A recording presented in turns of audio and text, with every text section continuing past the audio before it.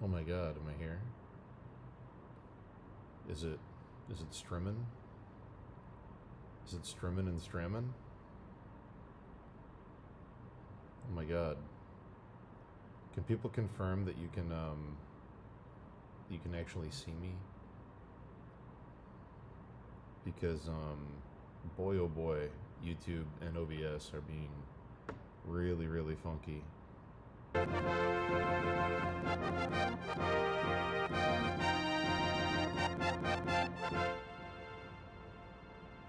Hello.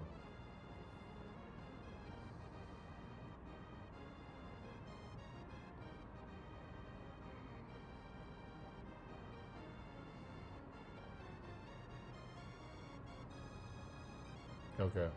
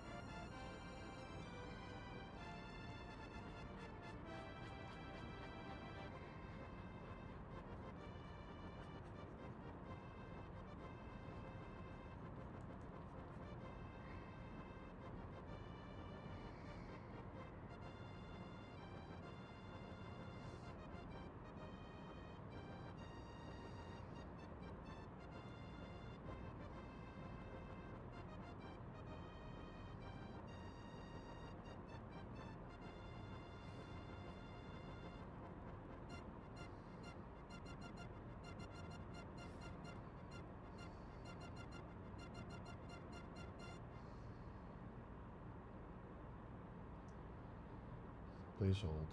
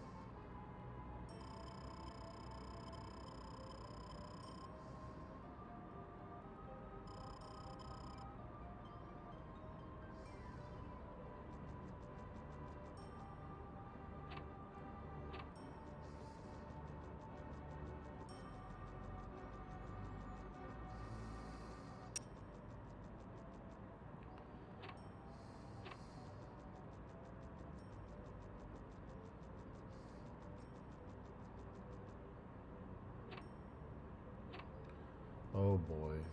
Please hold.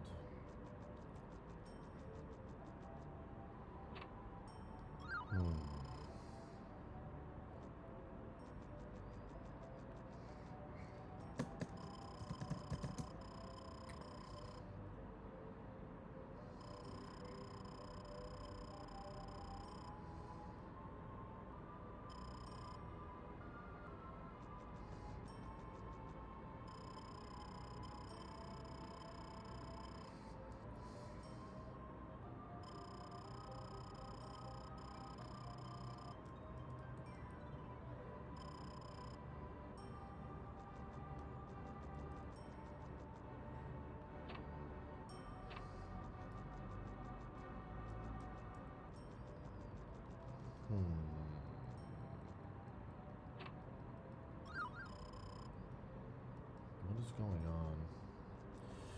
on? Alright. Sorry, it's going to take me a few minutes to, it took me a few minutes to get my bearings here. I had to restart everything and reconfigure everything, and all my stuff I had open in my preview is gone, and... Give me a moment.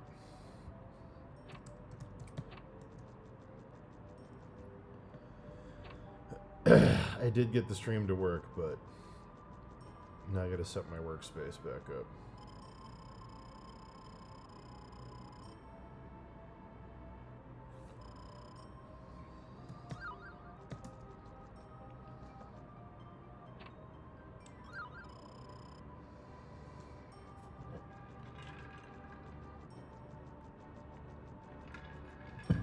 Alright. There's my reference. There it is.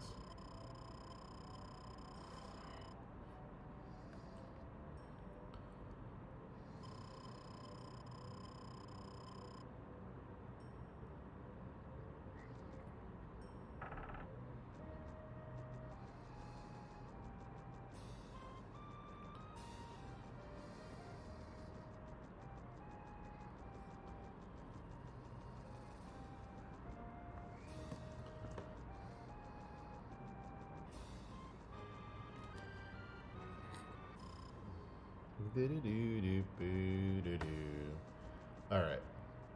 Alright, I think it's time. I think I can do some painting now. Okay. Alright.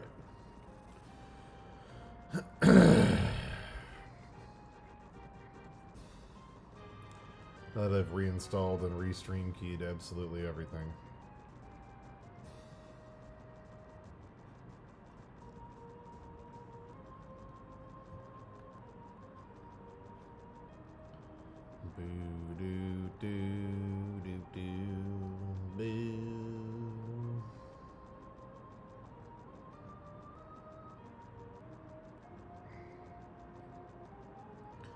Hope you guys are ready for an adventure of a lifetime.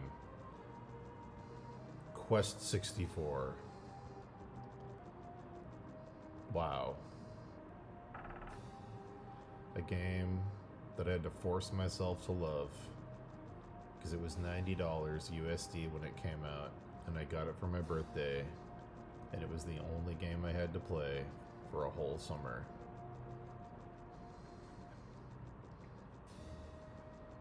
Then I said, this can't be bad. I spent all my birthday capital as a 10-year-old on this. It has to be good. Clearly it has to be good. I didn't waste my birthday gift on a bad game. That's impossible. Clearly I just need to understand why it's so good. And oh boy, did I ever. Did I ever.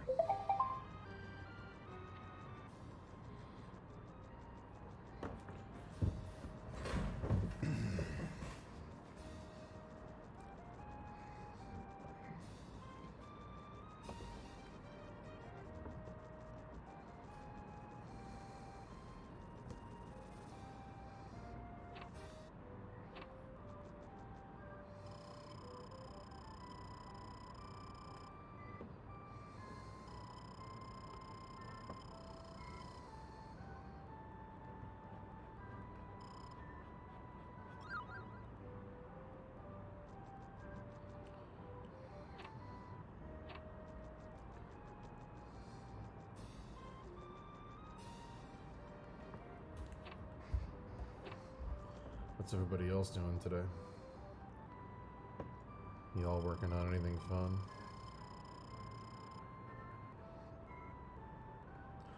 Book music. I invoked you in general chat last night in the talking channel. I don't know if you heard me. I was trying to remember something you told me about Frankenstein. Did you tell me that Mary Shelley's husband wanted her to make the monster really hot or something like that? Didn't her husband like insist on her putting something in the book that was very funny? I can't remember.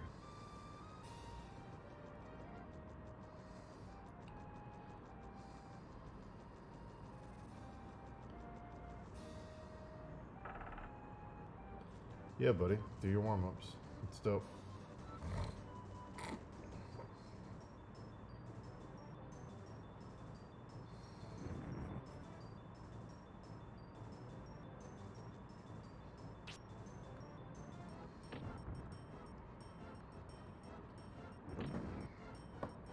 Doot, doot, doot, boo doo doo doo doo doo doo doo doot, doot.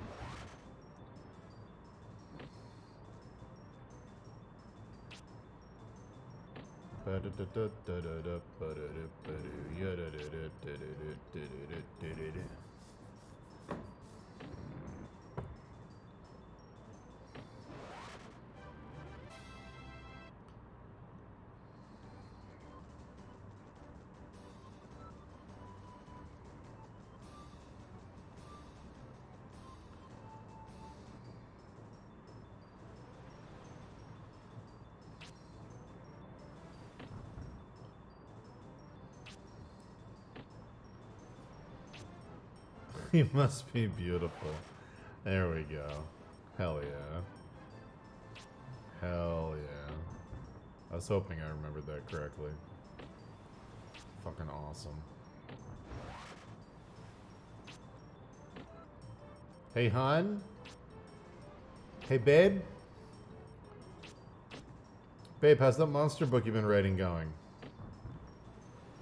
I was thinking... maybe make them really hot. Like, really hot. I don't know, I just think it'd be cool.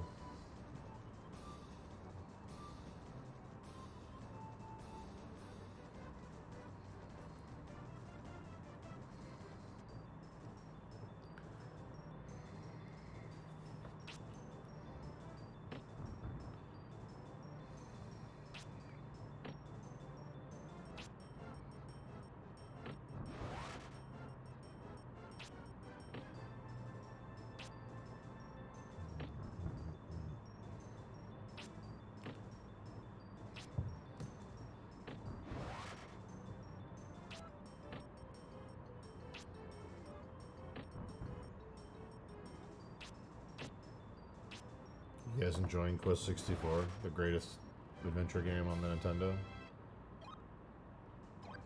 Do you guys feel the sense of adventure? Do you feel it? Are you transported to Keltland?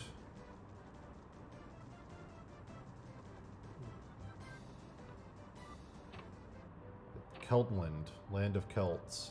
Are you transported?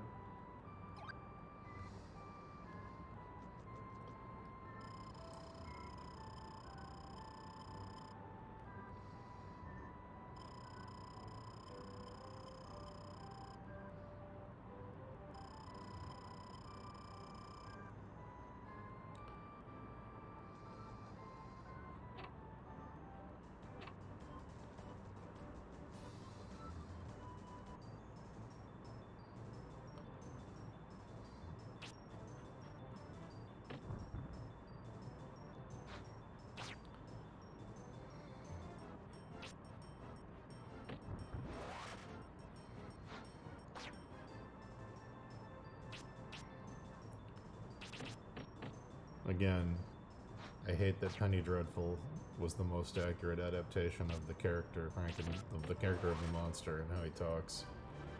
Because I did not like that visual portrayal of him. I also love that Penny Dreadful made Dorian Gray a twinkish fuckboy. And that's his only purpose in the story. His only purpose in the story is for everybody to want to fuck him, because he's so twinkishly hot.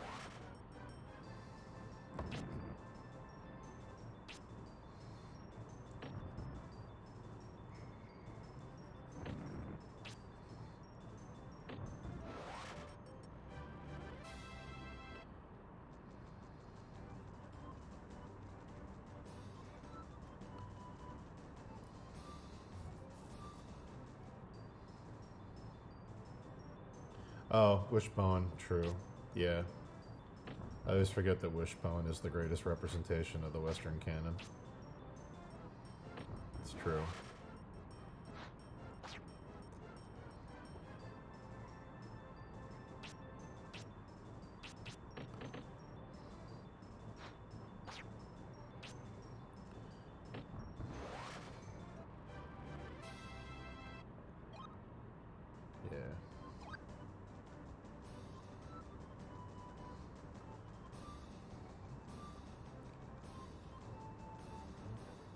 You guys having an adventure yet?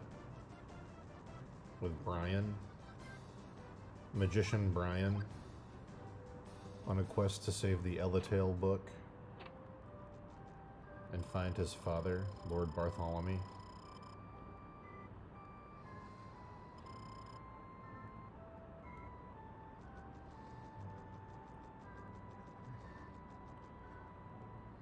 I sure hope a mischievous, malevolent force didn't steal the Elatail book and use it to corrupt the 4 crystals of the elements.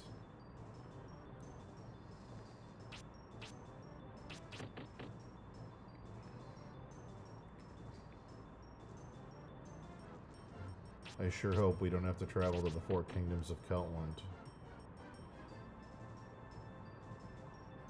to save them from darkness and regain the treasures of the elements. I sure hope that doesn't happen. God, I hope it happens. Oh, fucking love fantasy, love adventure. I love coming of age. Fuck. If I could come of age every day, I'd do it.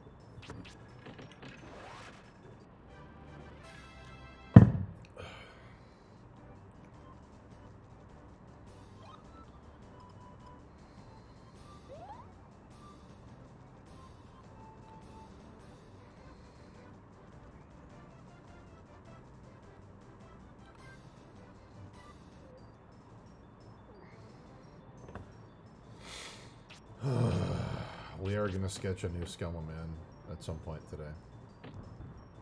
But Dan, you're saying, what about the other 3 Skelemen that aren't done yet? Cool it, alright? I just need to get the idea down. I just need it, alright? Doesn't mean I have to finish it yet. I just don't want to lose the idea. It's a precious idea. It's a precious, delicate idea.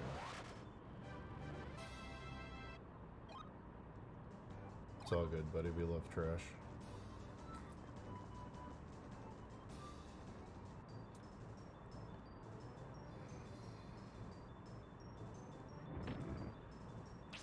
I learned a new lore about Radiante book music that you're gonna love. Radiante got her name Radiante because she grew up in a Spanish palace with a friend of her family who was one of the last living descendants. That might not be true, but a descendant of the Habsburgs, and he called her my little light, little Radiante. So she grew up in a palace in Spain with a Habsburg. Because of course, if you've met the person we're talking about, this checks out. Because her father was basically like a Chinese diplomat who traveled around the world and met amazing people. But yeah. So there we go. That makes sense.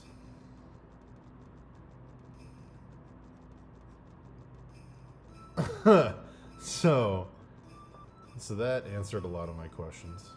I said, oh, the lore.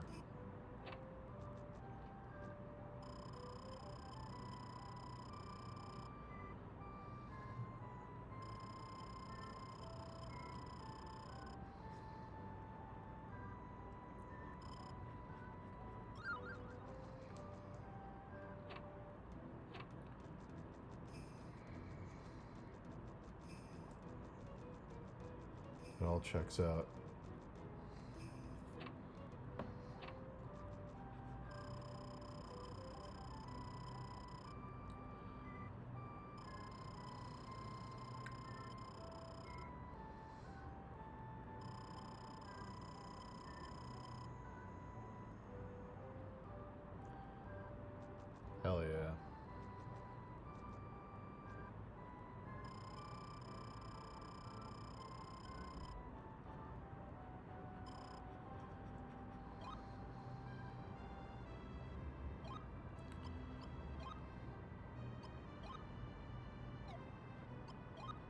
Did she find the Victorian dress she was looking for? I wonder.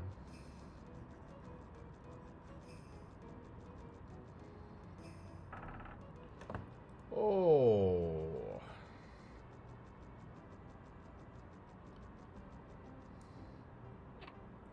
So, I've talked about this on stream before, but for those of you who don't remember, this game, Quest 64, was supposed to be a fully turn-based RPG with a party of 3 characters.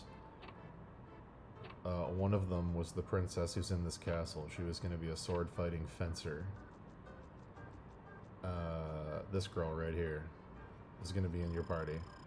And there's a thief you meet later with a Celtic helmet with the 2 triangle spikes on top, who was going to be like a roguish thief guy. And you were going to have a full party, and it was going to be turn-based and awesome. There's going to be all kinds of cool features. Each character was going to have a different combat style and a different element they could use. Very Avatar The Last Airbender. But the game went into production hell and ran out of money, and they had to start cutting features. But they got so far into development with it that when this game... The reason I was so excited to get this game as a kid is because in the magazines that had been showing it, like EGM and Nintendo Power, like a year before it came out, there were screenshots of the game that had your full party with the 3 characters fighting monsters, because at some point that was built into the game. And so when I bought the game, it was like under false advertising. It was like, oh, they never came out and said that those things got cut. They just left them in the magazine articles. So I, as a kid, spent like probably a whole day at this part of the game trying to figure out how to recruit the girl. Because I was like, she's in the photo, and she's in your party in the photo in the magazine. I'm looking at the magazine. The magazine's in front of me. I'm 10 years old. You can get this girl. I can see her in your party. And I remember I had to call, like, I think I called, like, the Nintendo hotline. And I was like, what the hell am I doing wrong? And they were like, bro, it's a single-player game. And instantly I was... They were like, there's no party. I was like, I was devastated. Instantly, I was like, oh. What game did I buy? Are you telling me I'm gonna throw fireballs at werehairs for 20 hours? Are you telling me there's not gonna be a red-armored, yellow-haired tsundere girl who hates how much she admires me, making fun of me, but secretly liking me across my continent-spanning adventure? No.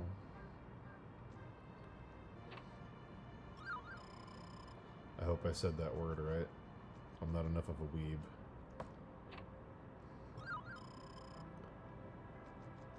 If I'm being completely honest, the only reason I know that word is from the Game Grumps playthrough of Undertale, when Aaron starts crying, laughing when they encounter the enemy Sunder plane.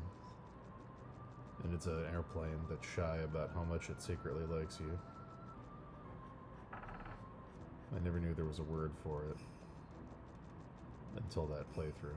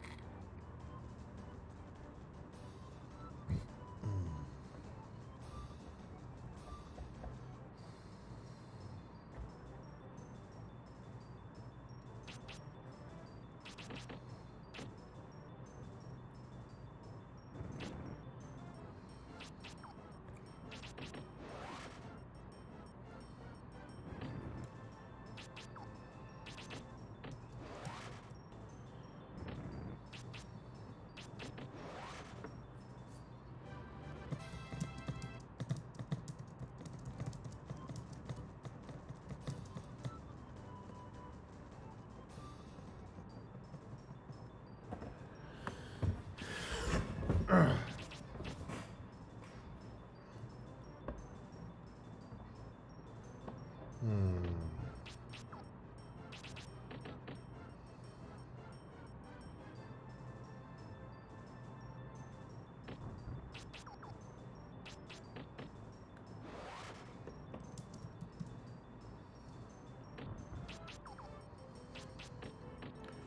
never finished Deltarune?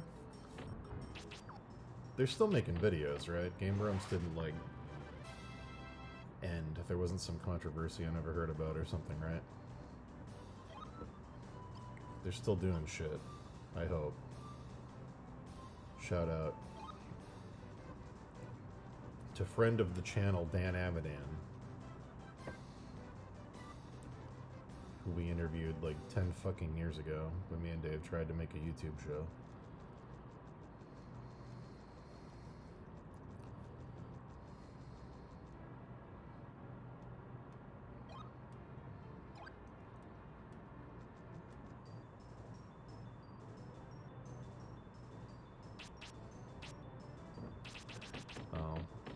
Was it because there was only one chapter out at the time? I know Deltarune took a while to, like, complete.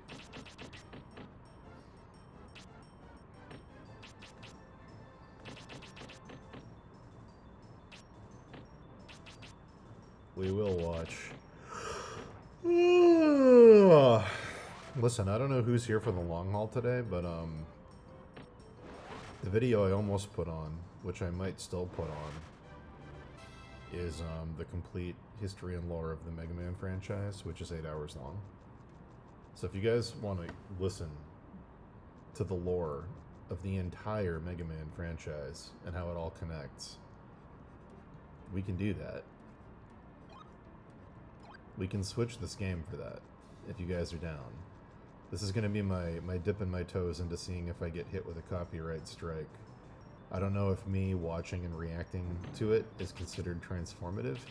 I would assume it is, because big streamers often watch other creators' YouTube videos and upload their reactions. So I would assume that as long as I am painting and talking and reacting, that it would be considered transformative. So... Alright, you know what? Let's take a little detour. Oh. Let's take a little detour. Soul Reader would be dope. Very good.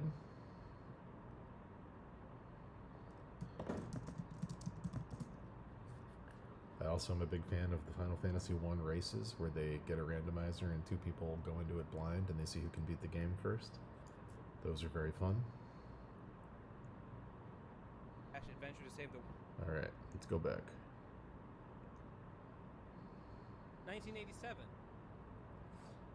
Alright. Let's go, guys. If you need me to turn this video up, you tell me. This is Ben Saint's video. Every Mega Man game's lore explained in obsessive detail, with a giant flowchart behind him. Buckle up.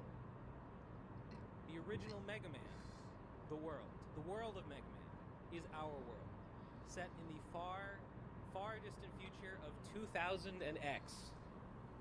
Kind of. In the intro to the second game, Mega Man 2, it says the year is 2000 and X, although I believe the wording is a little ambiguous. It might be referring to the year that Mega Man was made. It's not clear. He might have been made in 2000 and X, and then maybe this is 10 years later the game's happening. The later games, I think 3 and onward, retcon that to be 20XDX. 20XDX. Because 2000 and X was rapidly approaching, and we are in fact well beyond it at this point. And we didn't have robots. Well, I mean, we kind of do, but like, we had pretty scary police state violence robots, surveillance drones. Let's not get into real robots because it's depressing. But we didn't get cool robots, so they changed the date. They retconned it. 20XDX could still technically happen. Anyway, it all starts with these two bros. They're not actually bros. They're just guys. They're geniuses.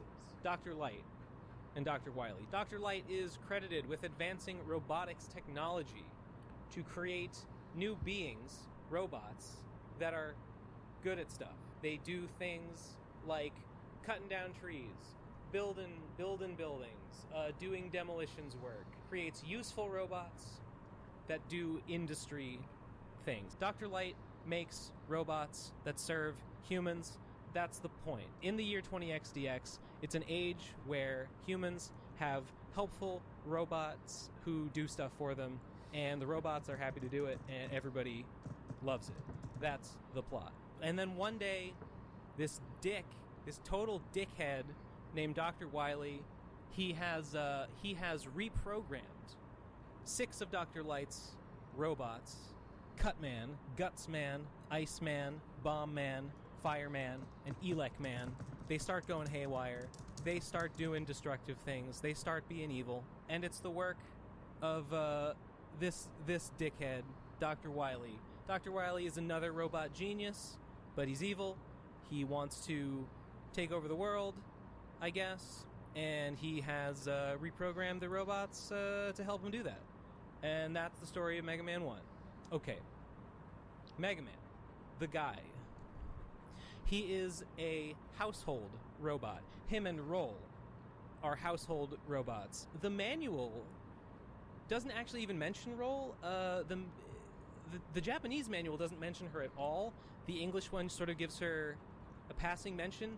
You don't see her until the very end. You guys enjoying this? The very end of the game, Mega Man runs home, and you see Dr. Light, and you see Roll, and they're waiting for him, and they're a big happy family, and it's nice. Here a big Mega Roll Man fan? and Mega Man are household robots. Mega Man is a boy robot called Rock, so they're Rock and Roll. And then when, danger happens, Rock has a strong sense of justice, so he says, I love that. stop the problems. A strong sense and of Dr. justice. Light says, okay, and he outfits him in battle armor, gives him the Mega Buster, and he goes out and he does battle. I think everybody knows that in Japan he's called Rockman. He's Rock normally. He becomes Rockman when he's in battle mode. They didn't call it that in America, in the West, because it just didn't read right. It read like he's made of rocks, or he uses rocks like stones, and so they were like, it's not going to work. They changed it to Mega Man. Good call. Apparently, according to an interview with someone who might have been Keiji Inafune, they were originally going to call him, Rainbow Warrior Miracle Kid. Was a title that was being considered for a while, and they didn't go with it. Also, originally the plot of the game was going to be, you were going to be rescuing Roll. She was going to get kidnapped, and you were going to have to go out and save her. But that's not what happens. Instead, you just fight the robots, and then you go and you fight Wily, and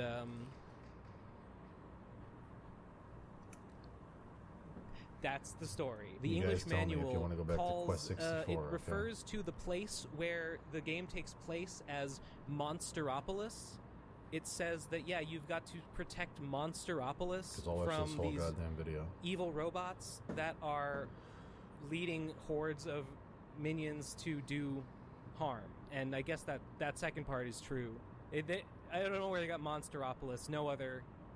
That is never a thing ever again. So let's make a note here. Let's use cyan teal here for Dr. Light, and we'll draw a line here to say that he created Roll and Rock. And you know what? He also made these 6 guys. Some other material, for instance, Super Adventure Rockman, which is we'll not be discussing in depth, but it's a sort of an alternate telling of the story, refers to them as like brothers. They like kind of hang out and talk to each other like they're brothers, like they grew up together. In a piece of writing called Dr. Light's Journal. Show. Yeah, he describes They're like making siblings. these 6, and the 6 sort of they get made in his lab, and then they hang out for a while, and they are like Mega Man and Roll's brothers until they get shipped off to go work in industrial settings. So these guys, they have serial numbers.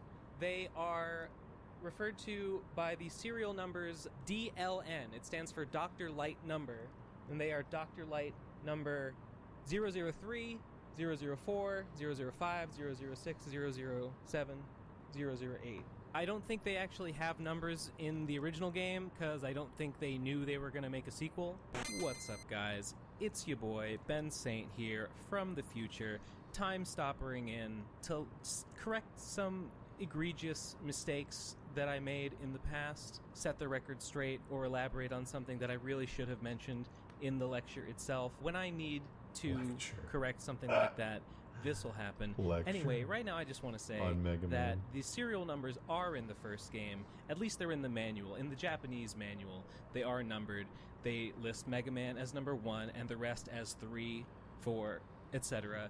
They skip Roll completely, although it seems like obviously she would be number 2, so it sort of implies her without ever actually mentioning her. Strange, but yeah, they had serial numbers even in number 1, so I don't know, make of that what you will. I guess while I got you here, I might as well also mention some differences in the localization. In English, the manual says that Dr. Wily is Dr. Light's assistant. That's not the case in Japanese. It also refers to the robots as robot-like humanoids, which I would just call a mistake. I mean, they're definitely robots, so, you know, whatever. Okay, back to the time stream. Going forward, they will have serial numbers, and those will be their serial numbers. So, just keep that in mind. I think that's pretty much all I have to say about the first game. Wait, no, actually, I do want to mention that I think it was in an Ask Dr. Wright. Some of the Japanese media calls him Dr. Wright because, you know, Japanese L's and R's. In answering some question, Dr. Light mentions that Mega Man sometimes like to sip on energy juice while he's working in the lab. He's just like me for real. Adorable. Okay, so Mega Man 2, energy juice. Or as it's called in Japan, Rokuman 2, Dr. Wily no Nazo. Sorry to be back again so soon, but I feel the need to interject. In the Japanese titles, they are written with the Arabic numeral for the number. So you would think that they would pronounce the number in Japanese, but in all of the commercials for the games, they pronounce the number phonetically in English. 2, 3, 4, and so on. I don't know why it's like this. I can't explain it. I don't speak Japanese, but that's just the way it is. So I just want to clarify in case you think I sound like an idiot. Okay, alright, enough. That means the secret of Dr. Wily, or the mystery of Dr. Wily. All the Mega Man games, the main ones in Japanese, have cute little dramatic subtitles to them. So the plot of Mega Man 2 is very funny. It barely has one. Basically, it's just Wily's back, and this time he made his own What we should watch dang robots. is the Game So Grumps how do you like that? Sonic Rock. 2006 playthrough. Eat dirt, you juice-sipping kid. Fight my robots, if you dare, fool. So he does. And then you get to the end of the game, and you fight Wily in a cave. And the last fight against Wily, you go into this cave, and Wily is, like, there, and he turns into an alien, and he's floating around, and you gotta shoot him with bubbles. And then when you shoot the alien with enough bubbles, a, like, projector machine breaks and turns off, and it turns out that Dr. Wily was actually behind a desk controlling a hologram machine projecting an image of an alien, just pretending to be an alien. I guess that's the secret of Dr. Wily, is that he's pretending to be an alien, or the secret is that he's not actually an alien, even though there's no reason why he would have been. Anyway, we got Metal Man, Air Man, Bubble Man, Quick Man, Crash Man, Flash Man, Heat Man, and Wood Man. Yeah, later media suggests that some of these guys were based on these guys. Like, Metal Man was built as sort of using designs based on Cut Man. Crash Man was sort of based on features of both Guts Man and Bomb Man. Heat Man based on Flame Man. I don't know if that was the intention when the game was made. I'm not sure about that. Later games do say it. A lot of facts that will become true about these games retroactively, a lot Thank you, of them Horizon. come from Appreciate you. the Mega Man and Bass database. You can collect discs that have data on them, and they have facts about various characters, including Robot Masters. But these guys are not made by Dr. Light, so these have their own serial numbers. Well, they're numbered in the same sequence, but they have a different lettering scheme. They're DWN, Dr. Wily numbers, and they are DWN 009, 010, 11, 12, 13, 14, 15, 16. Not so much at first, but in later games, when they sort of redesign Wily, he will often wear like a purple bow tie and like a cloak with like a purple interior. So I'll use purple for Wily. I think he'd like that. So the next game, I think both in terms of release order and chronologically, well, it was called Rockman World in Japan. In English, they called it Dr. Wily's Revenge. It's on the Game Boy. It's basically just a remake of portions of 1 and 2. They have, I forget which robots. They just have, like, you know, three from this game, 3 from that game, and you fight them again. They kind of remade the levels. That's all fine. The one new thing that's going on in Rockman World is that Wily has a space station.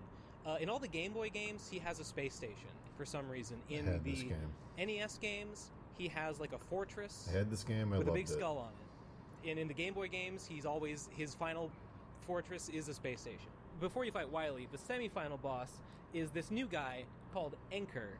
He's this dude right here, and he was kind of, sort of, I think, going to be like Mega Man's rival. He appeared in a bunch of promotional material at the time, and it seemed like maybe they wanted him to be a little bit more important than he ended up being. But anyway, he's designated a Mega Man killer. His serial number is MKN, Mega Man killer number, MKN 001. So I would be remiss if I didn't mention that I don't think he was originally made with that number in mind. He was assigned it retroactively later. Because, spoiler, there will be a few more Mega Man killer units in the handheld games. Apparently, Enka is a sort of kind of traditional sort of folk style of music in Japan. So he is continuing the rock and roll theme that was basically dropped in English but remains present in Japan. Anchor's thing is that he has this spear that if you shoot it, it absorbs your shots and shoots them back at you in a wave. And that's Anchor. You know, I forgot to mention this when I was talking about Rock. Mega Man, if you're interested, he runs on solar power. He does. The bullets that he fires, the little shots from his Mega Buster, they are compressed solar energy. They can blast through metal. They're powerful. You know, he's pretty strong. He's a superhero, basically. Oh, and he's made of a material called ceratanium. Ceramic titanium. Yeah, this is a fictional material that, again, I think this was something that they don't say it in the game. This is something that they talked about in newsletters and stuff. They gave diagrams of him, what he looks like on the inside. He's got a such and such processing unit, and his body is made of ceratanium, ceramic titanium. It's flexible, light, strong, yada yada yada. That will be referenced in future games, though. So I thought I might as well mention it here.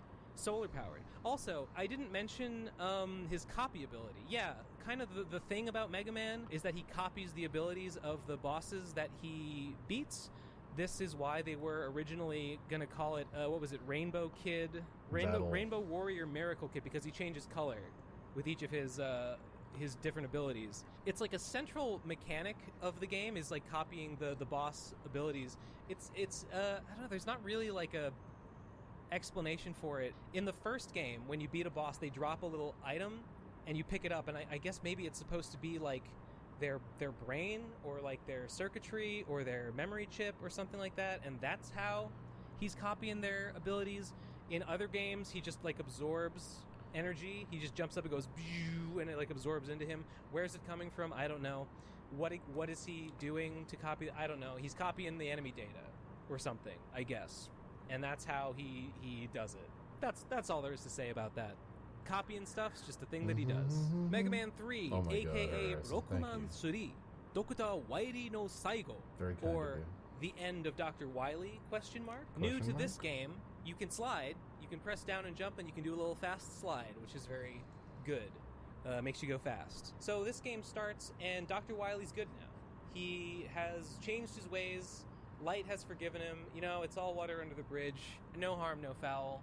So they're working together. So Dr. Wily says to Light, hey Light, what if we made the giantest, most deadly battle robot ever for world peace? And Dr. Light says, yes, I love peace. So they're building this massive battle robot for peace called Gamma. But in order to complete Gamma, you got to go and get 8 energy elements or energy crystals. I think it varies between the English and the Japanese. And you get them from 8 quote-unquote mining worlds or planets. So yeah, in 3, you're going like around the solar system or maybe around the galaxy. It's kind of hard to tell because like Mega Man levels don't really feel like places very much. They feel more like levels.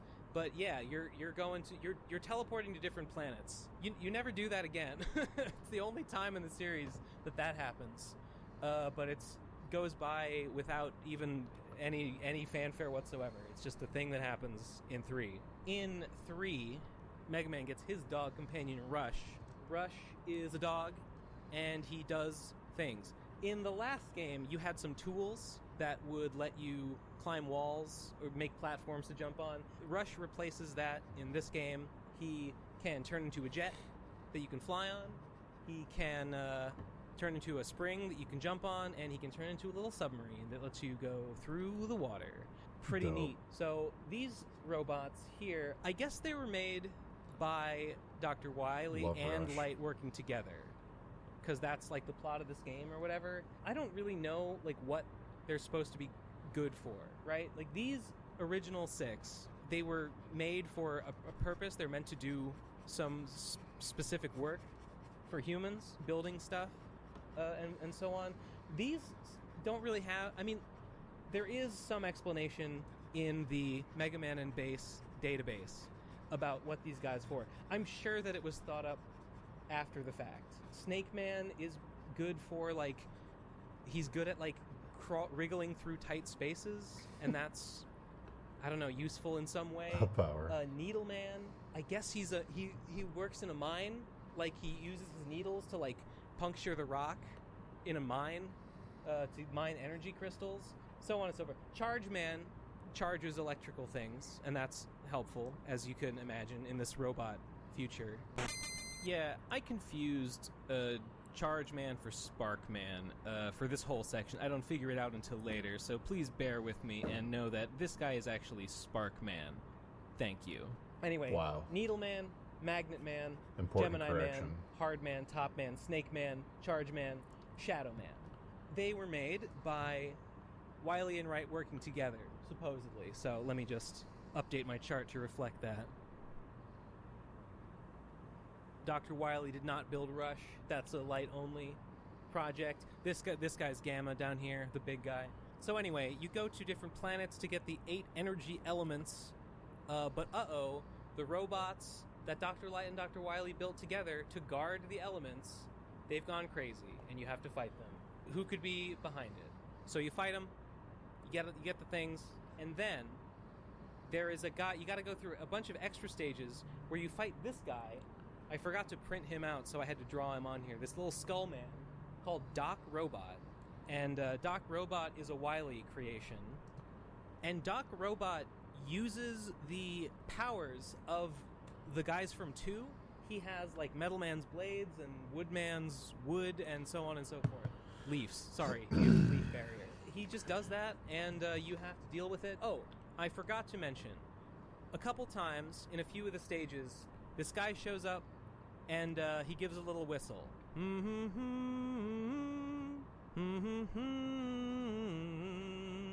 I can't whistle, I'm sorry, I had to hum it, but that's the tune. And it's this guy. You'll find out later, but his name is Proto Man. And he just shows up and fights you for some reason. You shoot him a bunch, and he goes away. And then you continue on your quest. And then curiously, before the final, series of levels, the ones where you fight Wily. By the way, there's the format of these games is always each robot has a level. You fight through the level, you fight the robot, then at the end, there's a bunch of Wily levels, and you have to go through a series of levels. Usually there's a mini-boss at the end of each of them. And then there's always a part where you fight all the bosses again, in back-to-back. And then you fight Wily in a big robot. Usually it has a skull on it, and it's hard. Anyway, right before the Wily levels in this game, a mysterious guy called Breakman shows up, and you fight him.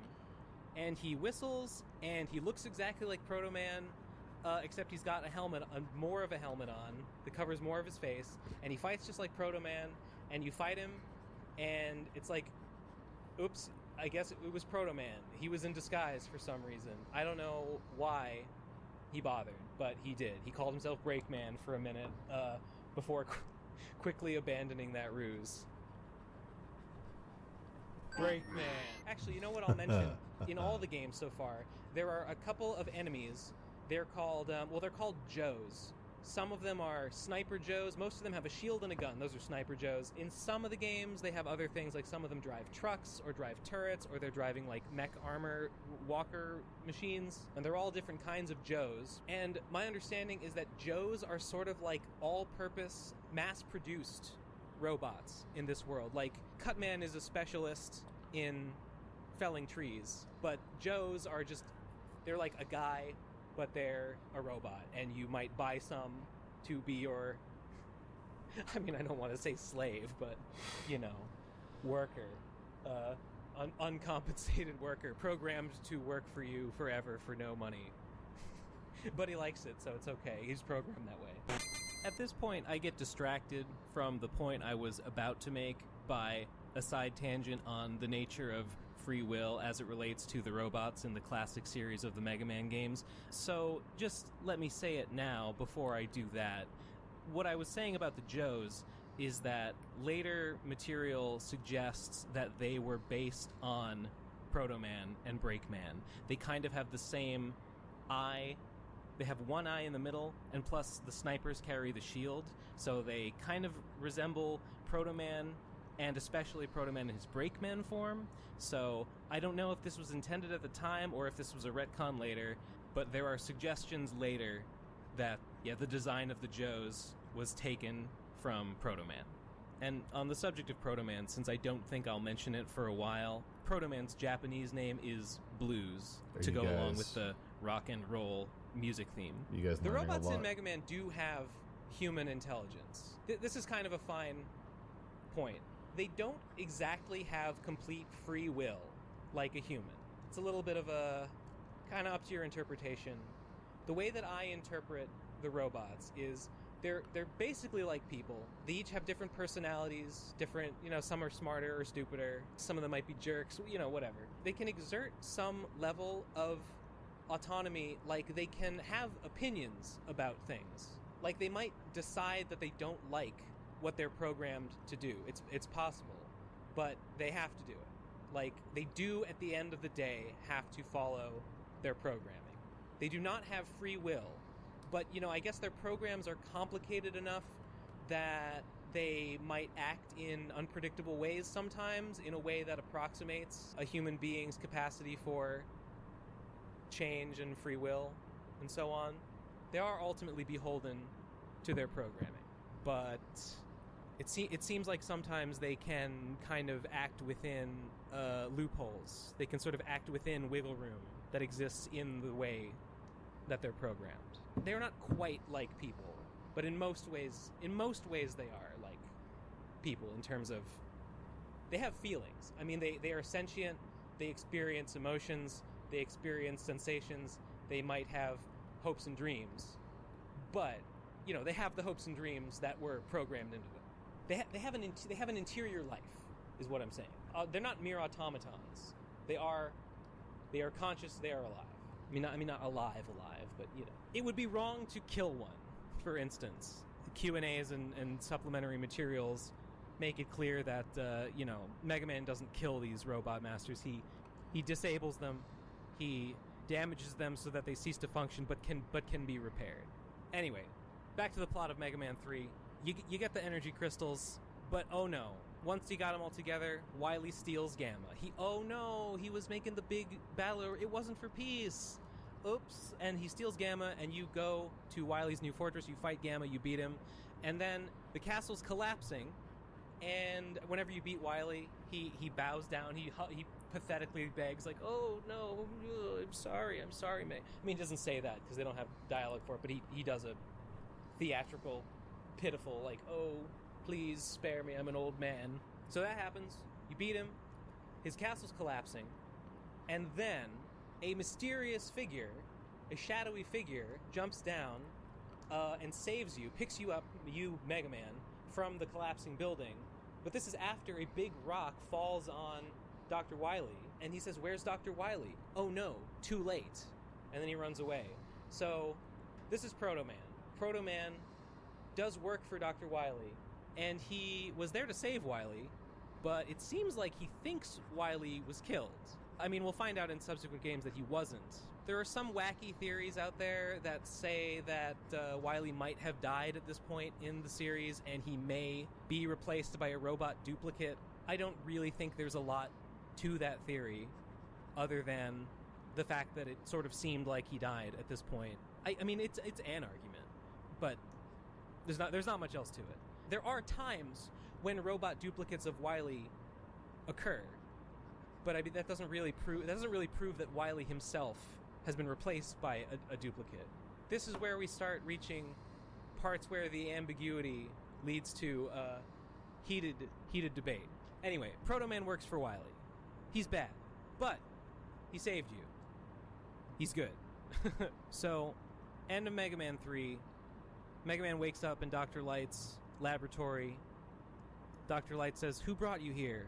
It must have been Proto-Man, and you hear the whistle. The ending of the game, it retroactively assigns numbers to the robots from the first game, and it counts them down from 8, 7, 6, 5, 4, 3, and then it lists Roll. Roll is DLN002, housekeeping robot. Mega Man, Rock, 001, former assistant to Dr. Light, it says. And then it counts down to 000, Proto-Man, new robot prototype, brother of Mega Man. Oh my god, your secret older brother, your secret older bro. And that's all you learn about him for now. But there'll be more later. You know, Dr. Light made him, but he works for Dr. Wily, so I'm gonna go ahead and give a little second line there. So, that's Mega Man 3. Next game. Actually, wait. Let me make sure I haven't skipped anything interesting. No. What the hell is Panic Shot? Oh, it's Pinball. That's right. Actually, I did skip Mega Man for DOS.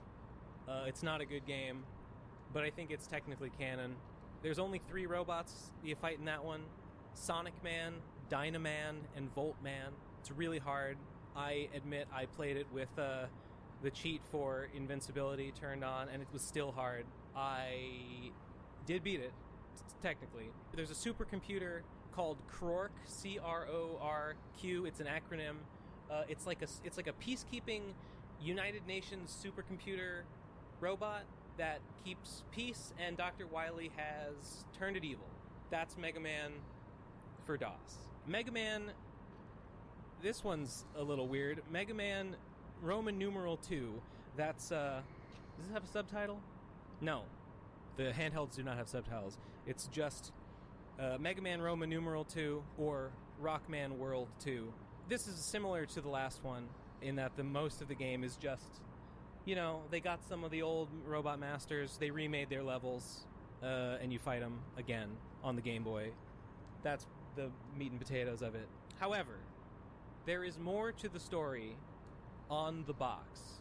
So in Mega Man Roman numeral 2, according to the box and the manual, Dr. Wily has heard tell that an institute called the Kronos Institute has created a time machine.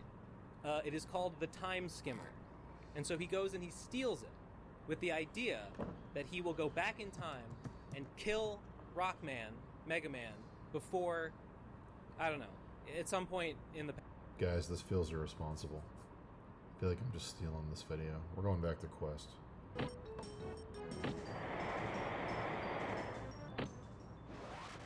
Maybe we'll go back to Mega Man, but listen. Listen. Maybe we'll go back to it, okay? I was zoning out too hard. It felt like I wasn't even here. I was immersing myself in 20xdx. Alright?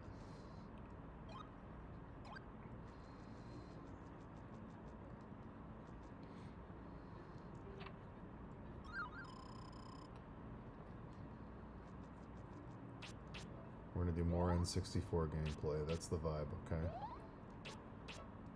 That's the vibe that works for me. Alright.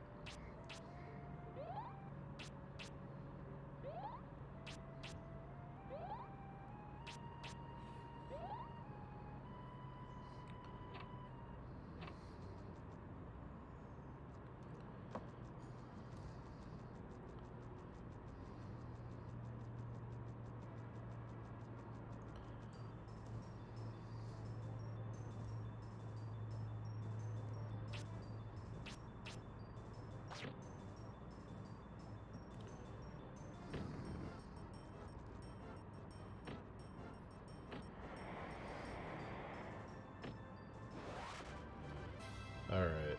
Okay, alright. Alright, okay.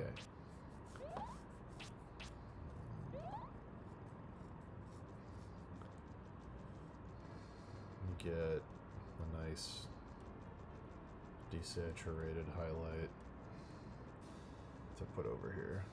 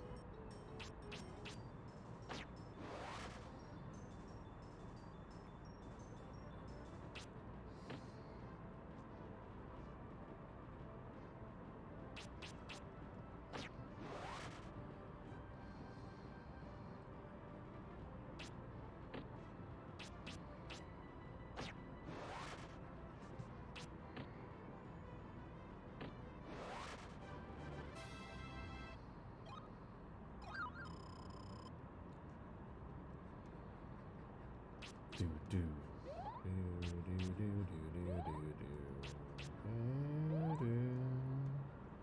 Dum dum dum dum dum dum dum dum dum dum dum dum dum dum dum dum.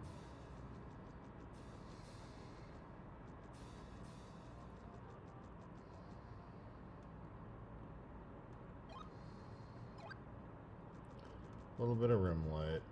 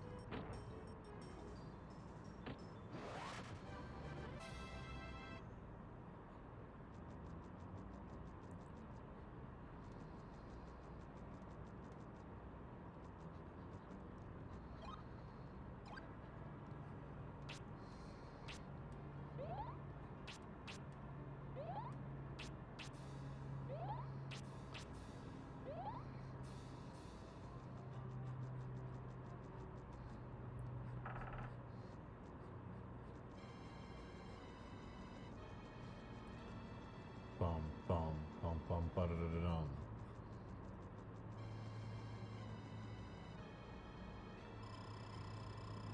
Dun dun da ba da ba dum.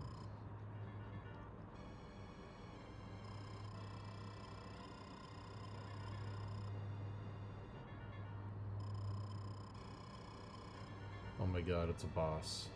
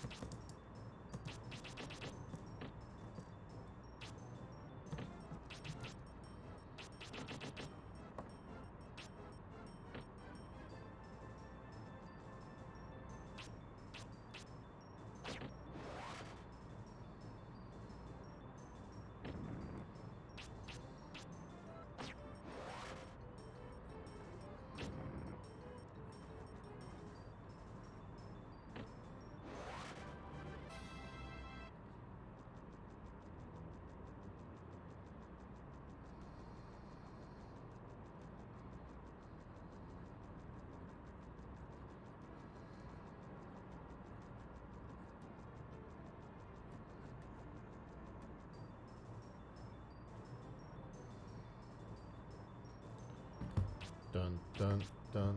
Doo doo boo doo boo doo boo doo.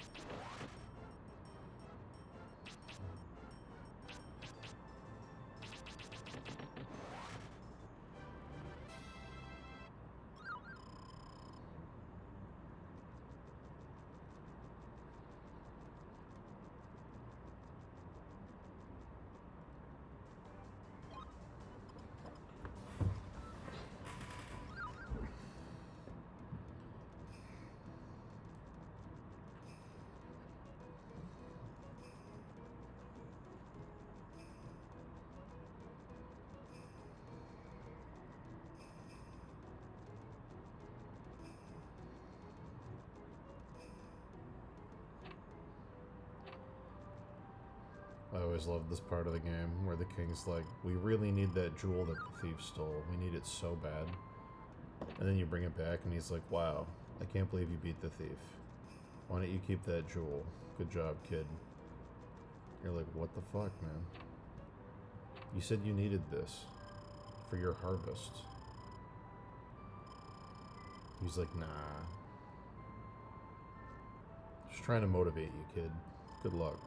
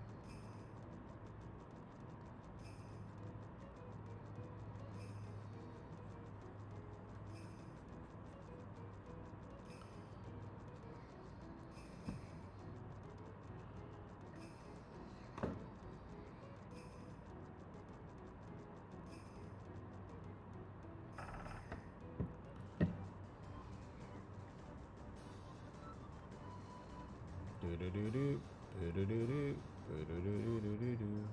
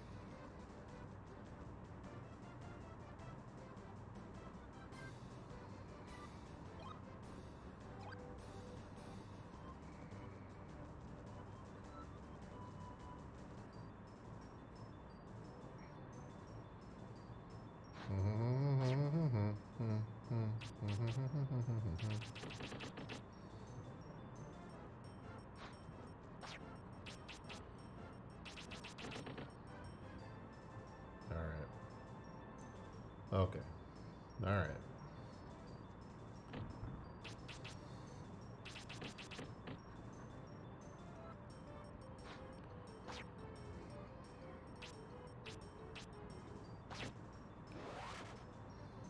We faked it. We made it up. False. Guess again. We fooled you. Nope. Not this time.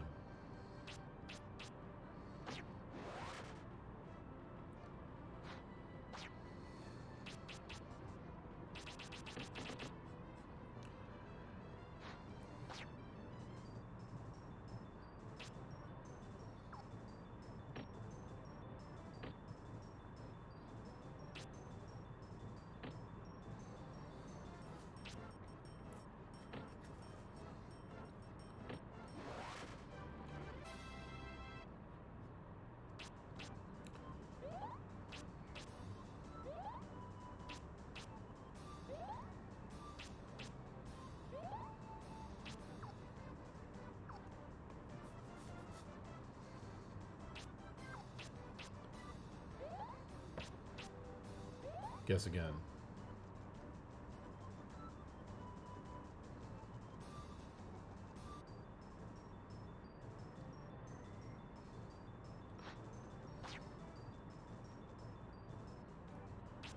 Wrong.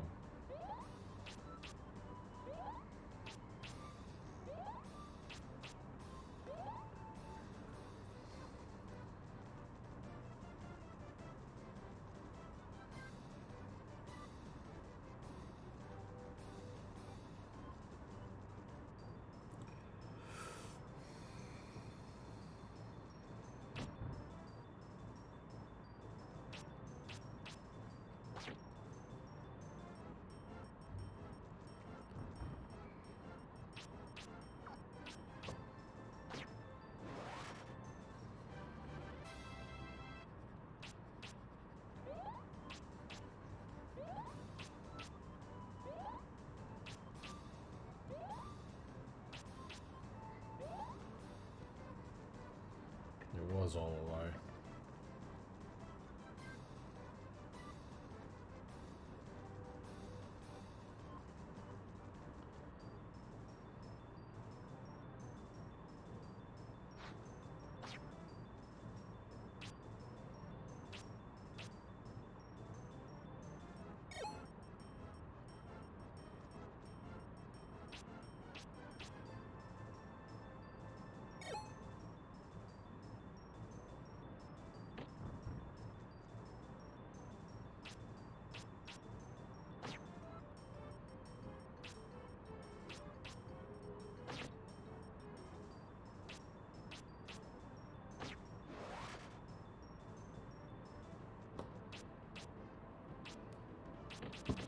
Alright, we're streaming till 5, and then I gotta go. But that's 6 hours away. So we got lots of time.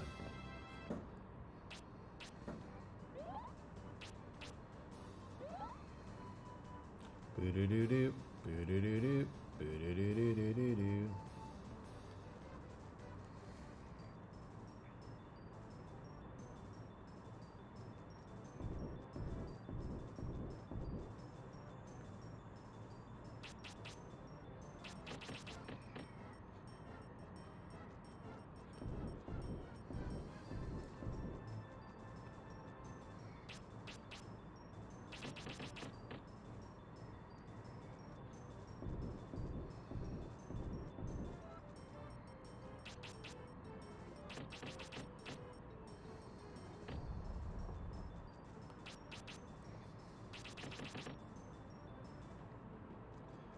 Just wait, chat.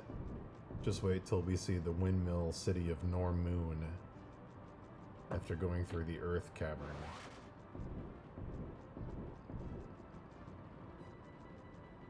Just wait. You're gonna be transported.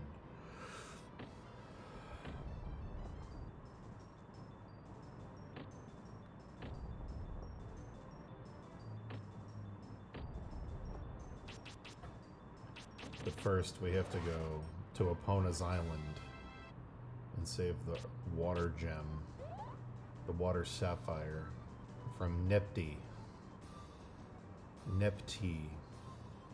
the nymph. And to do that, oh boy, so many things we gotta do.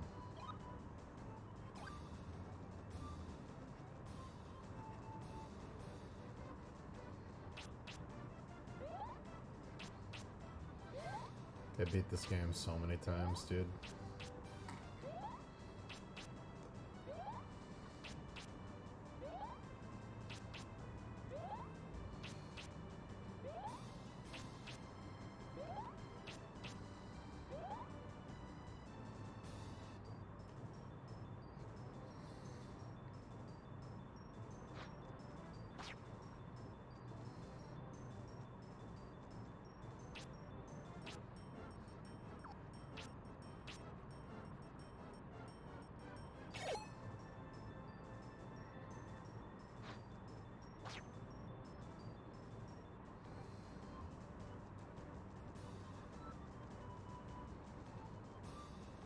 Remember, we are taking a skeleton detour today, so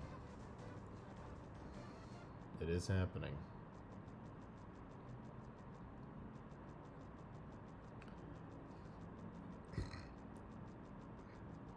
Nobody liked this game, Ace of Spades.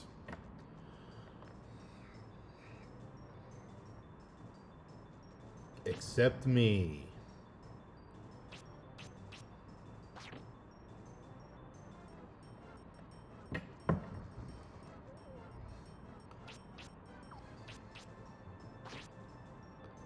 I was the only one.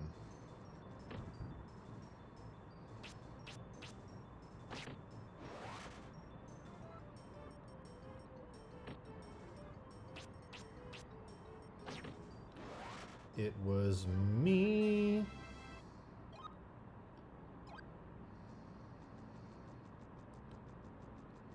Doo-doo. Da-ba-da-ba-dum. Yum bum bum bum bum bum bum. The sun's coming out to ruin my day.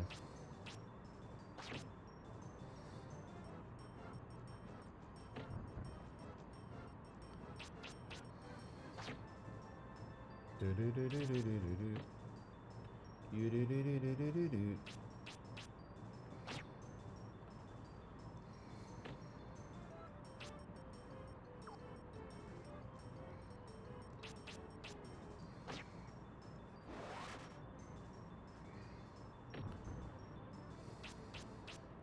True.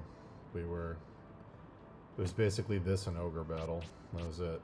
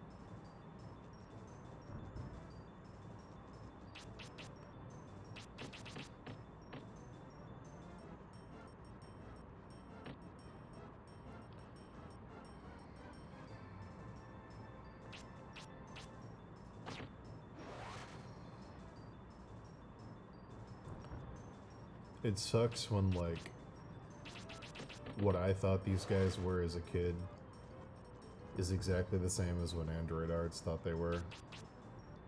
And I don't want to, like, I don't want to be seen as copying Android Arts' take. But, like, these guys were 100% just the goblins from the animated Hobbit cartoon to me as a kid. That's all these guys were.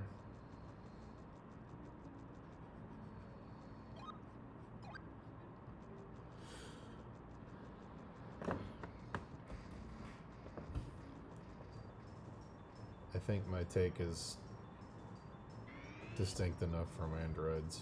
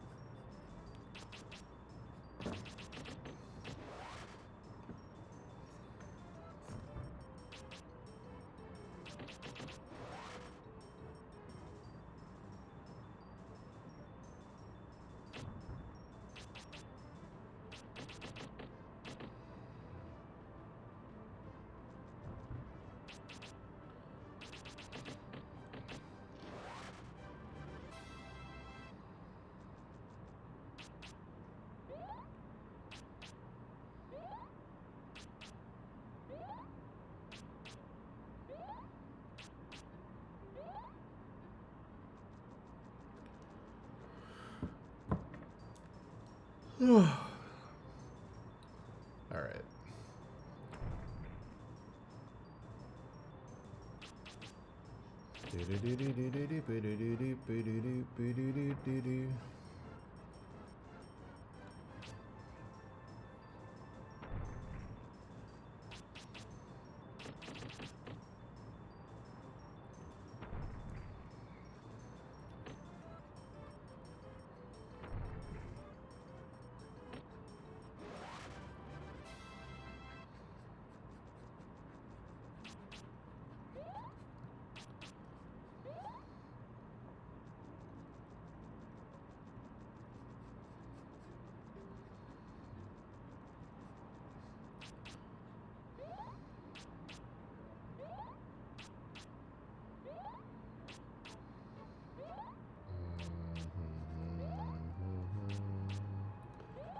Is this Let's Player just grinding? Is that all he's doing? I feel like he's just grinding. Which is very funny. Because this is not a long playthrough. He's probably just trying to get the heal spells leveled up. I remember doing that as a kid. This game is almost unplayable without heal level 2.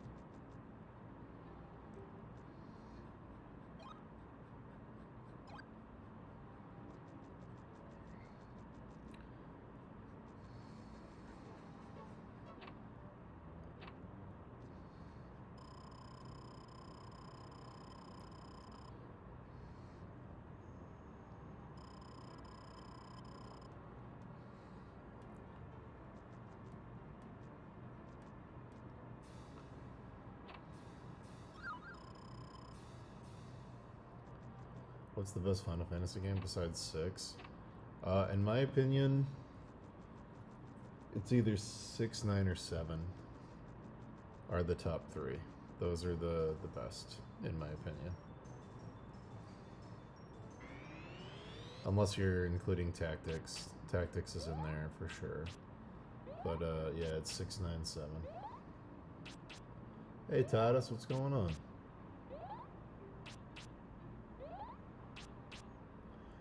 Oh dude, yeah. We are gonna go back and finish Xenogears.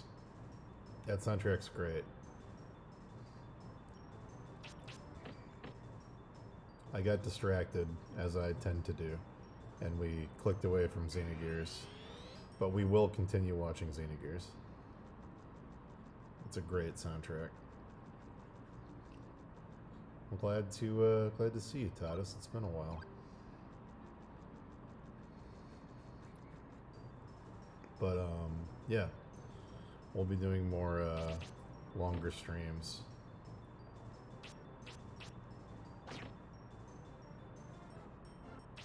Today's should be about 7-ish hours or more.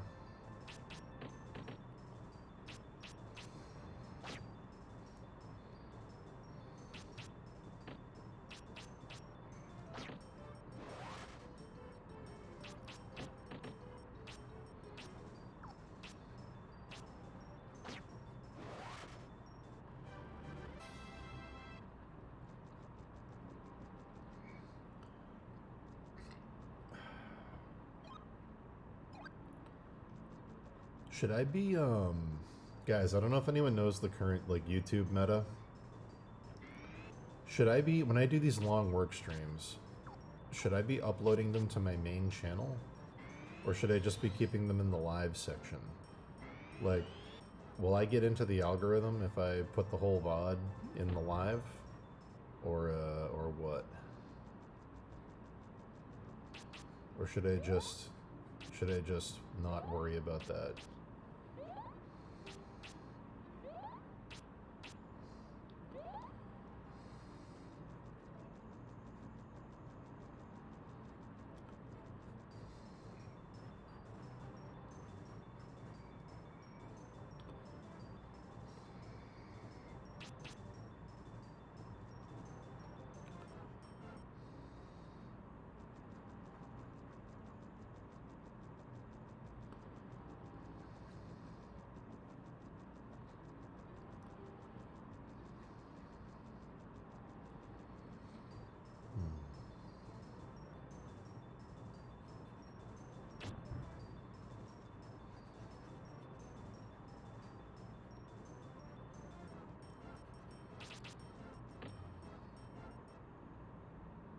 Okay.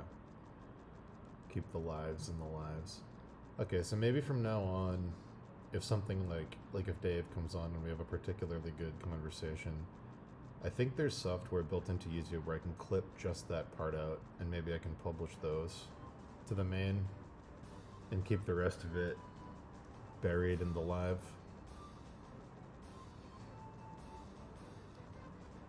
I don't know.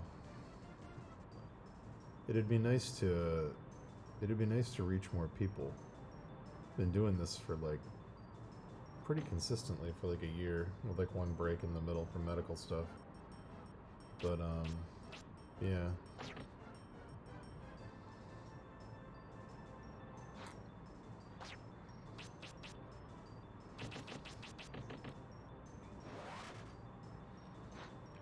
It's crazy how many people that I know well that follow me and are subscribed to the channel don't even know that I started streaming again a year ago.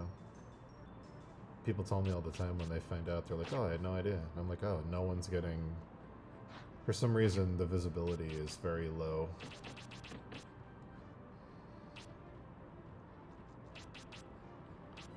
It could be my repeated copyright violations by listening to music I don't own. Maybe they're suppressing me for my criminal actions.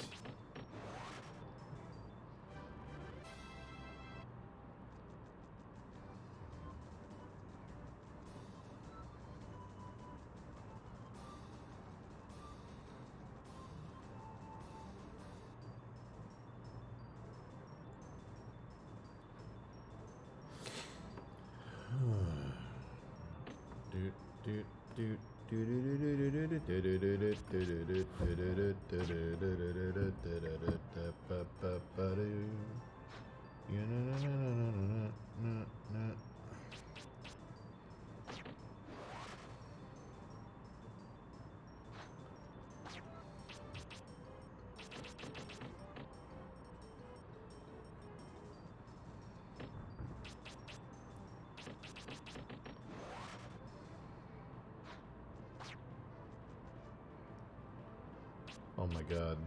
I just realized something. Hold on a minute.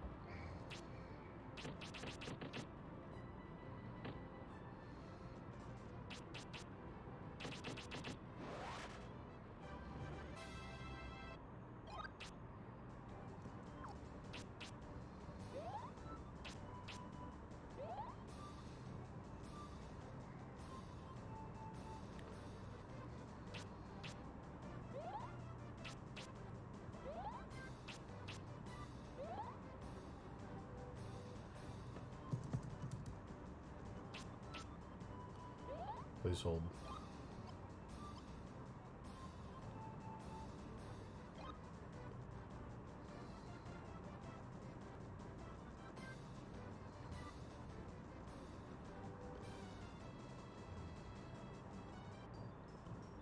You-do-do-do, you-do-do-do.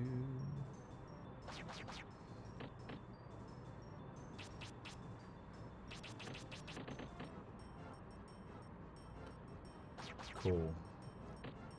I can, because this piece of armor has horns coming out of it, I can theme it as a Dodongo. I can make it a little Dodongo face in the copper.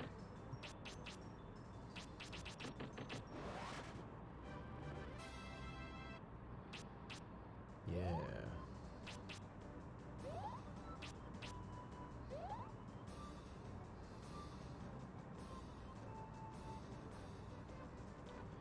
Cool.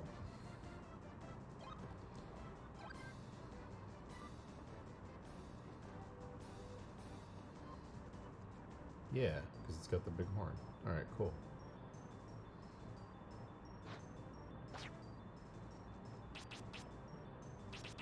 And this will be the mouth. Excellent.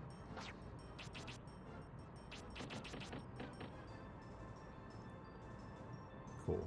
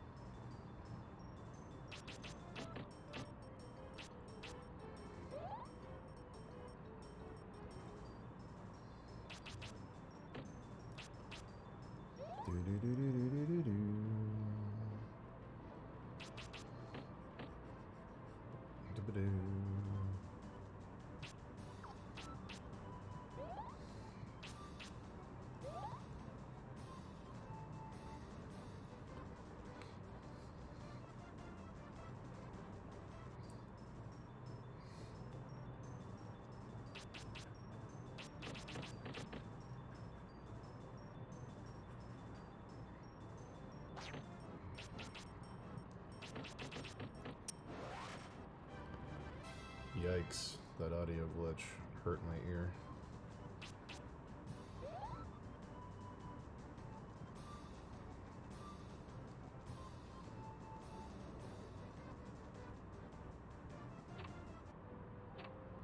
Yeah, man. Send it over.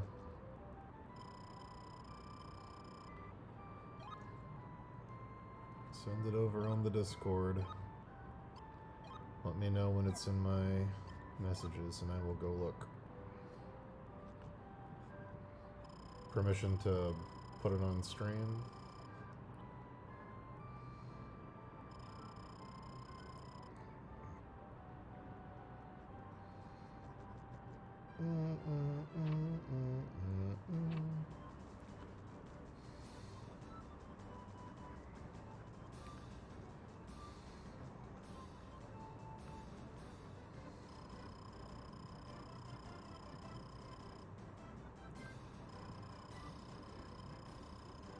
Do-do-do-do.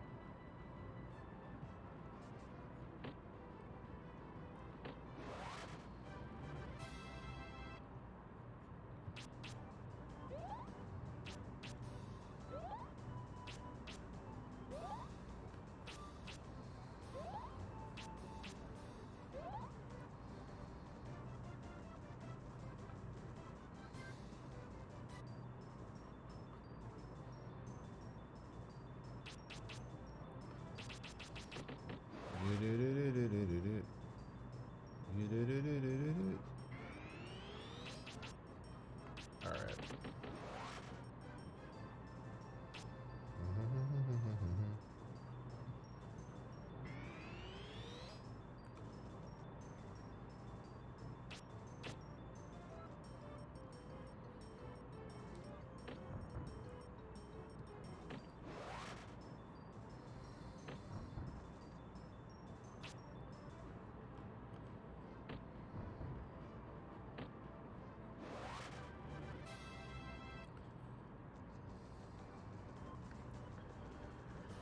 You do do do. You do do do. All right.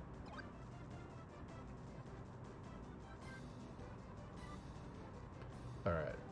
So, looking at a Yu-Gi-Oh mural.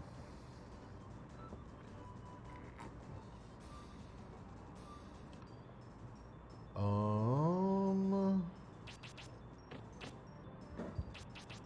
This looks good. Composition looks good. I like the framing elements. That's all really cool. Honestly, my only,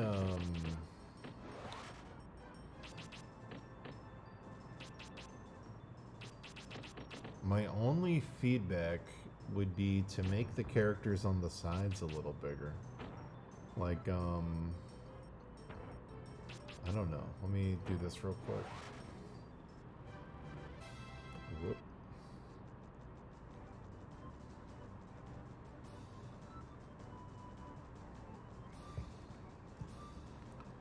I would probably... They're gonna crop the frame a little bit more, but they're not super... For how big Yugi and the bad guy are, these are not super visible. So I would maybe find a way to increase them a bit. That'd probably be my only feedback. You could center Yugi a little more if there's room. I don't know if there is, but this is gonna be really messy. I'm sorry. It's gonna be a very, very, very messy thing I'm doing.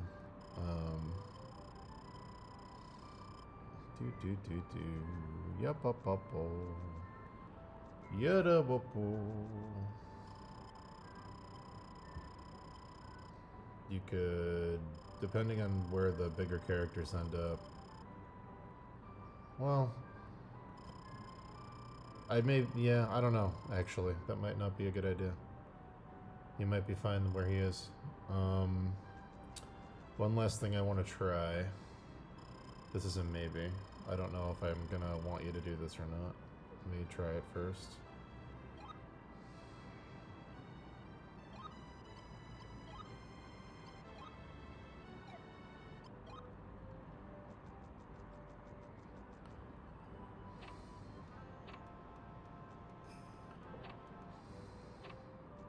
Yeah, maybe not.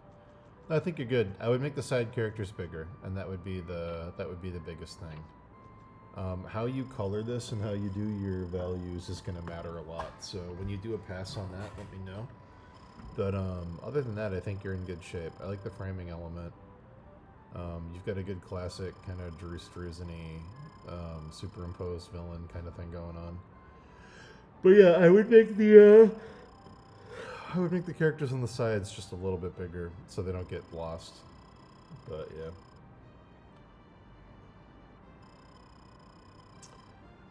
For design influences, the King of Frames is going to be Alphonse Mucha. If you want to look up some of his stuff or any Art Nouveau stuff in general, the framing elements in those are going to be peak. But yeah.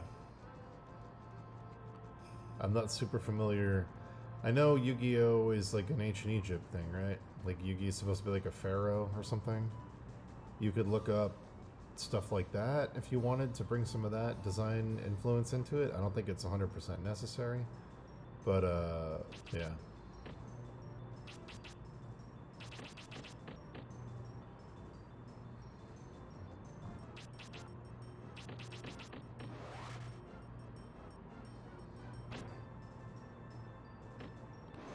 Yeah, Alphonse Mucha is probably like the best framing designer for like artistic images probably ever.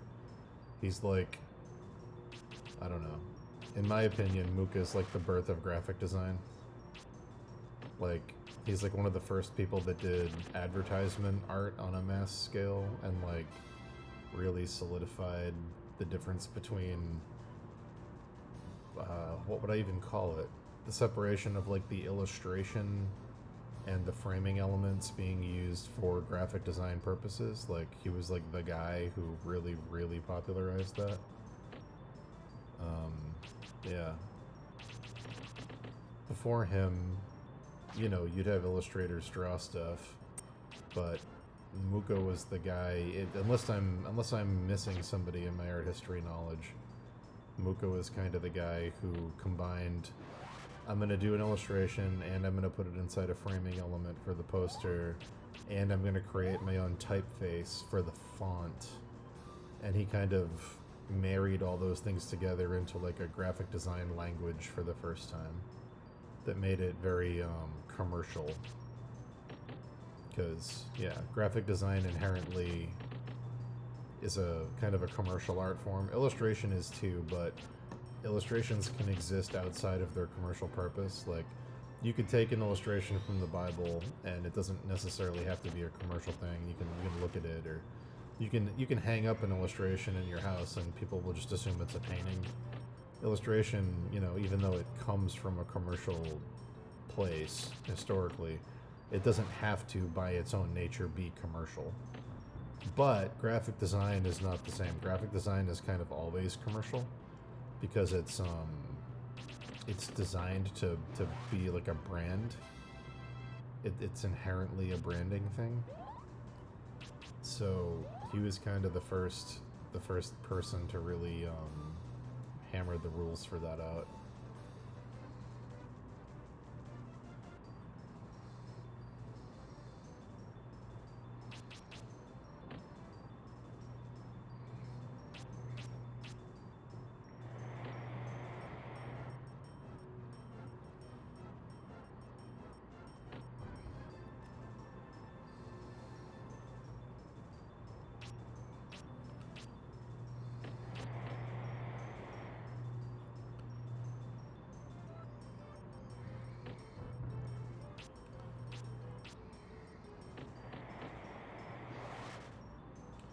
Yeah, no problem, man. Good luck with the piece.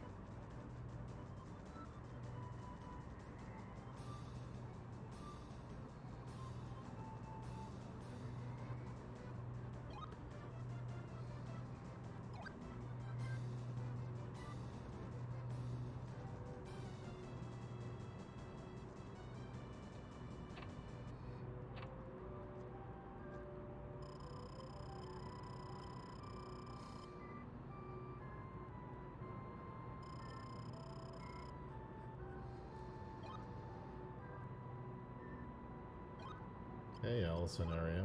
How are you? What's going on? Good to see you. Hey, Russell.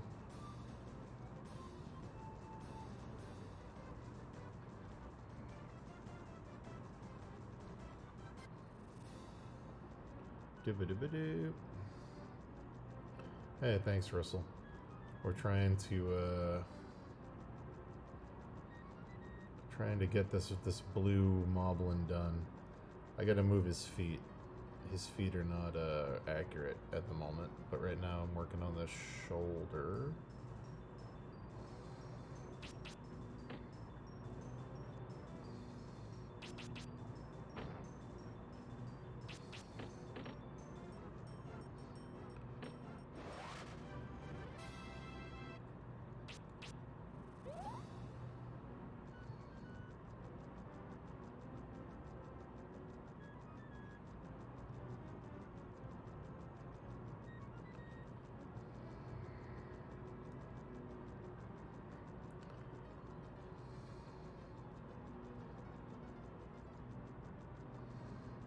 Are you an artist, Allison area, or did the stream pop up on YouTube, or what brings you? We are happy to have you. Welcome. Happy to have you on our Moblin painting journey. I do separate the layers. Yeah, I separate the layers. I paint on hundreds of layers and then I flatten them as I go. Speaking of which, I'll do that right now.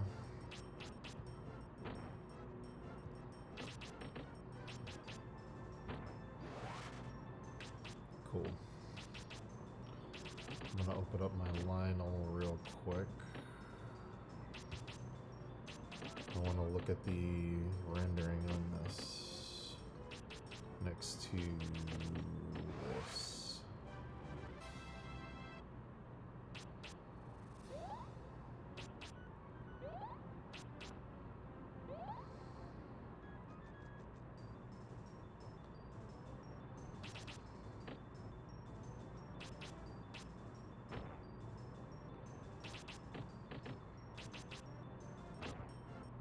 Cool. Alright. Just doing a check. Sometimes I want to make sure that the things can exist in the same universe, you know? Doop-a-doop-a-doop.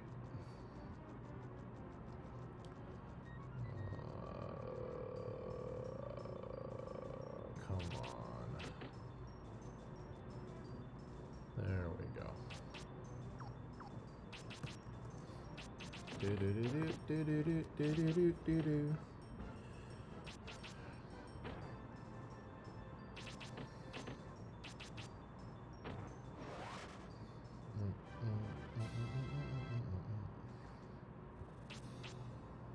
Oh my god.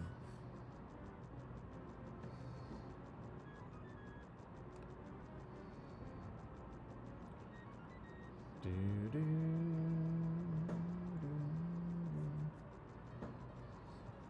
Oh.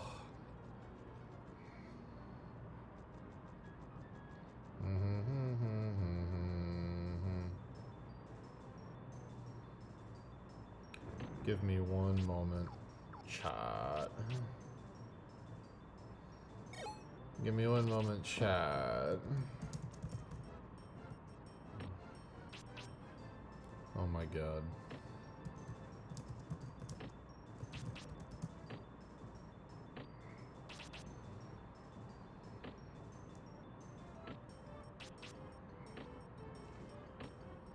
Cool.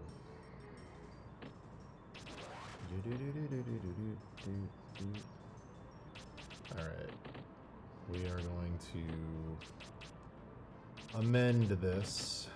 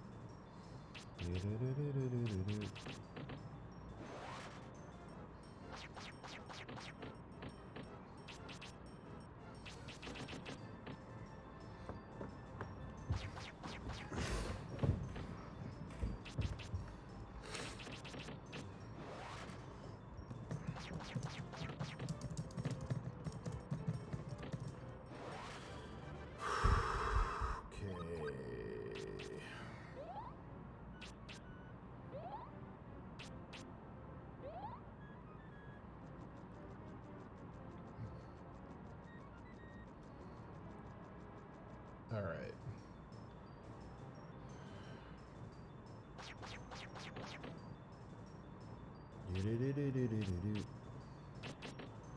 All right.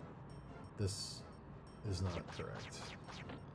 Please hold while I do some corrections here.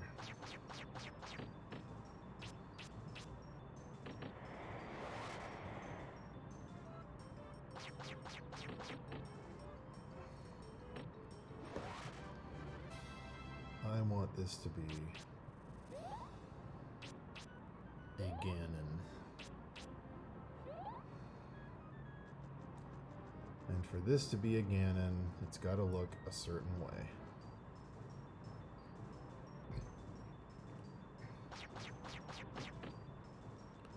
Do-do-do-do-do-do-do.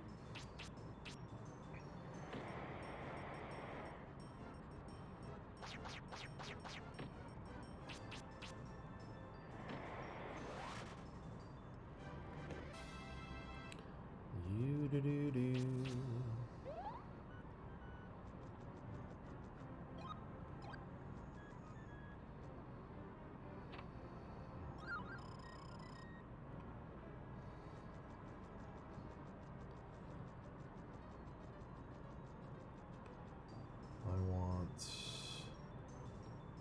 depth in here, so I'll probably do that.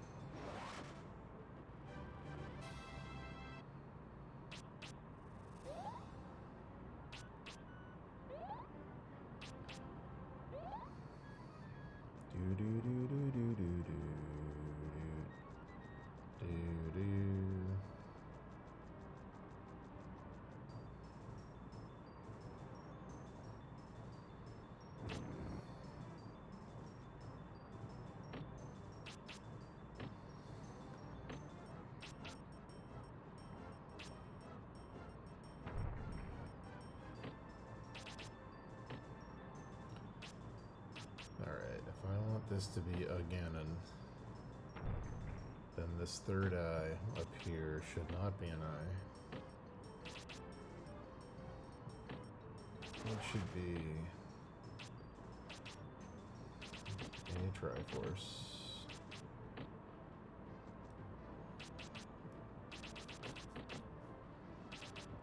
So I have tips on where to start. You want to have an idea for theming. Like, the details on my stuff usually aren't just random. They're usually like jewelry and like the design of the clothing or like the carvings and the weapon. Like a good example is on this Lionel.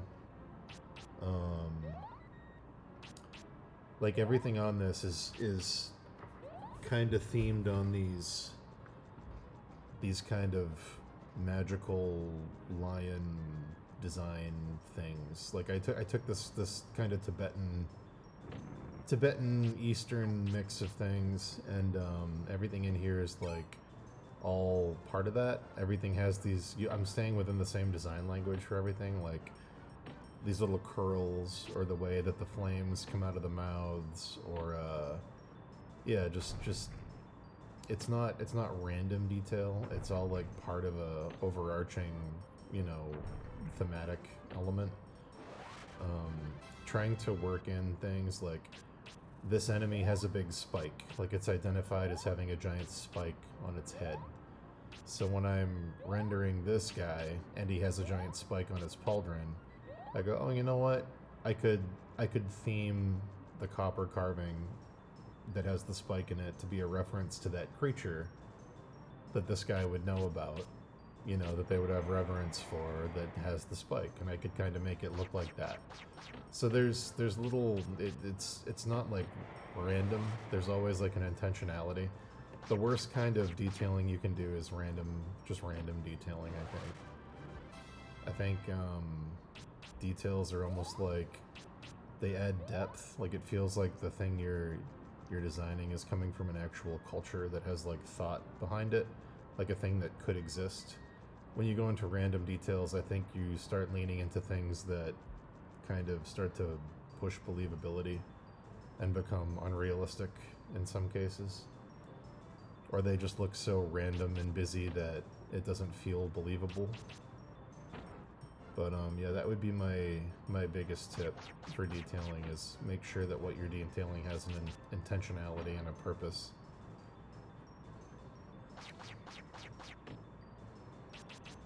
If there's no purpose to it, then it's probably not something that's worth detailing.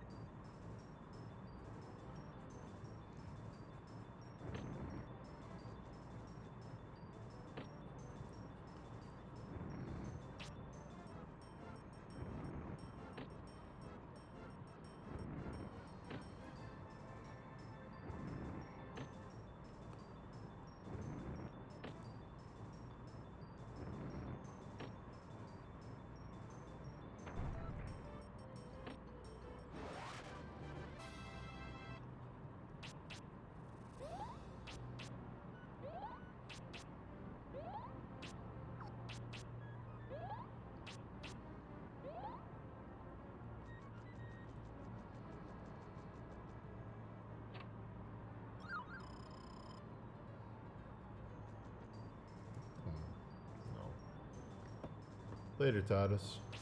Good seeing you, buddy.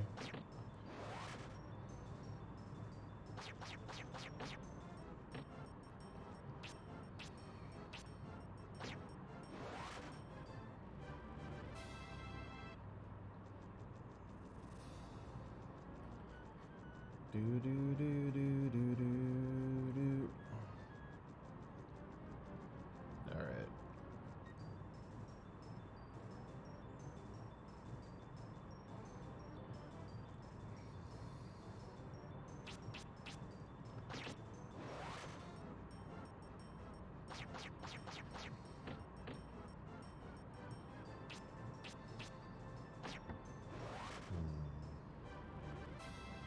Yeah, no problem.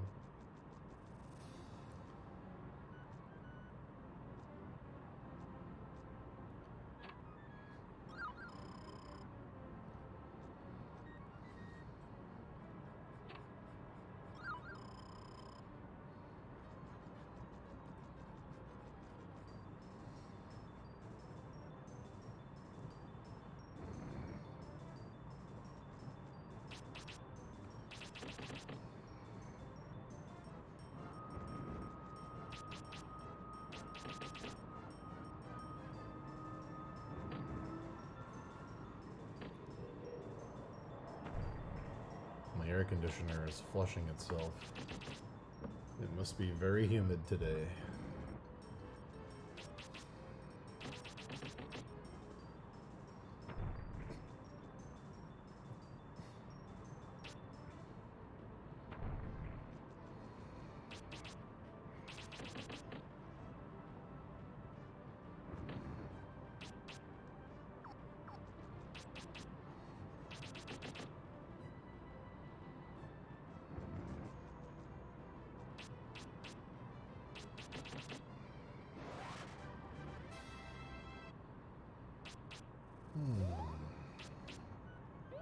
Do do do do do do do.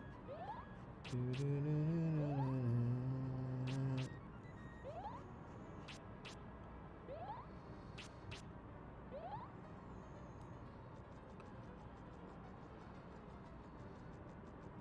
do do do do do.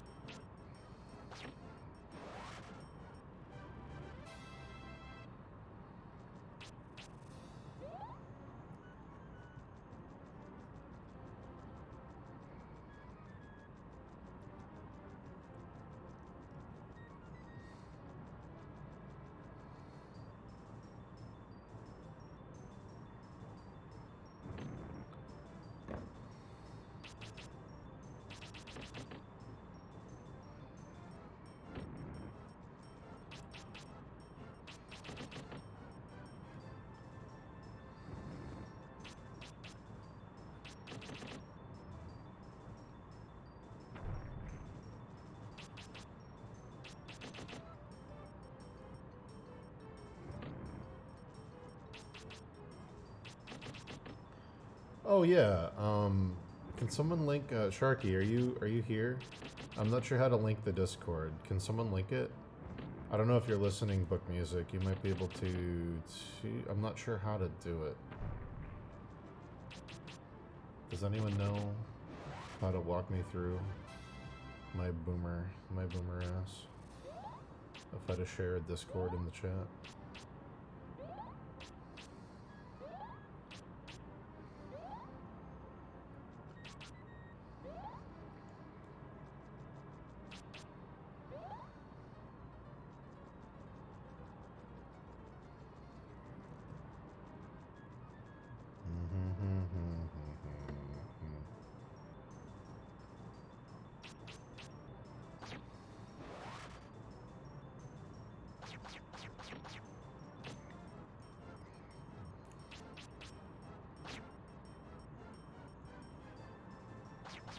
Oh my god, Book Music, you're a lifesaver.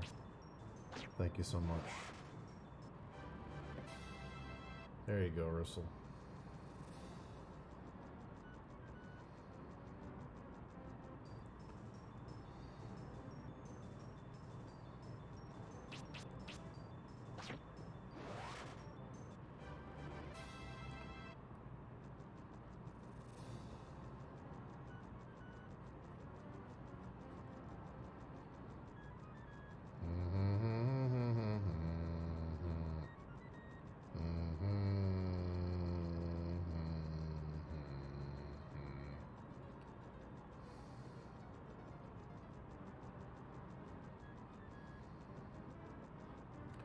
I don't know if I like that. Please hold. Oh my god, we're in the Windmill City, guys. Of Normoon. It happened sooner than I thought.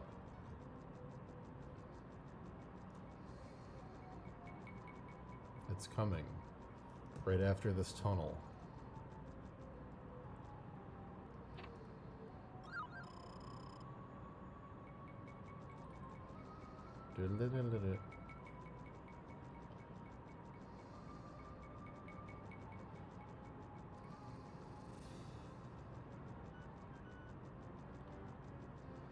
Plus 64 is my rosebud.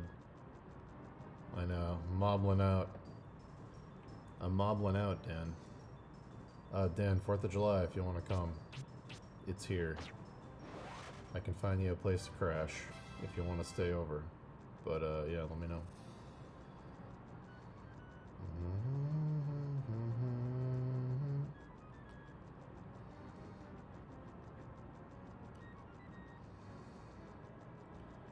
He's certainly on a quest.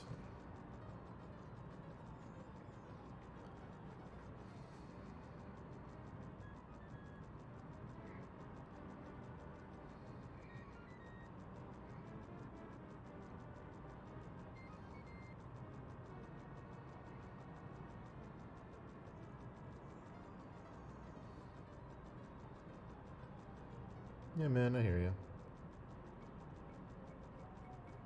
If anything changes, let me know. You're always welcome here. There will be food, there will be fireworks, there will be Magic the Gathering, there will be games.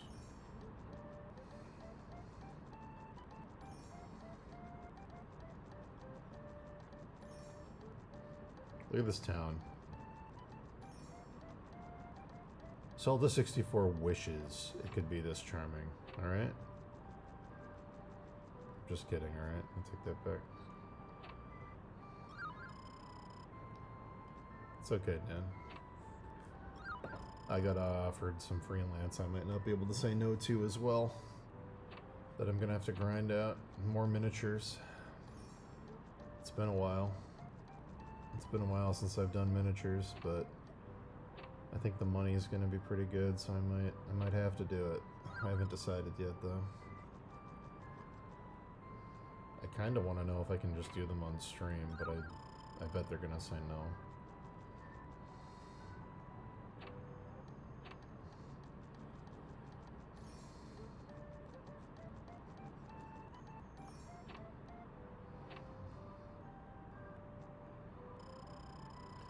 Well, if the money's good, I will loop you in. Not that you need any more freelance right now, but...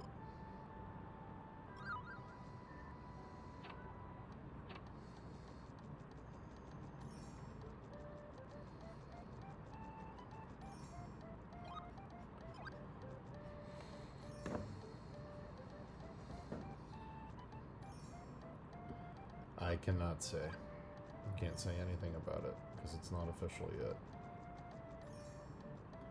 I just got offered vaguely from a friend who was like, hey, do you want to do this? And I said, give me the info.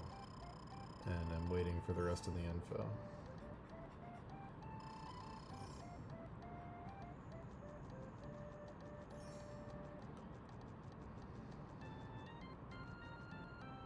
No, it's just concept art for the sculptors. I don't know how to do any of that stuff. You'd have to go to our good friend Arson for that. Arson, if you're out there, we love you. And we miss you.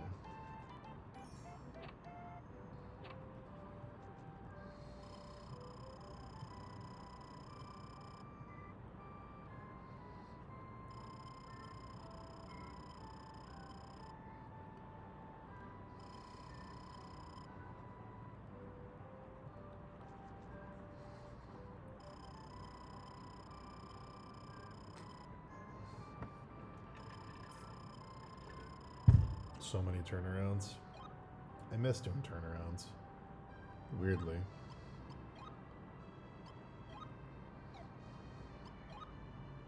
I kind of enjoy them.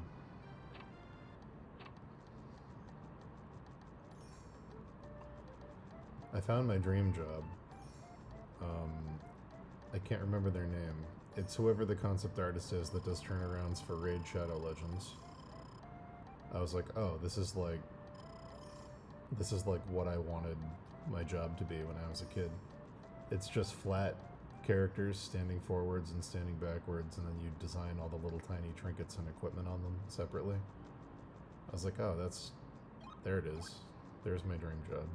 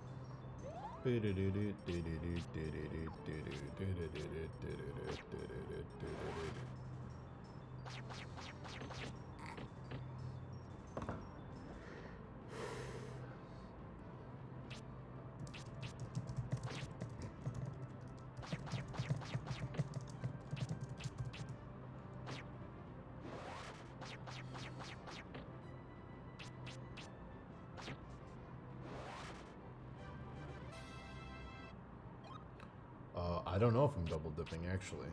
I don't know. I should check. I don't know.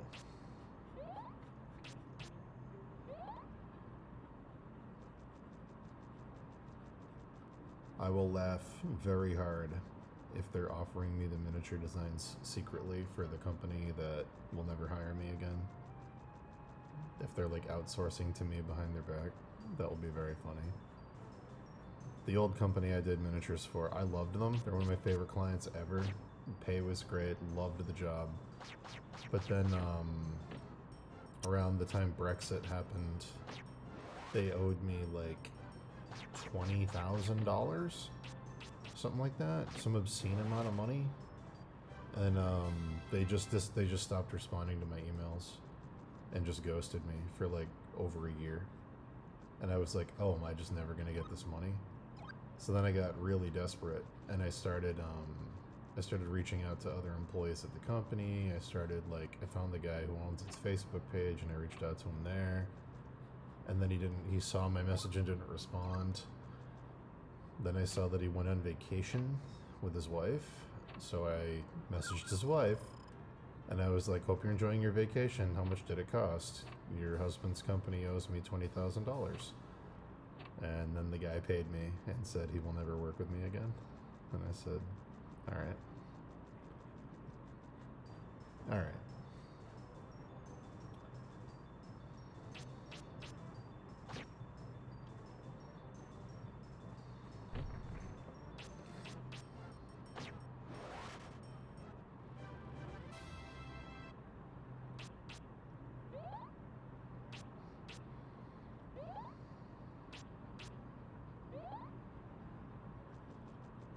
They were great though. They're one of my favorite clients ever.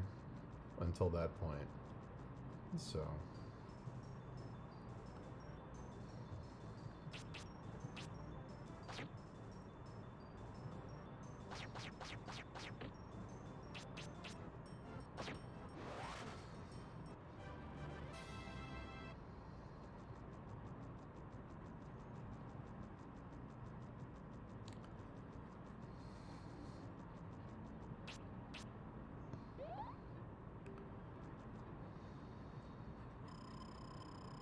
Hell yeah. Zelda, the Wind Thief.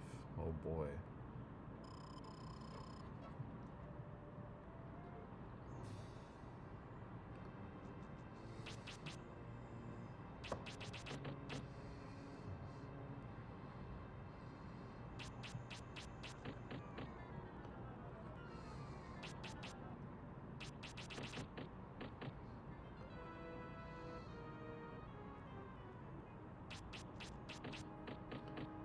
I know. It's a true bummer. Up to that point, they paid me really well, though. On time. It's great. For years. And then, suddenly. Poof.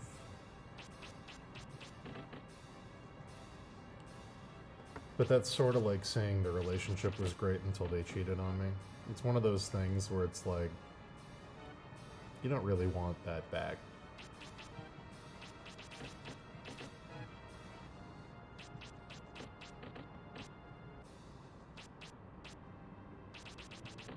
Yeah, Dan, you helped me with some of those. I definitely outsourced to you on a few of them when I had like mega huge orders.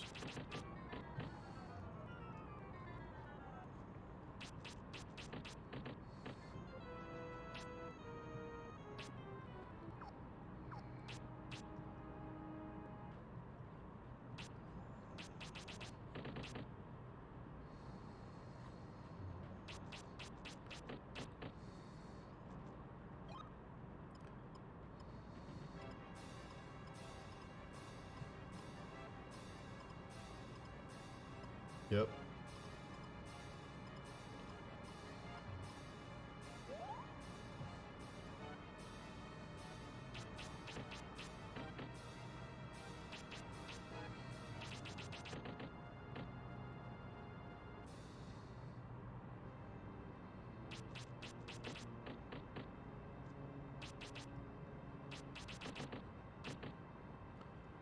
Book music. I'm driving all the way to Salem tonight to pick up an antique I bought on Facebook Marketplace. I have a problem. It's not really an antique. It's just a really nice mirror. But I'm gonna say it's an antique. But it's not. I'm just coping.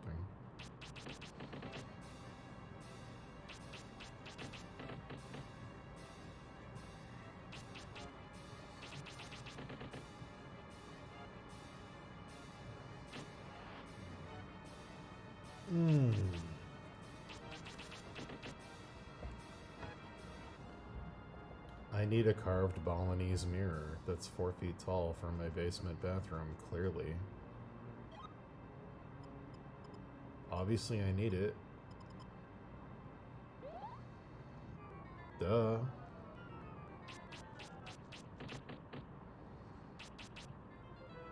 Obviously I have to go get that. I don't have a choice.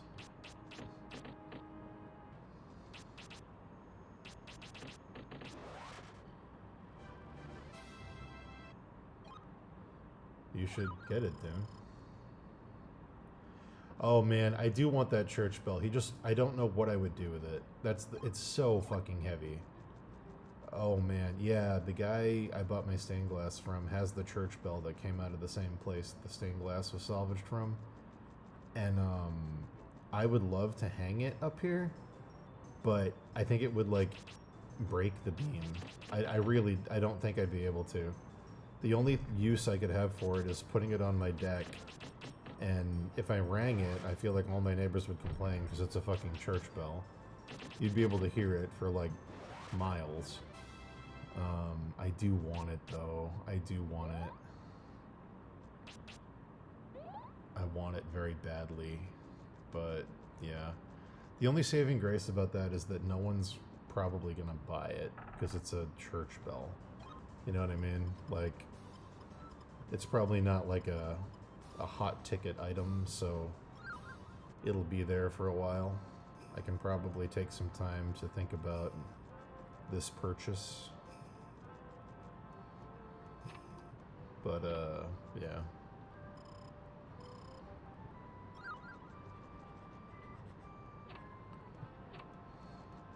I have to go use the restroom and stretch my legs. I will leave Mr. Moblin Man on the screen.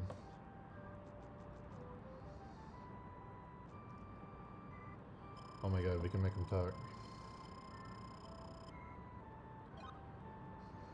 Alright, I'll be right back. Cha.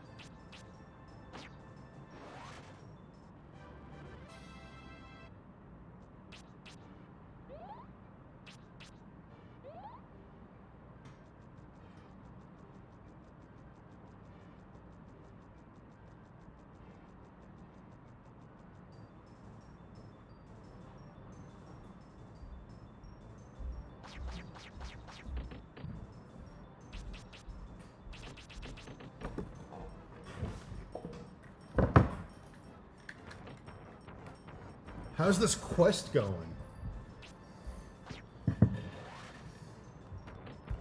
Oh, oh, oh, oh, oh. Oh, oh, oh.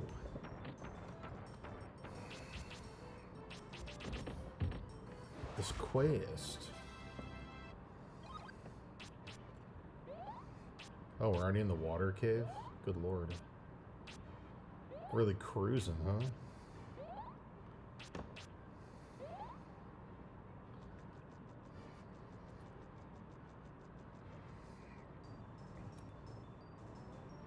This is the part of the game where if you don't watch your compass, you just restart the game. You just get so furious.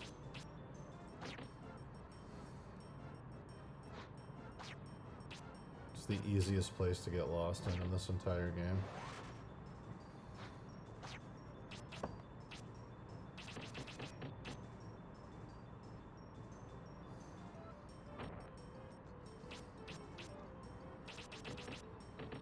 The amount of times I would win a fight and then run in the direction it shot me after, thinking it was going forwards, and then I would end up back at the entrance of the dungeon. Ooh.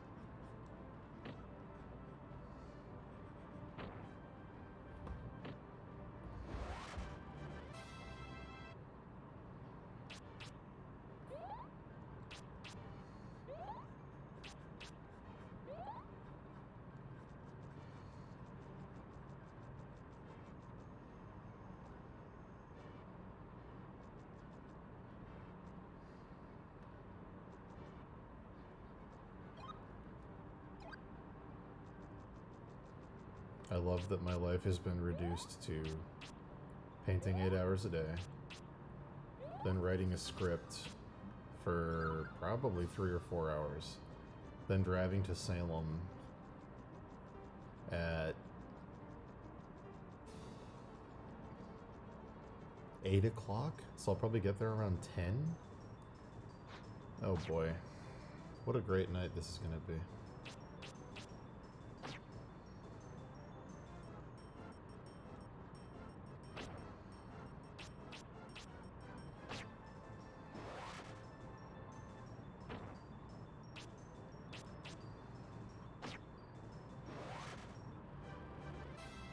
Non-stop.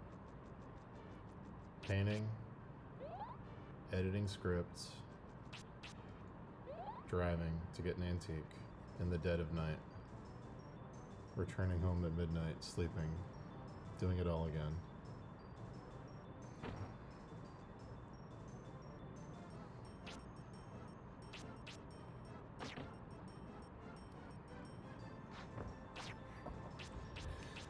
Do I want this to be like ripped up chainmail, or like what do I want it to be?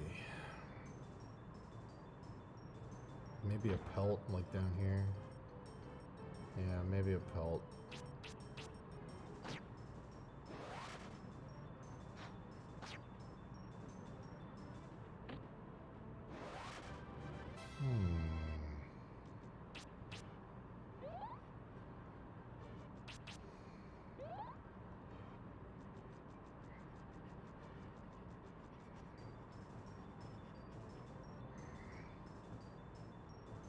Yeah, pelt's fine.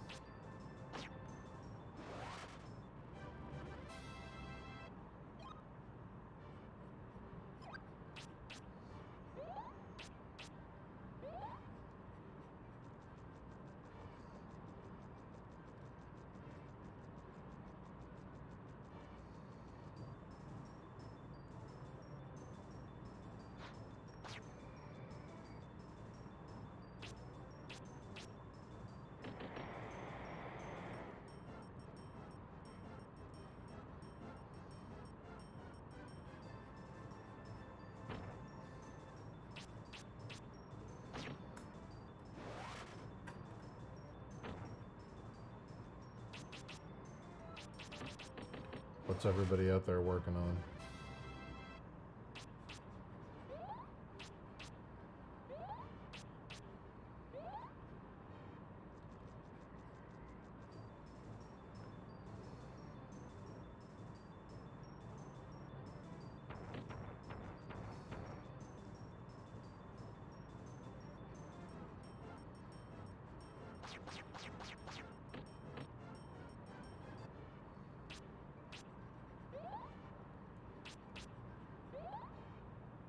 Tell me.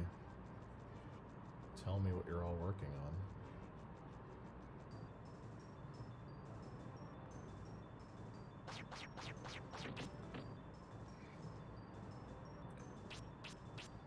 When in doubt, scribble. Scribble till you see a cool shape, and then go from there. What's the podcast about? Book music.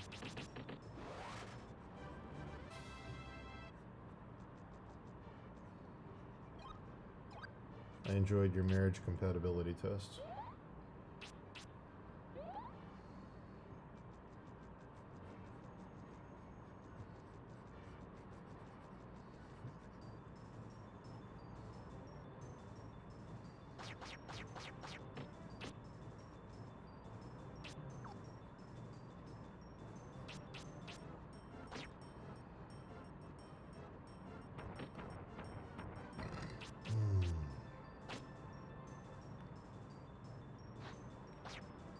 I have podcast PTSD about when I went on Book Music's podcast Antique Freaks, because I think I said something that was actually incorrect, because in my head I get the dates mixed up.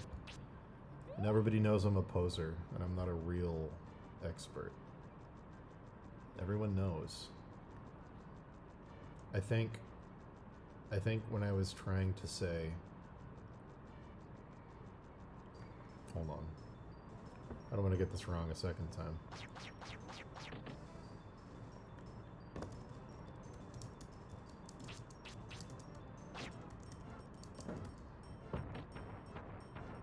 Yeah, okay. I had a fact about World War I and the publishing of the Wizard of Oz books stuck in my head. So 1914 was like lodged in there. And I accidentally said that The Wizard of Oz was published in 1914 as a result. But it wasn't. It was published in 1900. And Baum wrote 14 books, and World War I was the thing that happened later. I must have to return to the pod, it's true.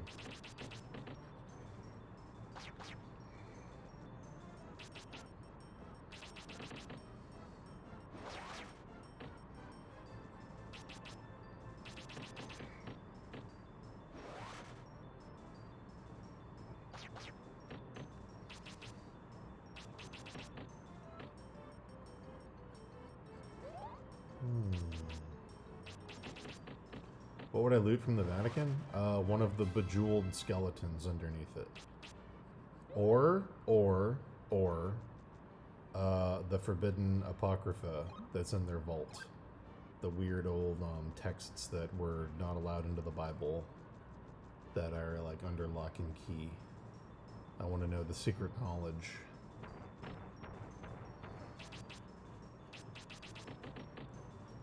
Yeah. Or I would steal... Another good thing to steal from the Vatican would be the Pope. And then hold him for ransom, because he has to forgive you, because he's the Pope. So, it's pretty good.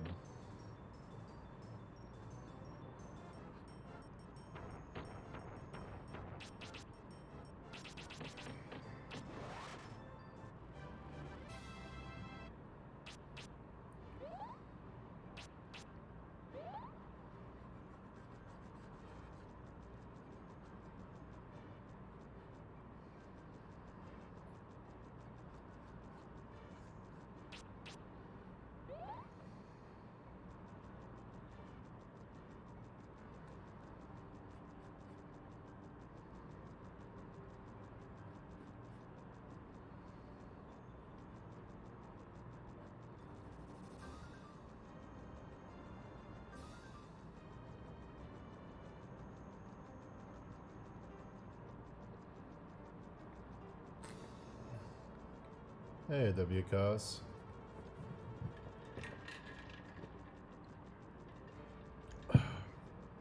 Thank you. Very kind of you to say.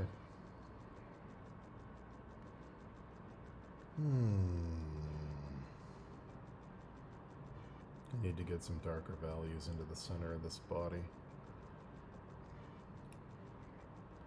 All the filtering is showing.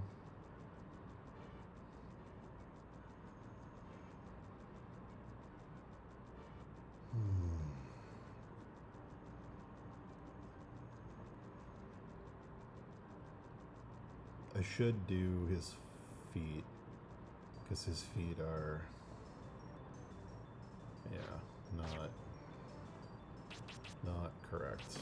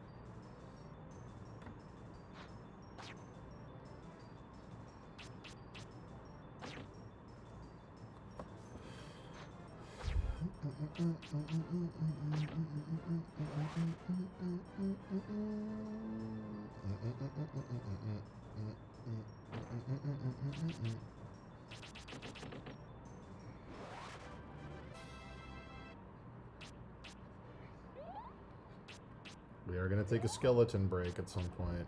Just a reminder. Don't be shocked when it happens. There will be a skeleton break. I'm just warning you. There is a skeleton who I need to sketch before I forget the idea.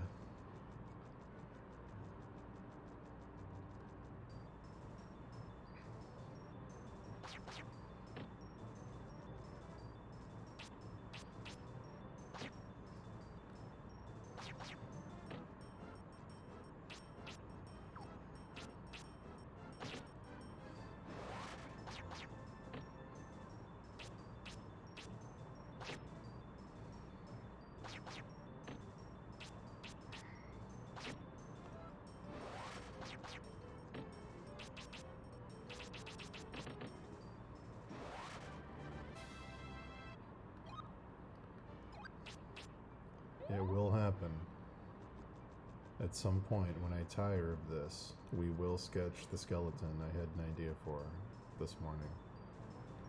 Just so I can have him immortalized for whenever the fuck I find time to finish him.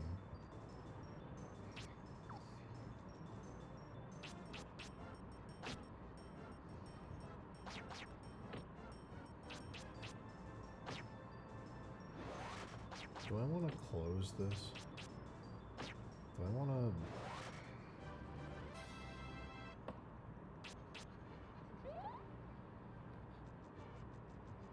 No.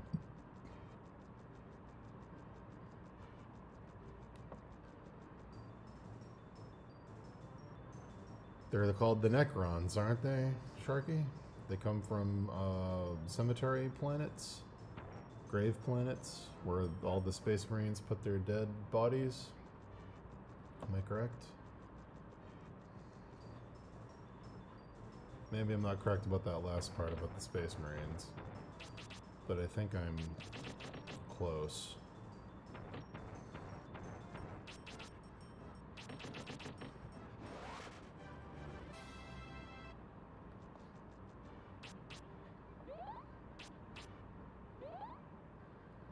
Oh my god. Has any video game made 4 enemies called the Skelementals? Like a fire skeleton, an ice skeleton, a wind skeleton, and an earth skeleton?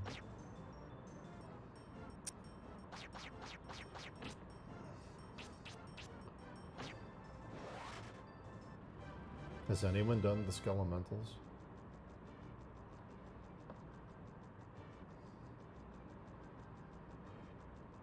What's the army called in regular Warhammer?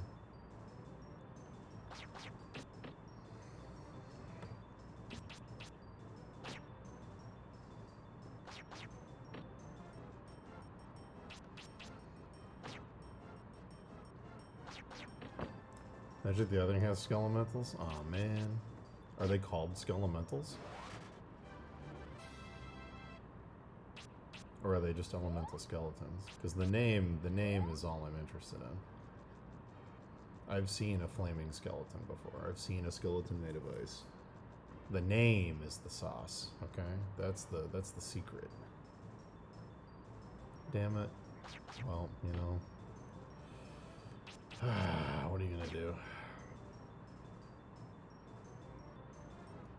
Maybe there are no new ideas. Maybe I should give up.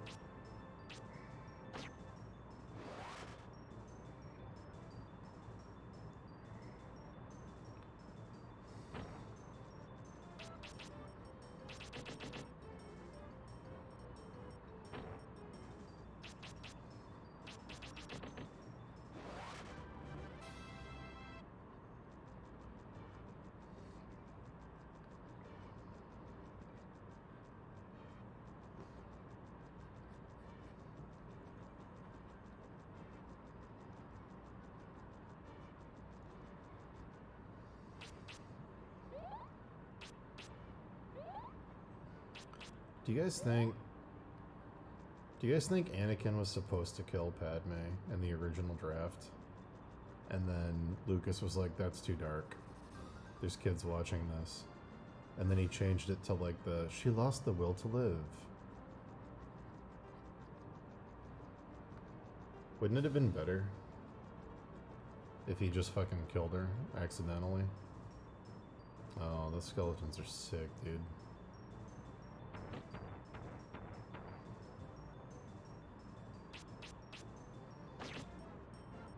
Oh, these guys rule, dude. Did I see Daniel's ROM draw some of these? That one on the horse fucking rules.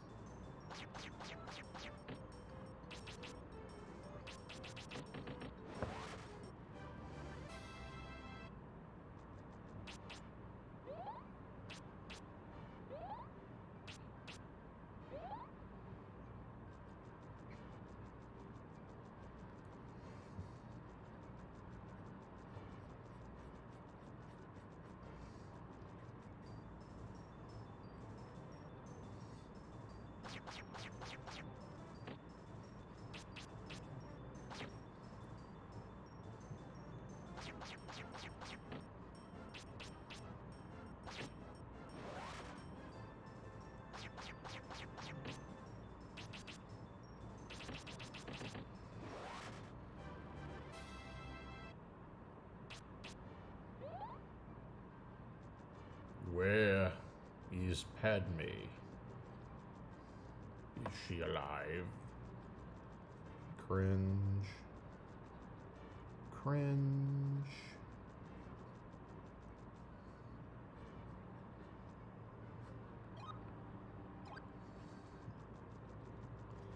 I will never forget when Red Letter Media taught me that the hospital where Darth Vader got his suit has a name in the lore, and it's Empalsu Recon, the Emperor Palpatine Surgical Reconstruction Facility. Oh, Empalsu Recon. Fucking wild.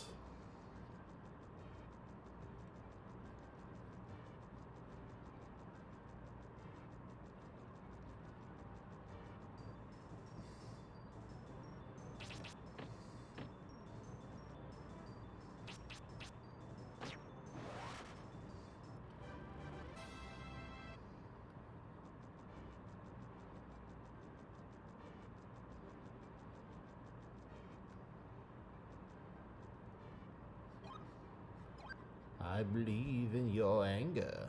You killed her. What? No.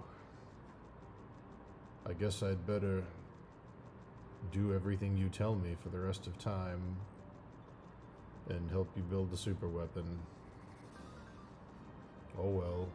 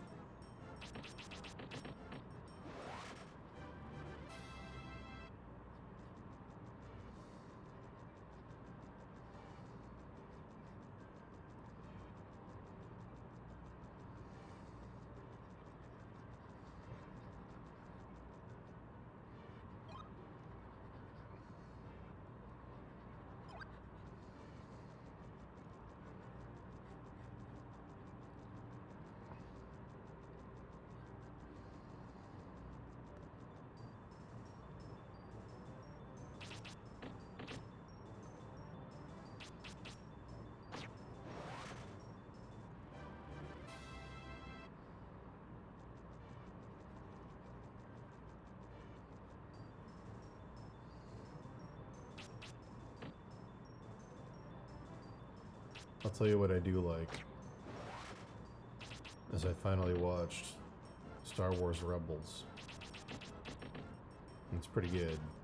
But my favorite thing in it, by far, is at one point Palpatine shows up and they give him a spooky witch's cauldron full of evil green smoke.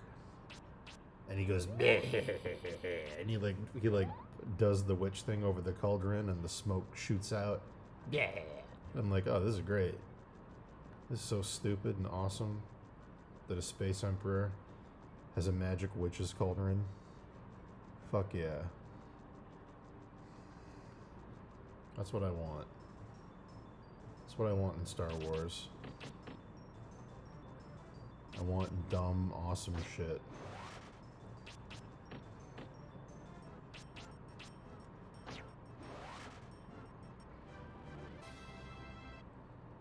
And I looked at it and I said, now that's what I call Star Wars.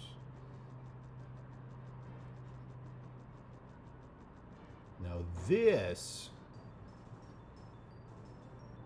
is Emperor Palpatine.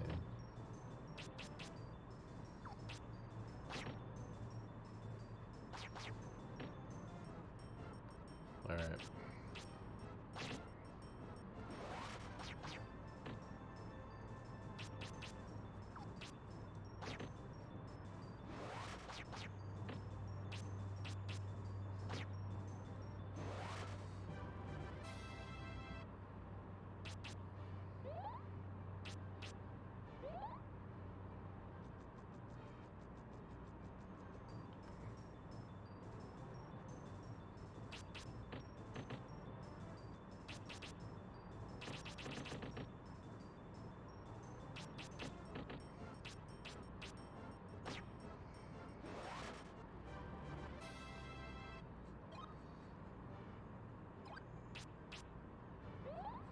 I like how even in this, someone else's playthrough, this dungeon's too long. Even on this min-maxing speedrun, this dungeon's way too fucking long. I remember this dungeon from the game being a fucking slog, dude.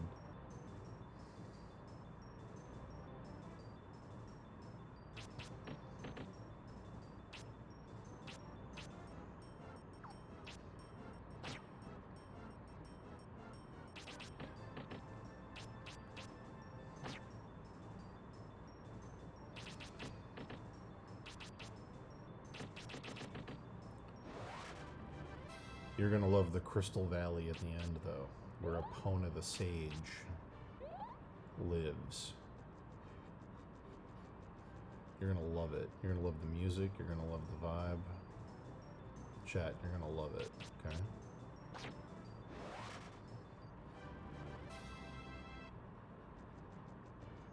You're gonna love the epic fight with Nepti, the sea nymph. You're gonna love it, chat. Ooh, you're gonna love it. Alright.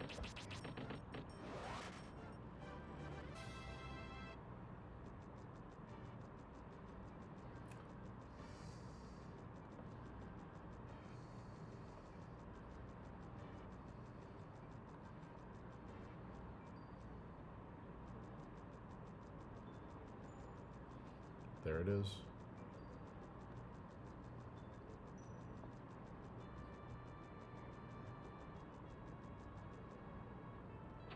Told you you'd love it.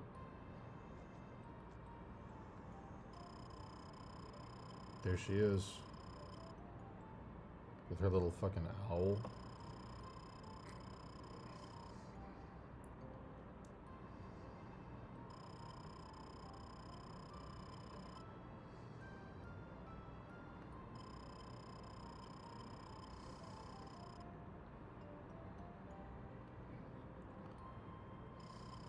Do do do do do. Do do do do do. No.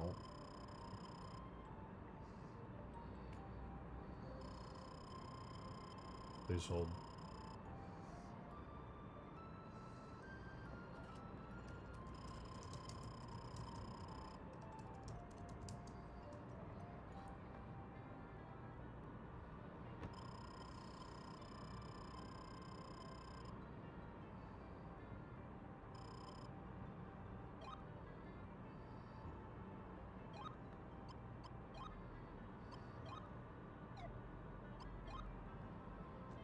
Don't forget the secret element behind her house.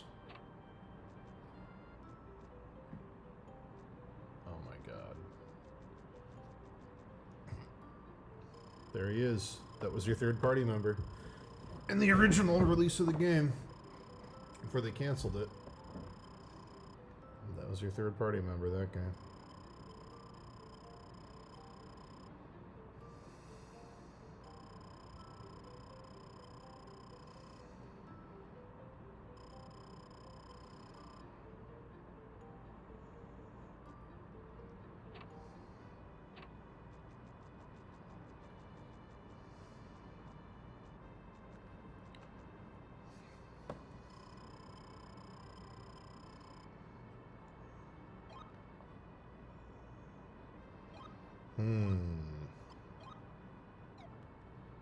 Please hold.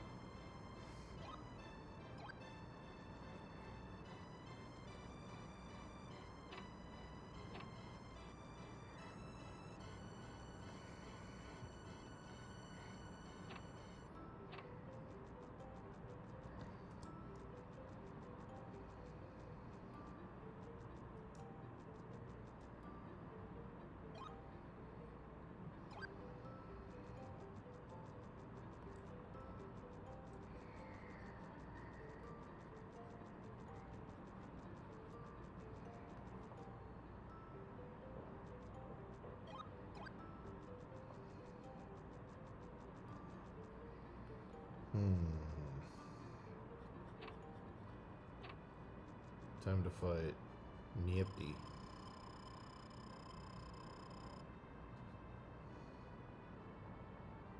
There she is. Colleen.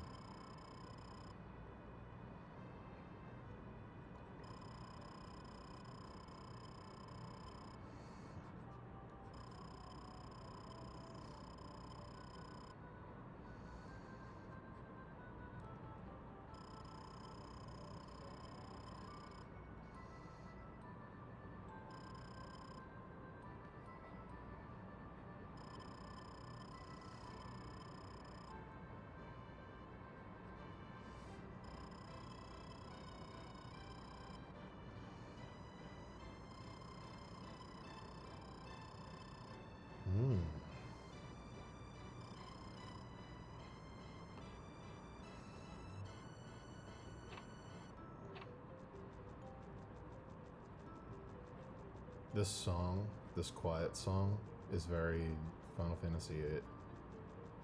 When they like go into the flashbacks of like Laguna, it's like almost the same song. Later, buddy. Have a good day, Dan. Miss you, love you.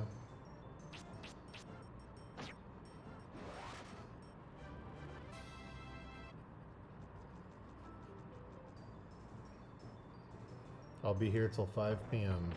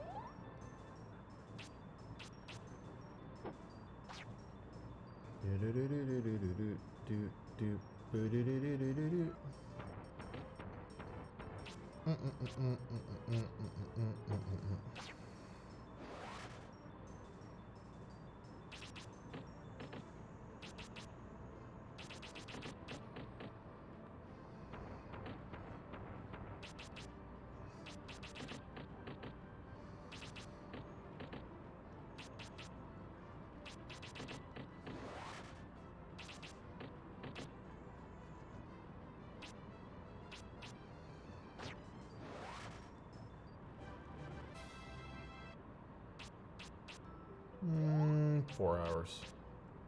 I'll be alive another 4 hours, yeah.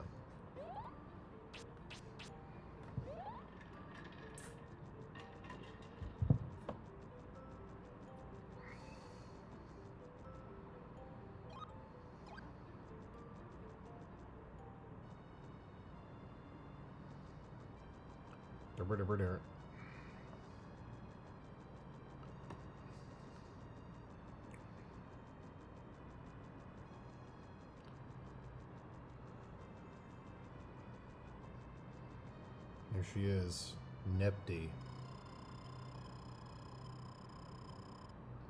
Oh my god.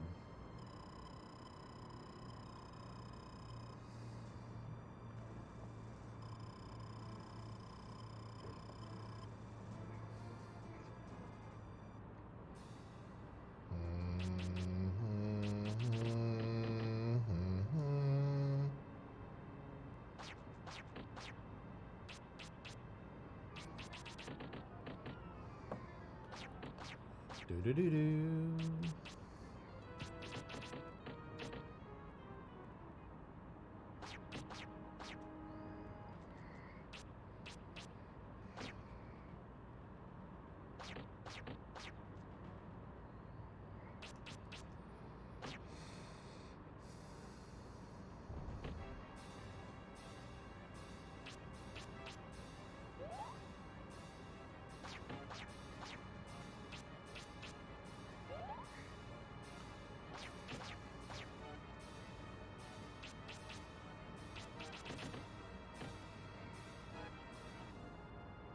I think I know what I gotta fix about this. I'm being dumb because I don't want to erase something I worked on, but I have to. This foot's gotta come up more.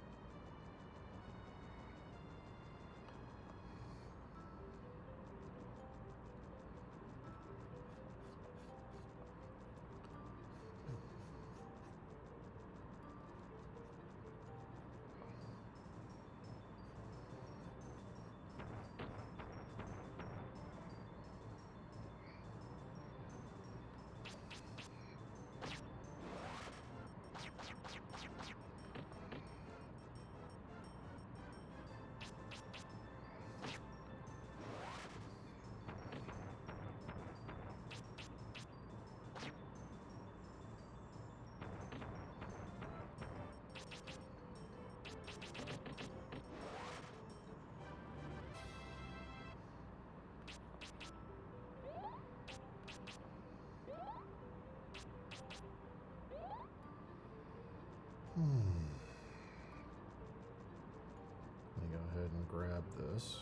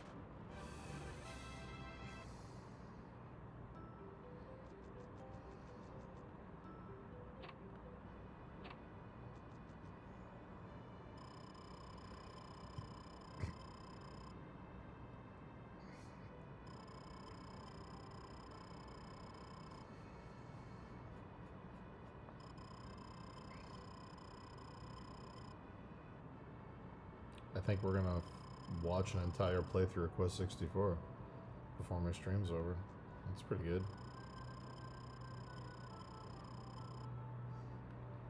A whole game, guys.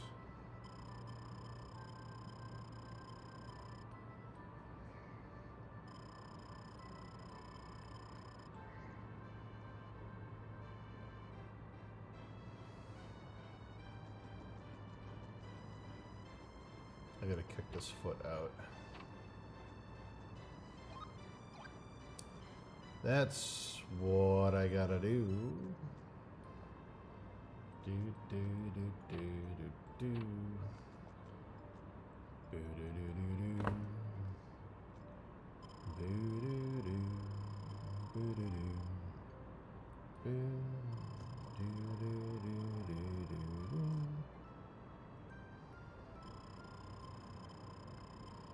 This game got any cool bosses? Yeah, the final boss is cool. Mammon.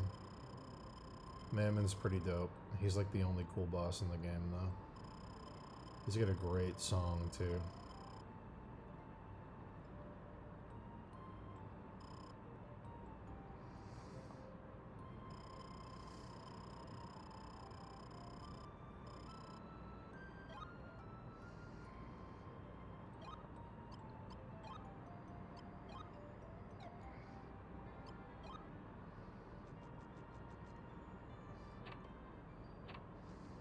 Da-ba-da-ba-da.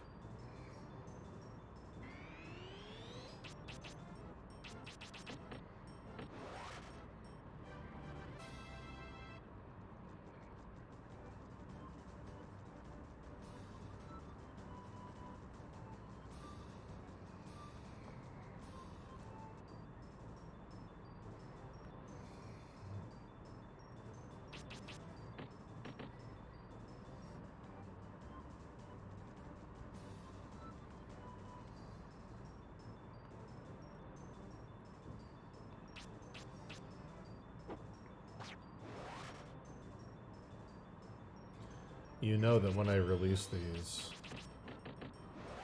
I'm probably going to build a cute little frame to put the sprites in up in the corner.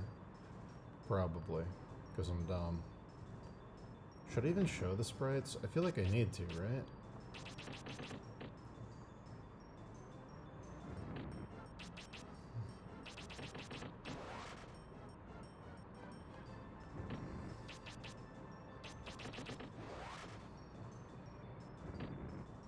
Yeah, I have to. I have to show the sprites.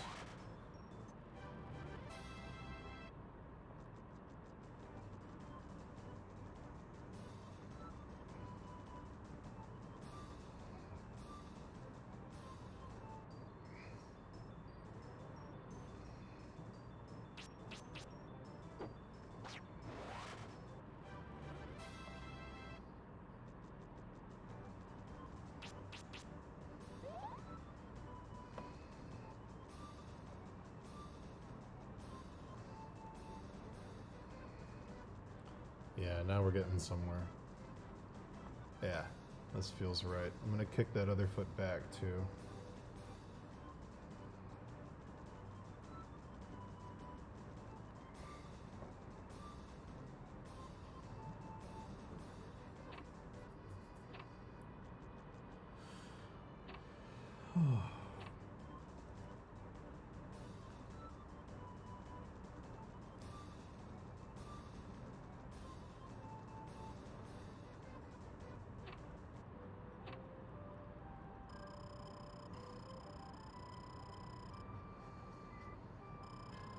There's another character in this game I don't think we've seen yet. We might have, and I wasn't paying attention. What's his name? It's something weird like Nathaniel or something. It's something strange. He's another, he was definitely supposed to be something in the original version of the game before they canceled it. He's like a foil for the main character, but he's wearing like green.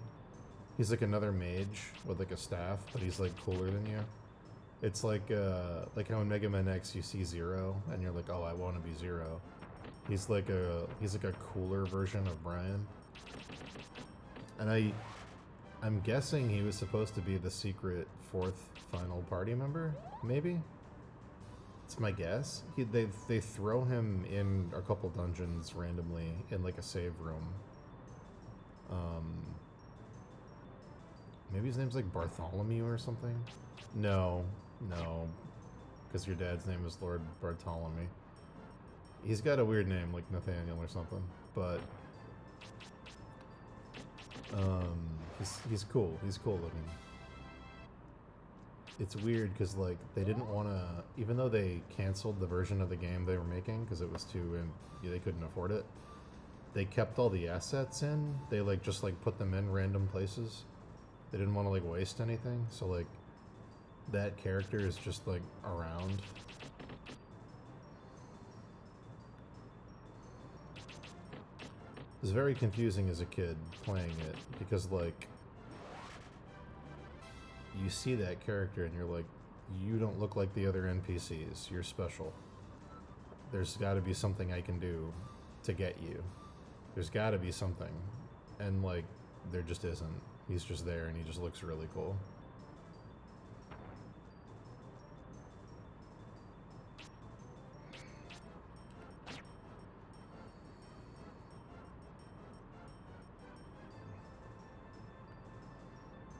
Yeah, his name's Brian. It's a fantasy game, but it's based on Scotland. Everything in this game is based on Scotland. I don't know why, but that's what they decided to go with.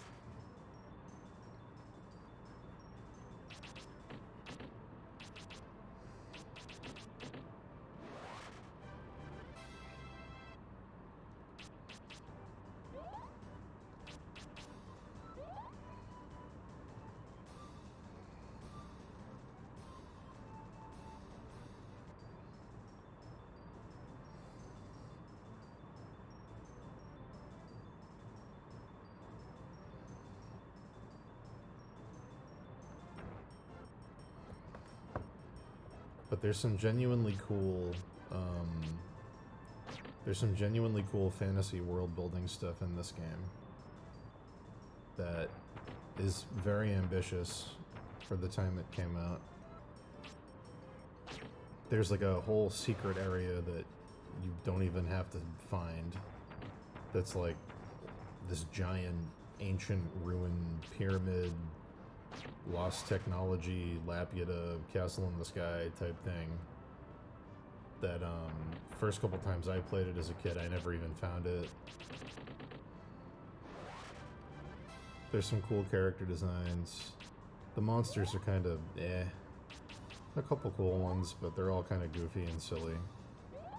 But yeah, I don't know. It's a weird game.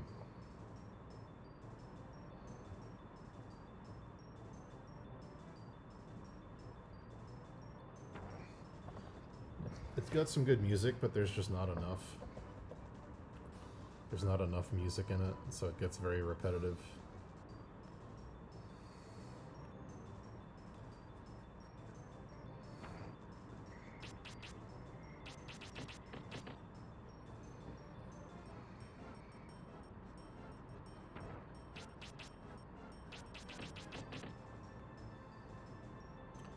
Yeah, but it's Scottish by way of Japan being translated by someone in Los Angeles.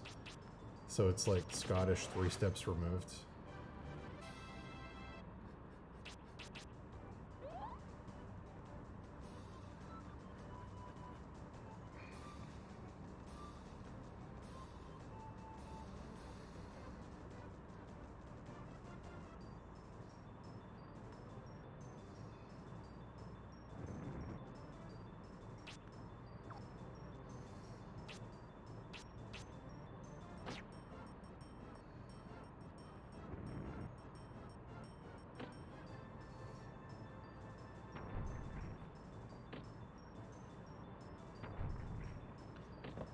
The one thing this game did teach me, though, is that Nintendo could have done a 3D Pokemon game. They just chose not to. Because this game is just running around in a big field, going to towns and fighting monsters in one-on-one battles. Or, you know, you're one, but sometimes they're multiple. But, like, there's no reason this, you know, if some random company, Imagineer, with a limited budget could turn something like this out, there's absolutely no reason Nintendo couldn't have done a Pokemon Red and Blue style game in 3D on the N64. 100% possible.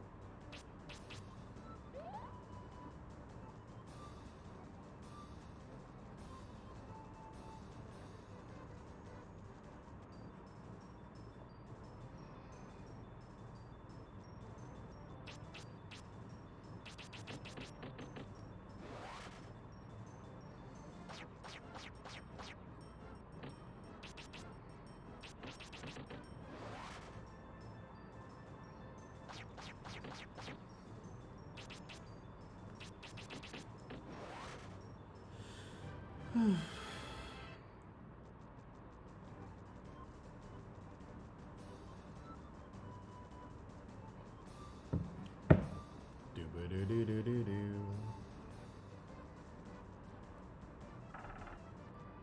Yeah, Game Freak's weird.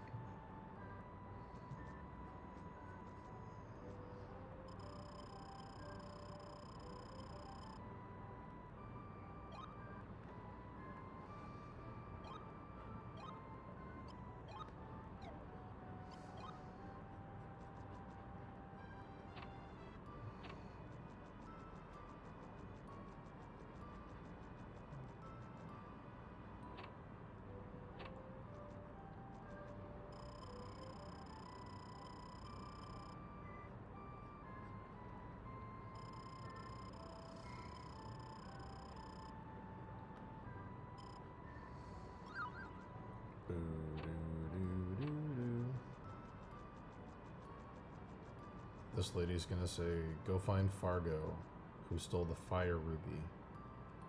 He's in a volcano over there.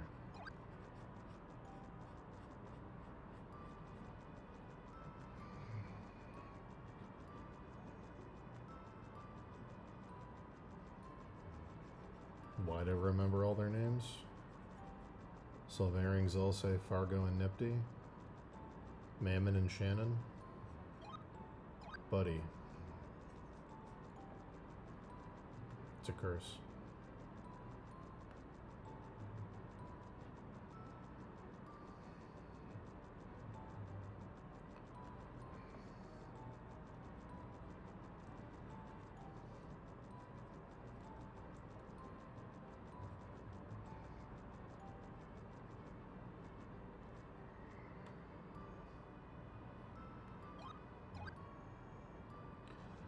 We were talking about how this game is proof that Game Freak could have made a 3D Pokemon game on the N64. They just chose not to. We are watching Quest 64, which is a game I loved when I was a kid. It's universally regarded as one of the worst games on the N64, but it was the only game I had for a whole summer, so I forced myself to learn how to love it. It's one of only, I believe, two turn-based RPGs on the N64. I believe it's just this and Ogre Battle. I don't think there's any more.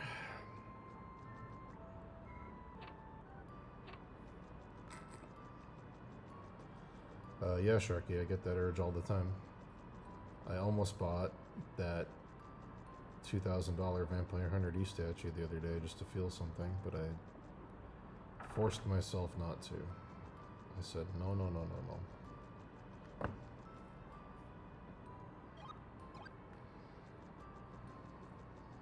Yeah, every game is someone's favorite game, except Superman 64. No one loves that game. No one. No, maybe somebody. I don't know. I doubt it though.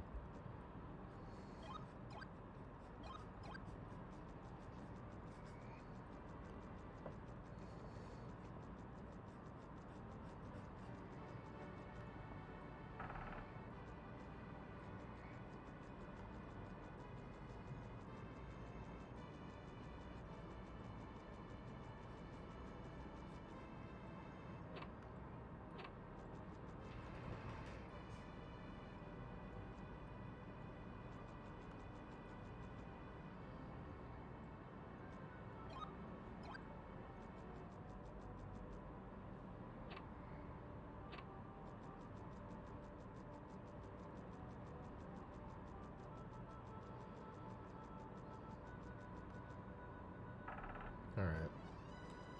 I just need to see them side by side for a minute.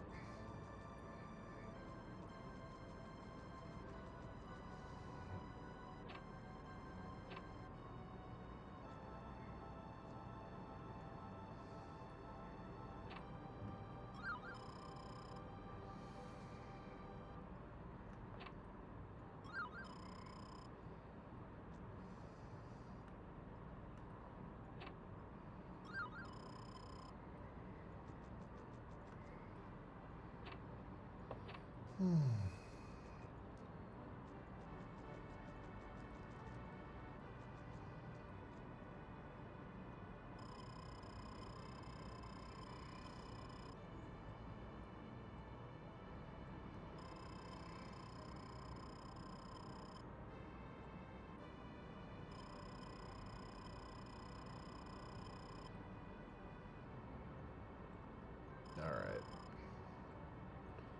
She says go find Fargo and steal back the fire ruby. He's a soldier who went crazy. Has PTSD. He's in the volcano. Go get him.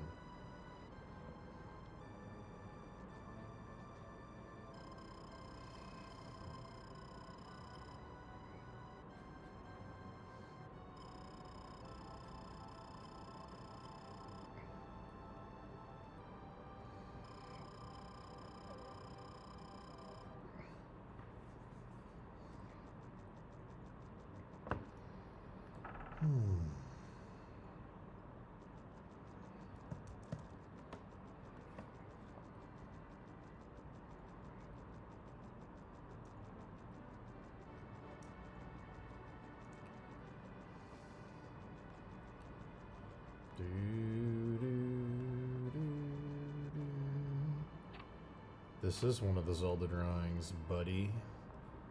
The most recent one is trying to figure out Moldorm, who's just 5 balls, and he's a worm. So I'm working on this. I don't love it yet. I'm getting there. I don't love it yet, but it's a Moldorm. I don't know. We'll see.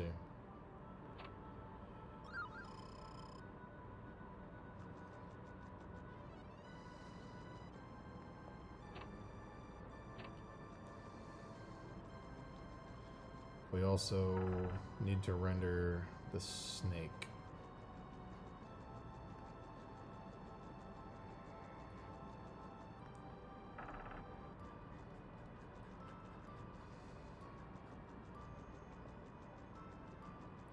I did do the Octoroks, yes.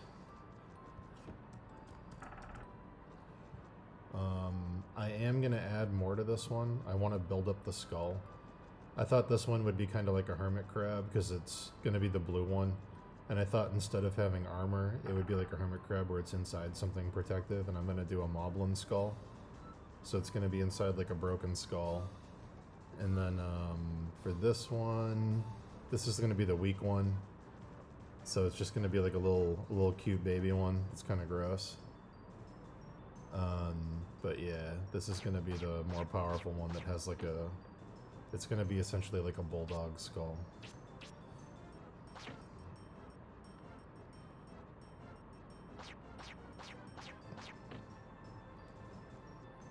It's going to be the skull of this dude I'm painting right here that they're going to find on the ground and crawl inside for protection.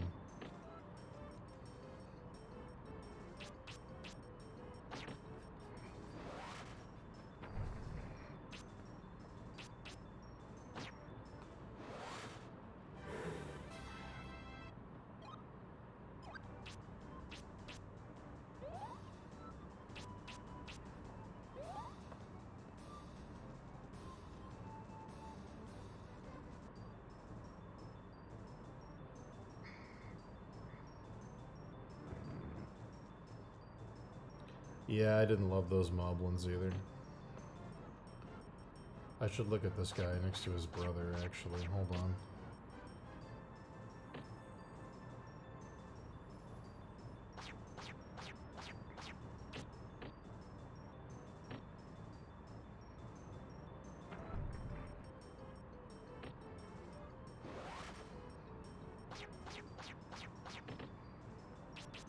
Please hold. A white line is annoying the shit out of me.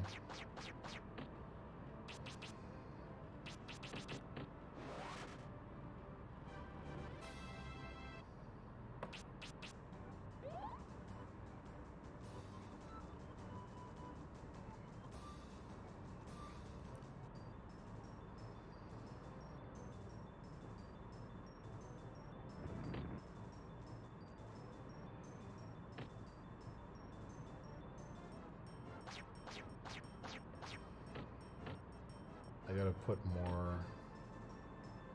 we'll see.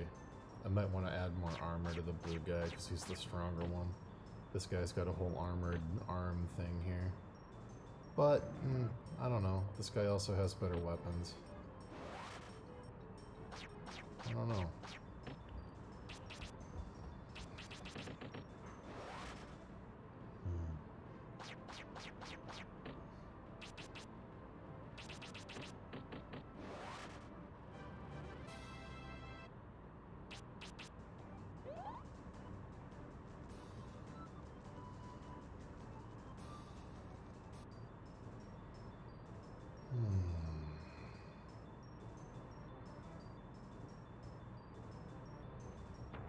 Alright.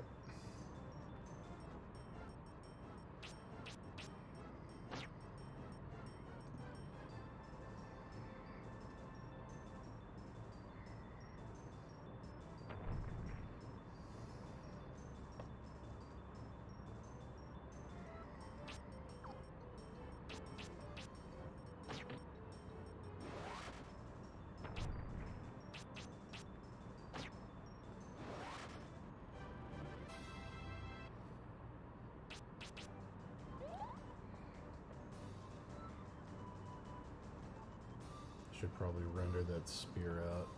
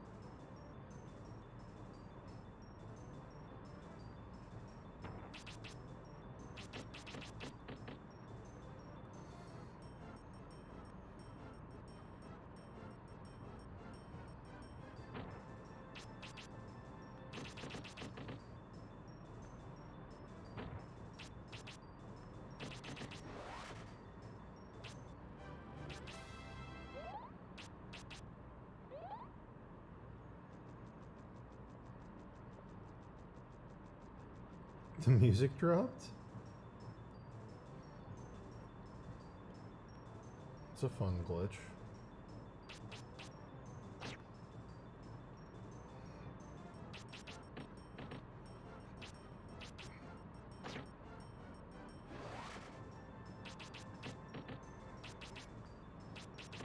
We do need to take a skeleton break soon to draw the skeleton before I forget. We do need to do that.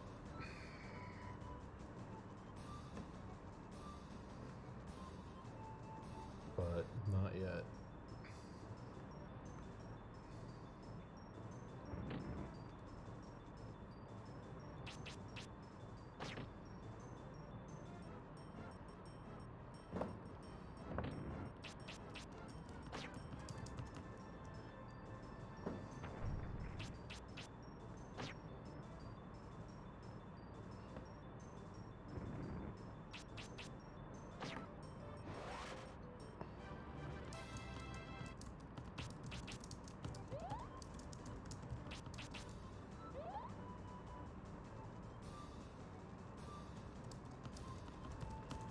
Guys, I gotta go for just a second. I'll be right back.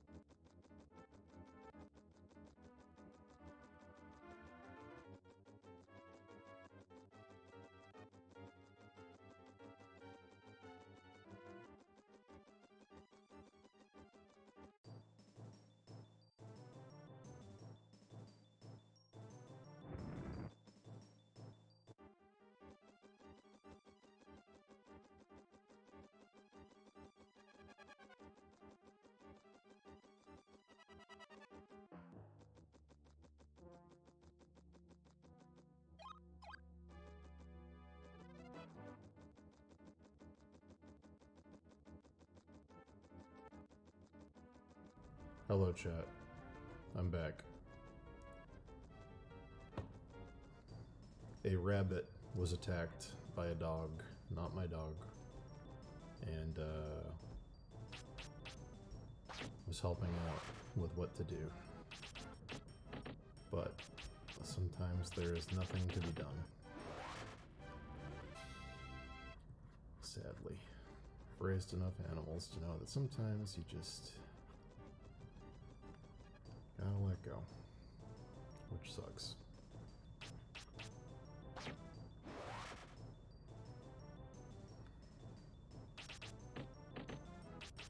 Hey, Jacobo.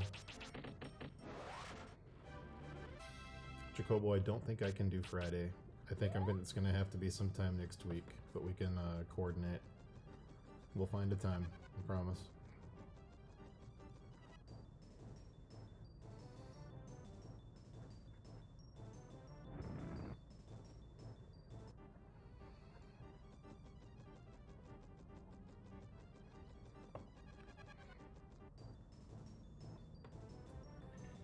It's okay.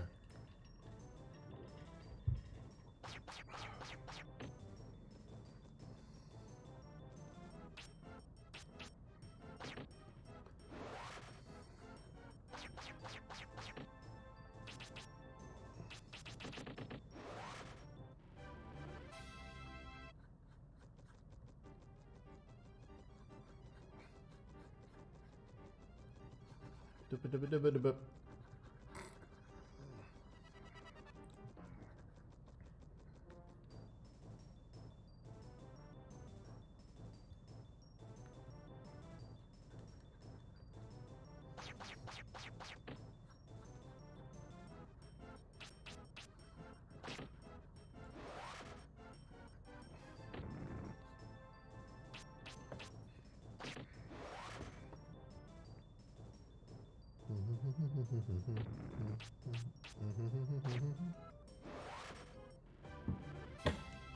Alright, I'm live for another 3.5 hours.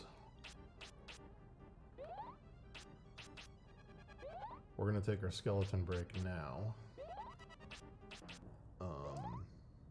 Yeah, we're gonna take our skeleton break now.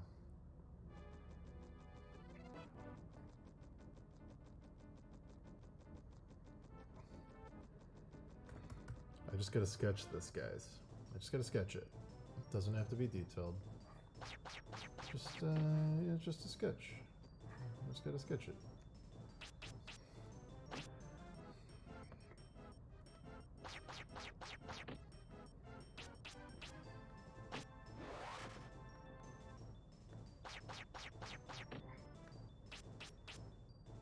It's time. Time for a little skeleton sketch.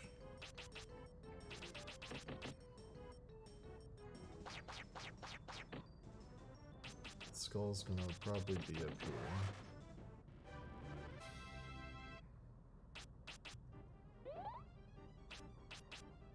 I'm gonna guess it's gonna be up here.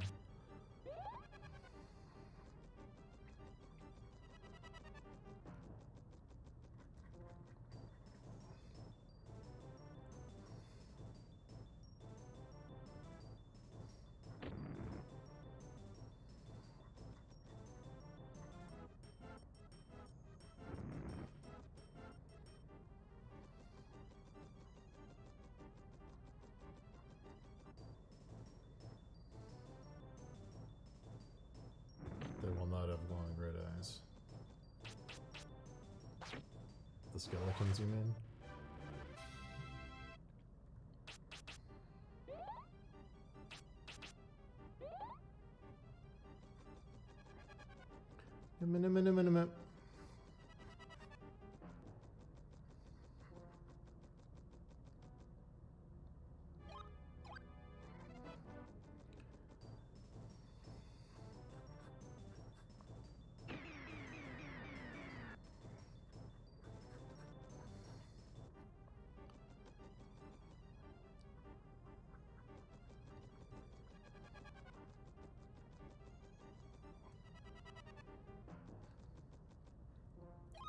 Alright, this is gonna be lace up here.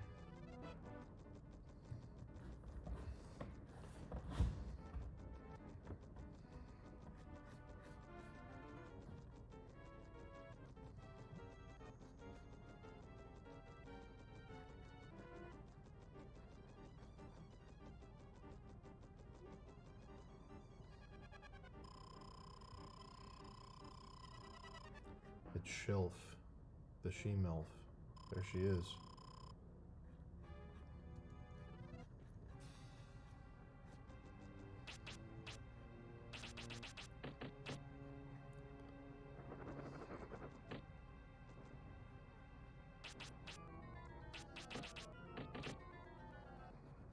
We're just doing a loose sketch, guys. We're not doing anything crazy. Just doing a loose sketch.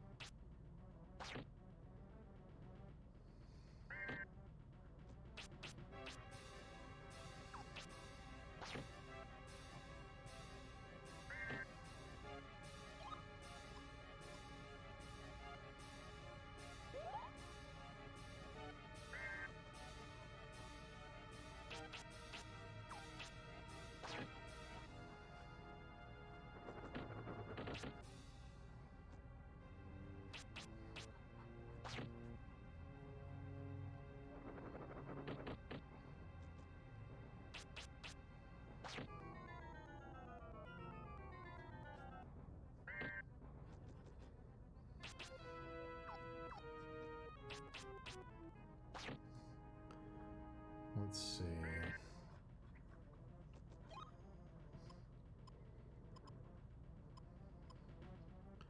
Do I want to give him a... Yeah, probably. Jacobo, let me get back to you. I gotta get our writing schedule because everything's kind of crazy right now. But we will do something. I just gotta, I don't really know what my schedule's like for the next week or two.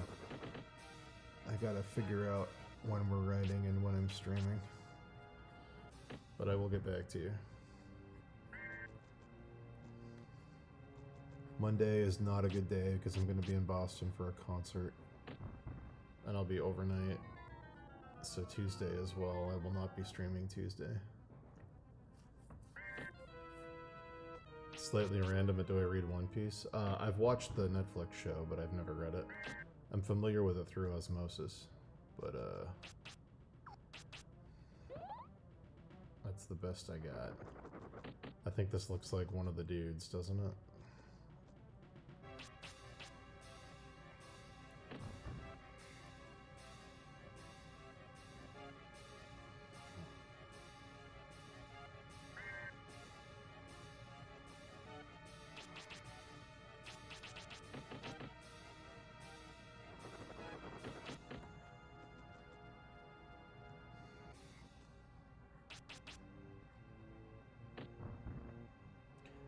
I'm going to see Hosier. Monday night.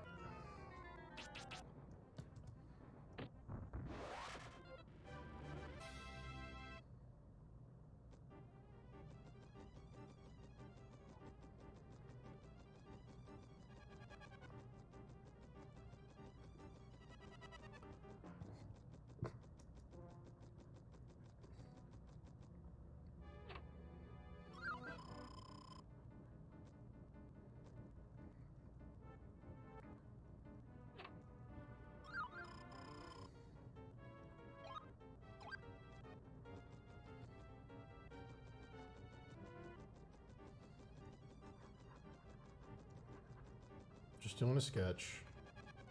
I don't even know if I want him to have a sword. I don't even know. I don't even know if I want him to have a sword, guys. Let's see if this player goes to the secret desert castle. I'd be very curious. It's one of my favorite parts of this game, so I hope they go so you guys can see it.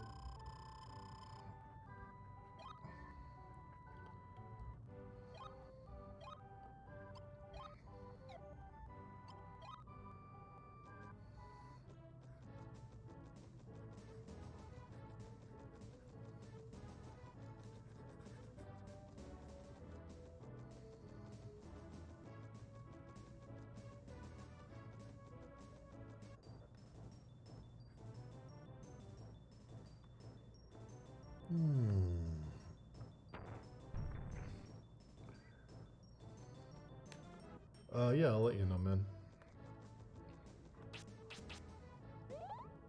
Tuesday, I think I'm gonna, I'm just gonna be so tired from the night before, I think I might just go to the beach. I'm not sure though, but if I'm around, I'll let you know. I hope the weather's, if the weather's good, I'm just gonna go to the ocean and fucking chill.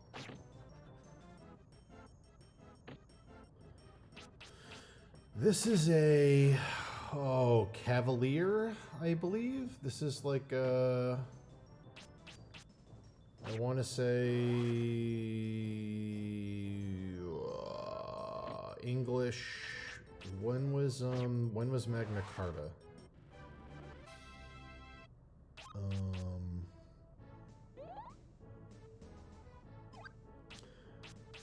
I don't know if Megan's going to Hosier or not. She did freak out when I told her I was going to Hosier, though. That might be what you're remembering. But if she got tickets, that's dope. Maybe I'll bump into her.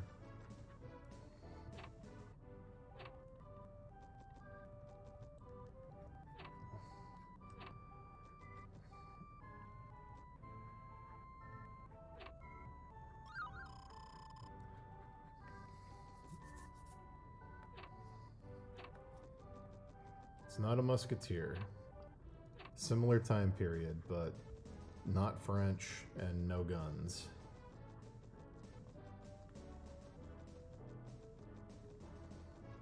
I think this guy is going to the desert castle.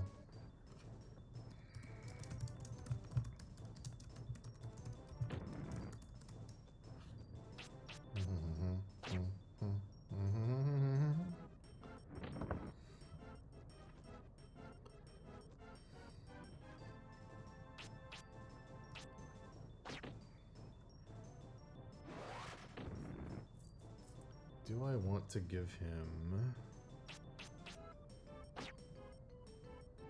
I don't know, actually. Let's look at these.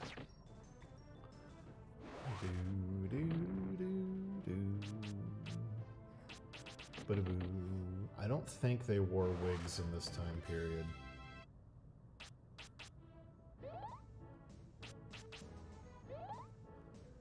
There's good stuff on this OST, and there's really annoying stuff on this OST. It's very bizarre. Like, he should have the lame haircut that, like, the Duke, the king's, like, brother from Berserk has. Like, it should. If I give him hair, it's gonna be like this, with, like, a bowl cut, and then, like, over here. I kind of like that, but I don't know.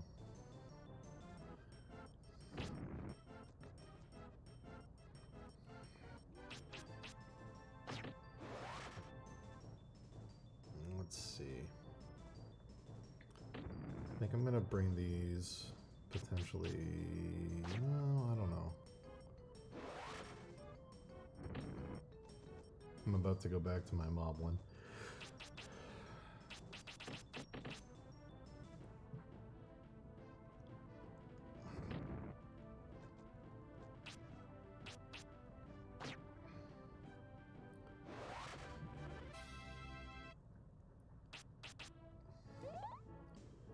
You do the hair.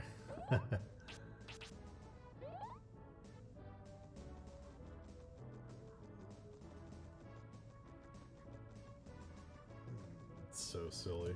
Maybe. Listen, we're just doing a rough sketch, okay? We're just doing a rough sketch.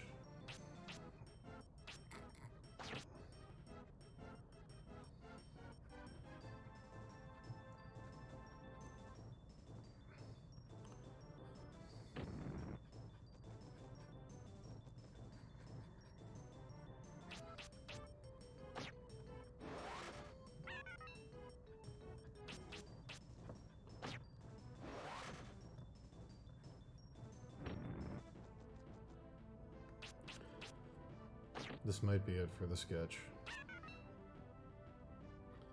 There's one thing I might change. I just want to see how this looks.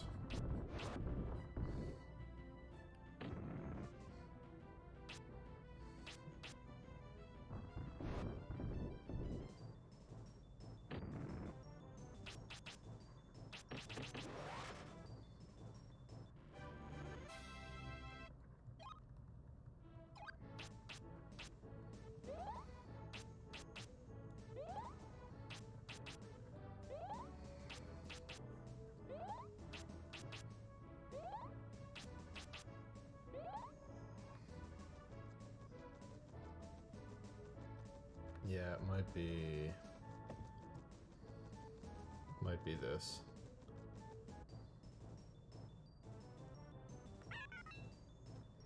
I was thinking of a mustache. It would be that. But maybe. We'll see. It's giving, it's that Amano design from Final Fantasy III, The Magician of Hain. One of my favorite Amano designs of all time.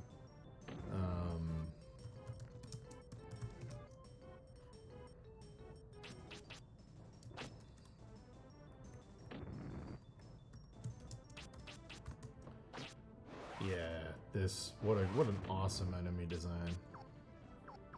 This one of my favorites, The Magician of Hain. It's so dope. What a great, just an awesome villain.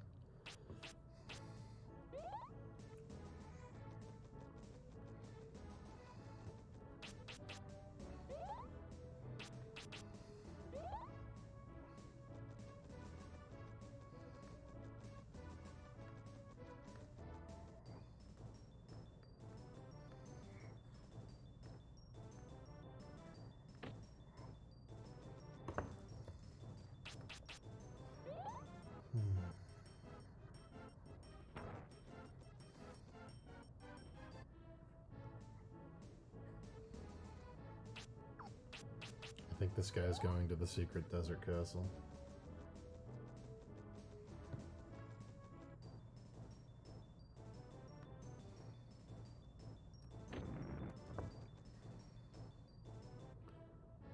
The underbrim of this hat should be massive. It should be like this.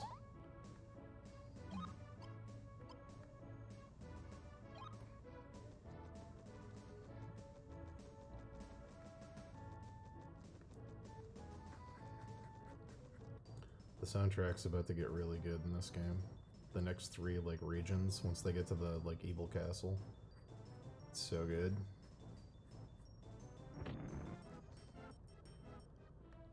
Alright. This feels correct.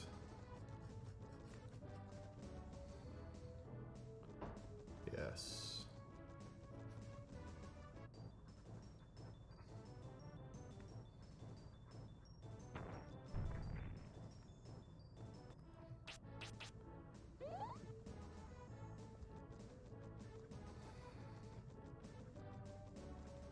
There it is. He made it to the secret desert palace. I love this area so much.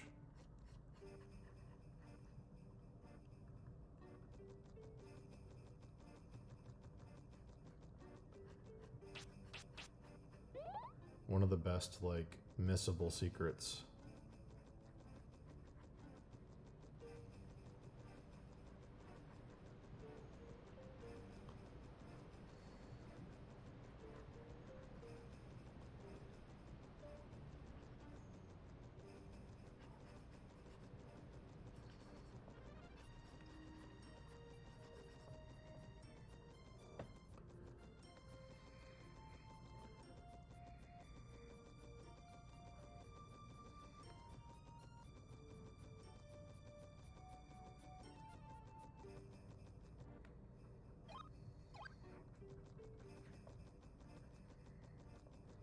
Alright, I think this is about done for my sketch.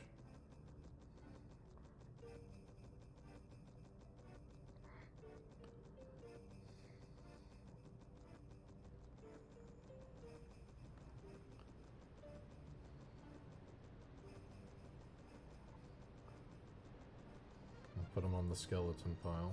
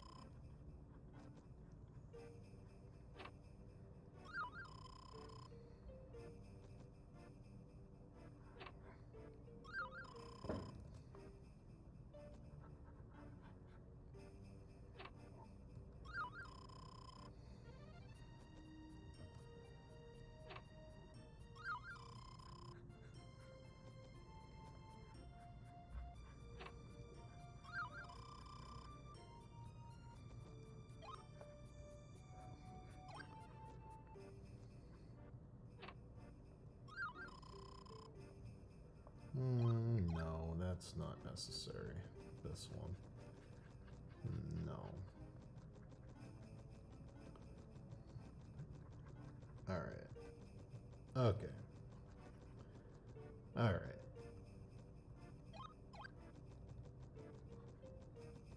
Cool.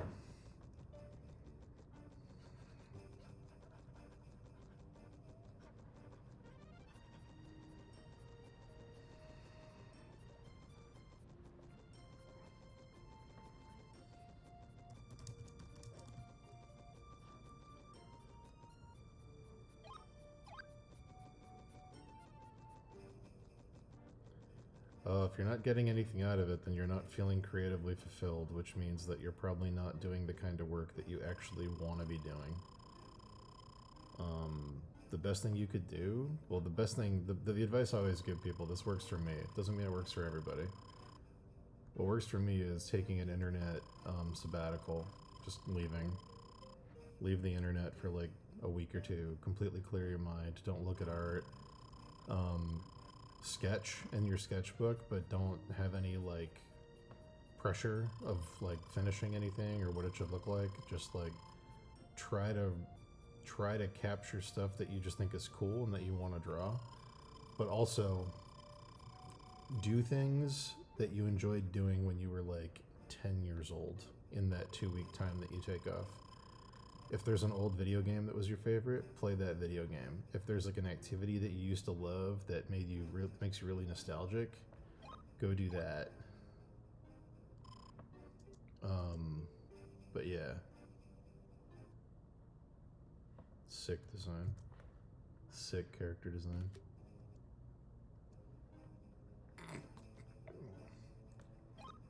But yeah.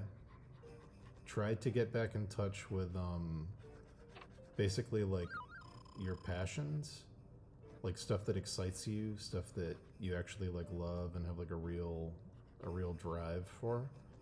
That's my main advice for people that go through that. You're probably feeling pressured to make your art look a certain way from seeing other art other people are making, and you're probably not being honest with the kind of things you actually want to do. So it's becoming like a job instead of a thing that you love in your mind.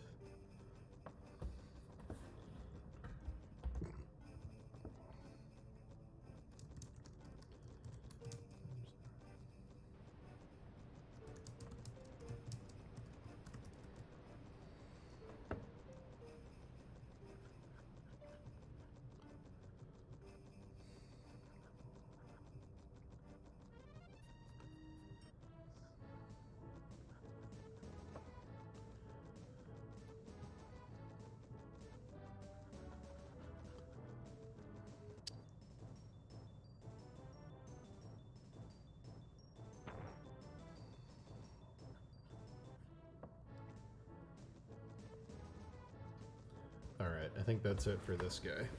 I like him, though. I like him. We'll come back to him.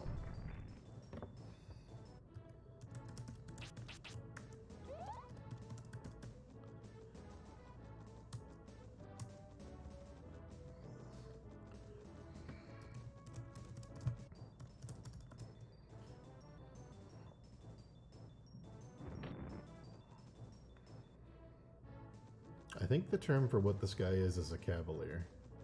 I'm pretty sure.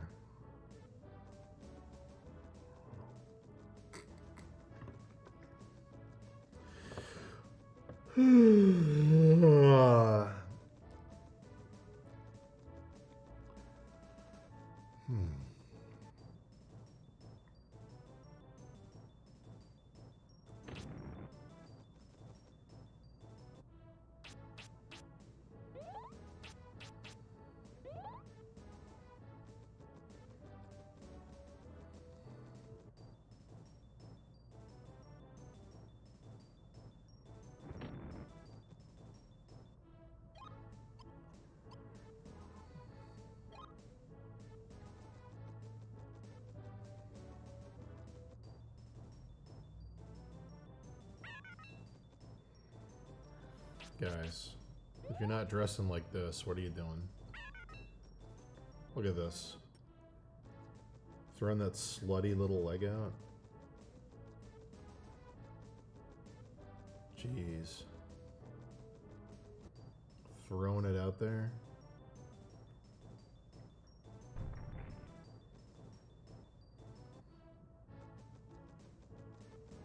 Unbelievable.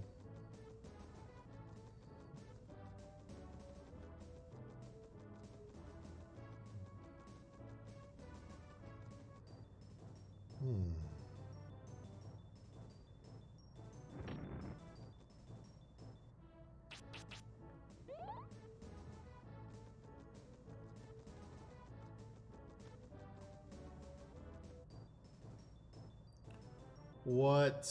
Symphony of the Night. Symphony of the Night pins. That's pretty sick.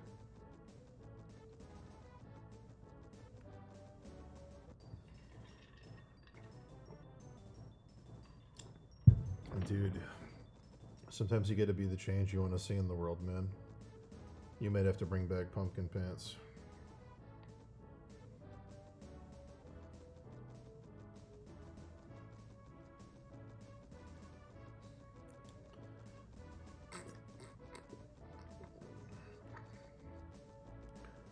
I'm not gonna sketch him now, but I also want to do a skeleton judge with a big wig.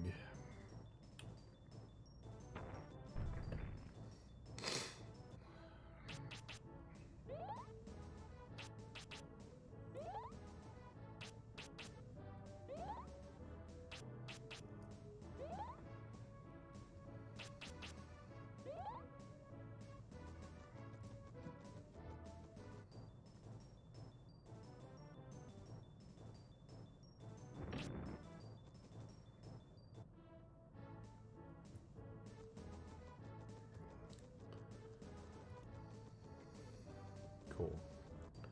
Alright. Cool. Wider legs. I might pronate the feet more, I might turn them out more, but for now...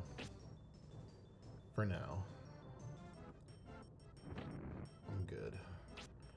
Let's do some spear.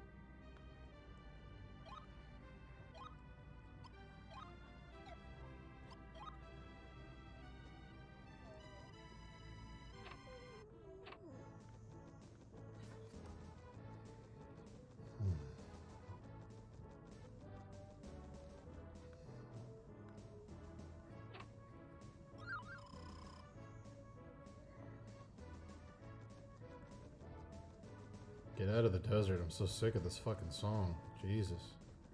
Get out of here. Do do ba do. Going to the fucking volcano, dude. We're so close to the good songs. I just want to hear them. All the songs in the Evil City are dope.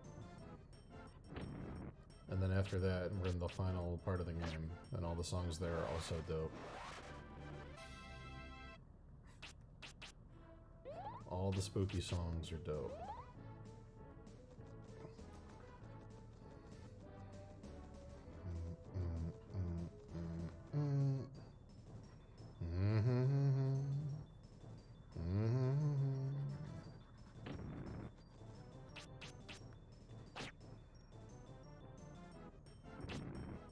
Yeah, I think they're going for that.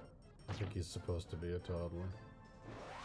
Let me, real quick, before I get ahead of myself. Yeah, I knew that was off.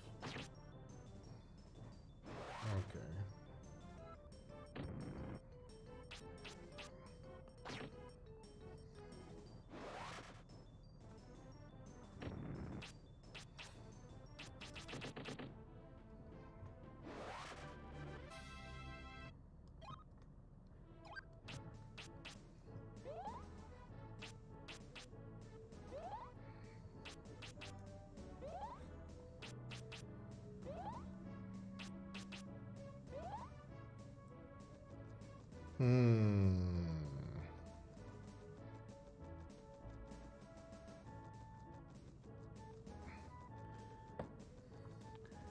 I know he's supposed to throw spears, but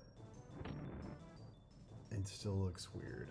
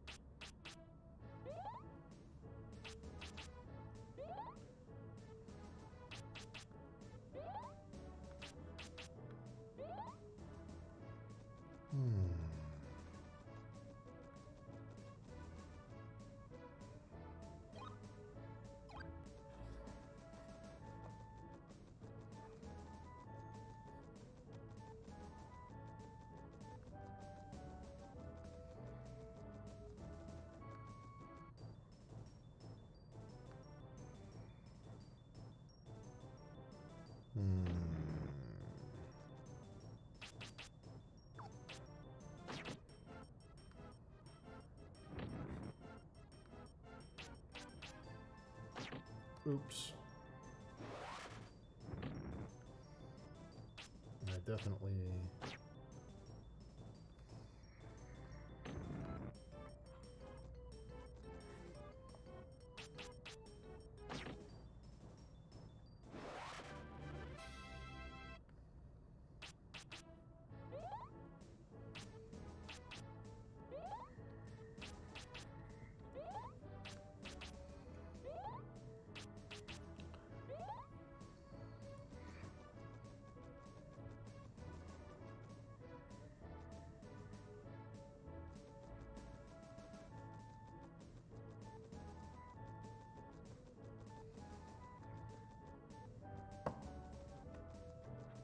Come on, go into the volcano.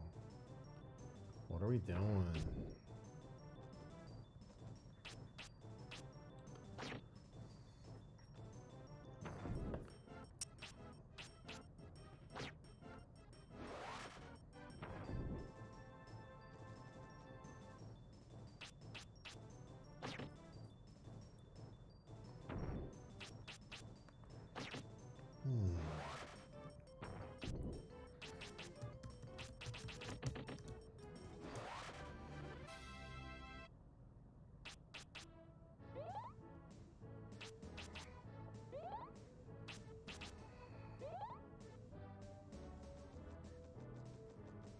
Give me a moment while I look at some historical references here.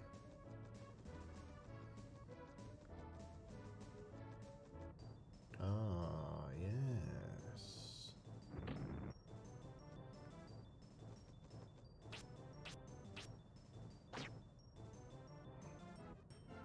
Oh.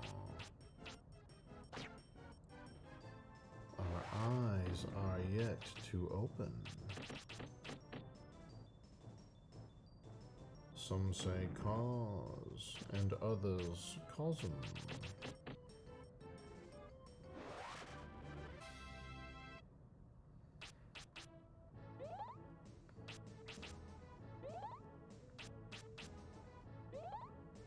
Alright. Okay.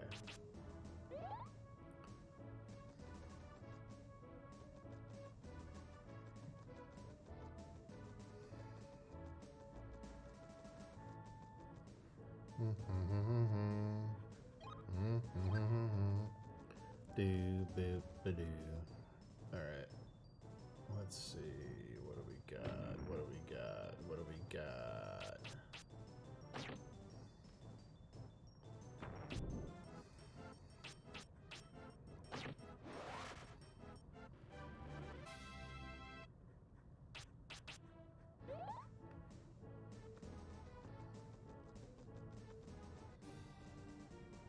Hell yeah.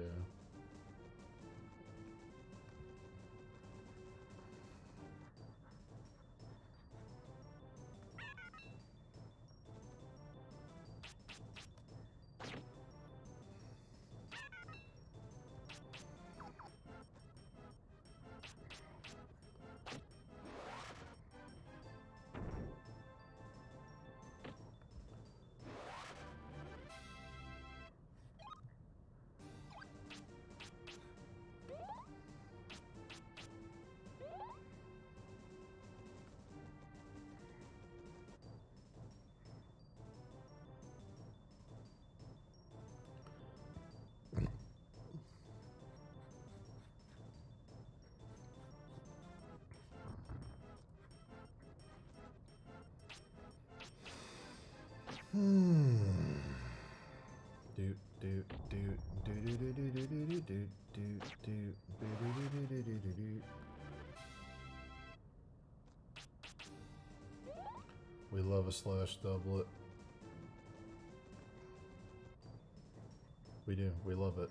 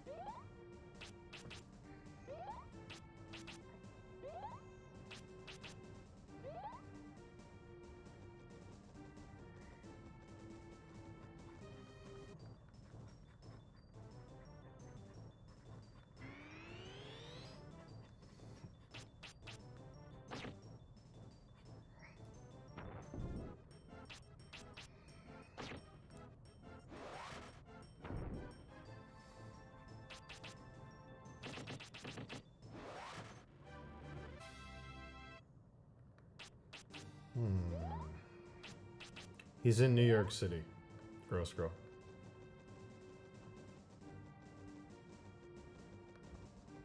He's in NYC.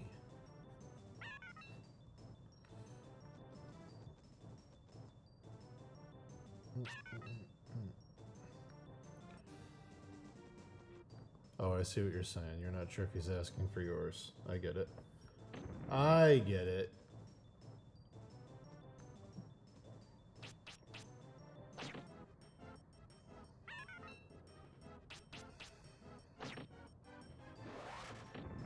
Grab some of this red over here.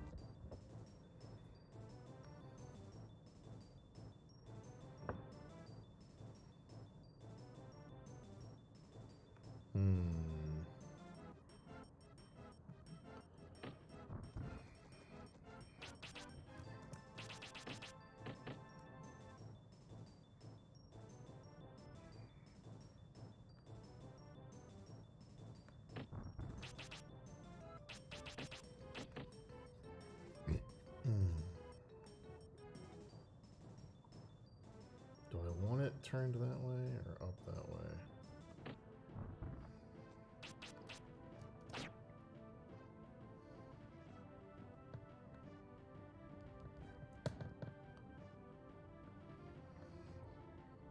Probably like that.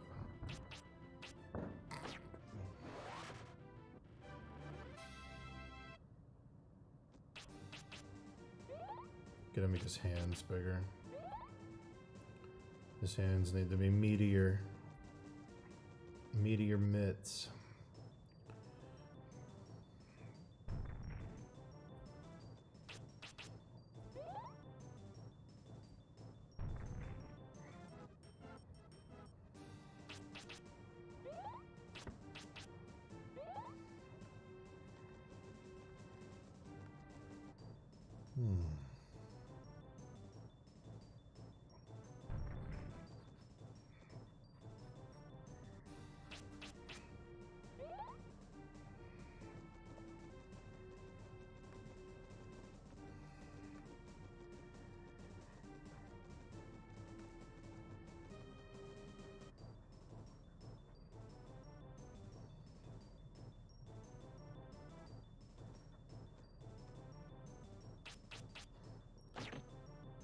If I could time travel, I'd go back to year 1 of art school, and I would run in the room and I'd go, Instagram's gonna be a thing. You can draw anything you want. You don't have to listen to these people. You can draw anything you want. You can draw skeletons and costumes and get millions of followers. Ah! And then I'd get ripped through the time spiral back to my modern day. But at least young me would know. At least young me would know that I could spend all that time drawing fun stuff instead of thinking I had to be a commercial artist.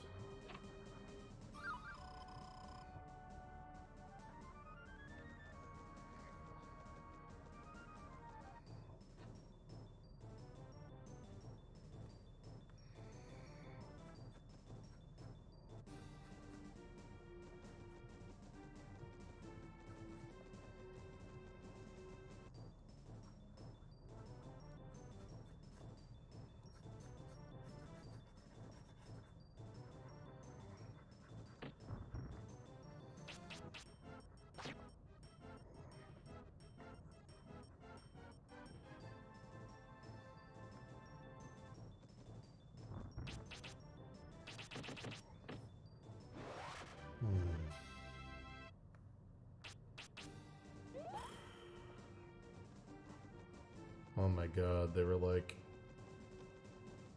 It was like, draw this poster for regional food. Draw a poster for Chinese food. Do a political cartoon. Draw the politician currently in office as a clown in a circus. Because politics is a circus. It's true. Life isn't bad, Sharky. I'm just feeling I'm feeling the increasing rapidity of the cruel passage of time.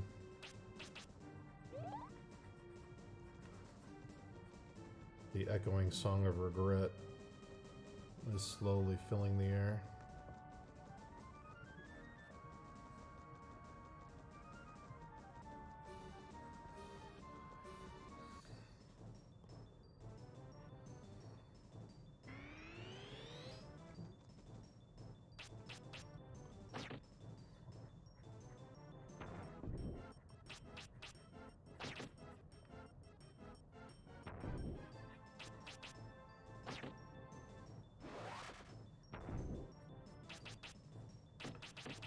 There's a point in everybody's life.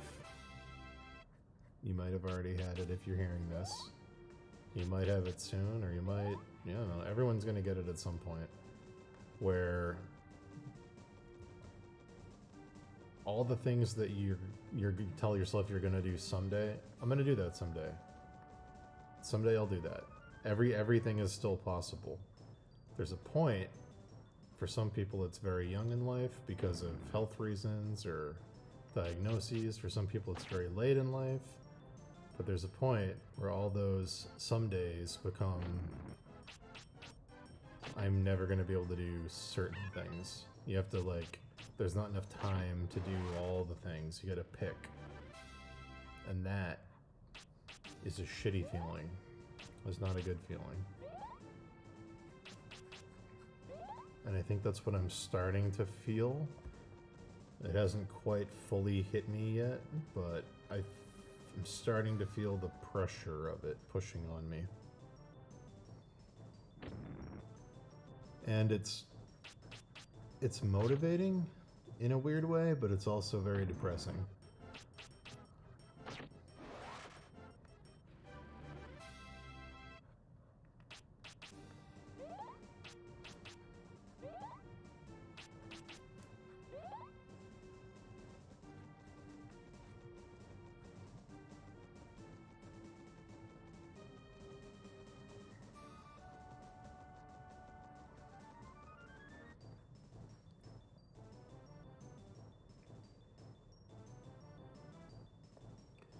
Well, I'm proud of you too, buddy.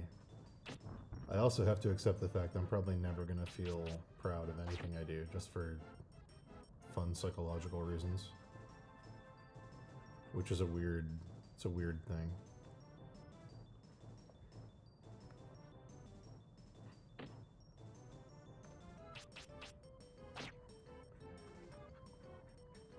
But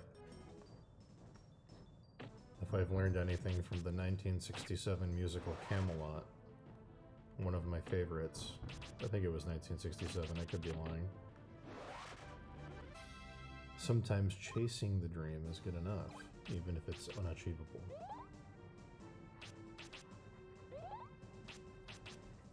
Sometimes the pursuit is the point.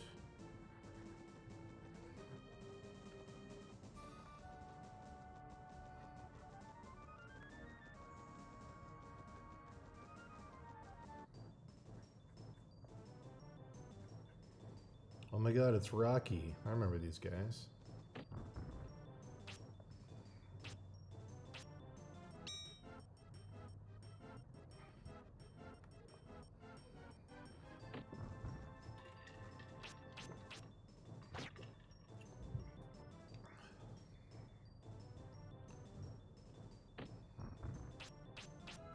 So, if you're watching the game and you're wondering what's going on, which I'm sure none of you are, this character has broken the game because they have spec'd enough points into Earth to get a spell called Magic Barrier.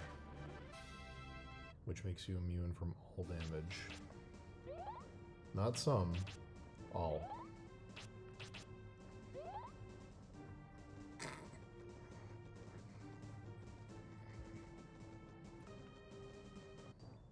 I usually never got that spell as a kid because I felt like it broke the game.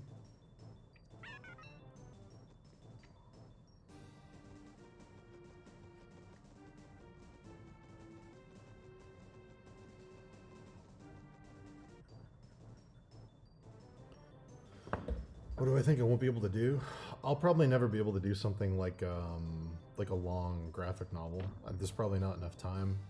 Like when you read about like Miura and like people like that, like I'm probably never gonna, not probably, I'm never gonna be one of those. It's like,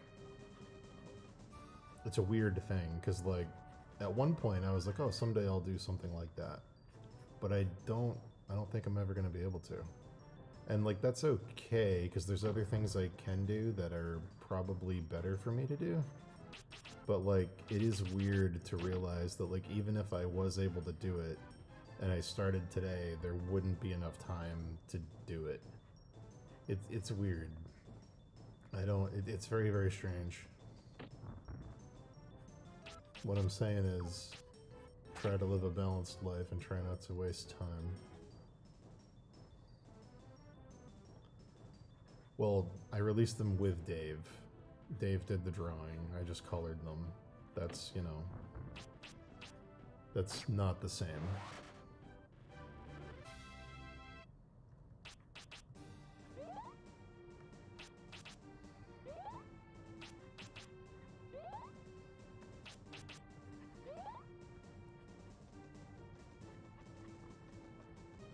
But I was reading Berserk the other night and I was like, God damn.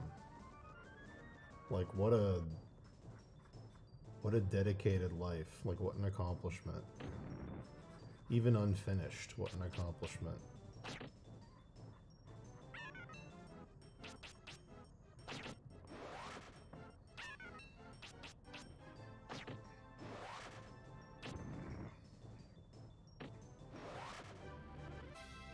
But listen guys, I have major depressive disorder, okay? It's been diagnosed. Don't come here. Don't come here for advice on stuff, okay? On emotional things. No advice on emotional things from me. Find a therapist, find a life coach. Get a personal trainer. Don't talk to my fucking Eeyore doom and gloom brain.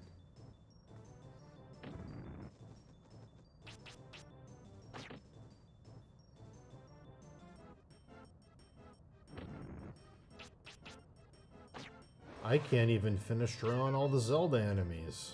Good lord.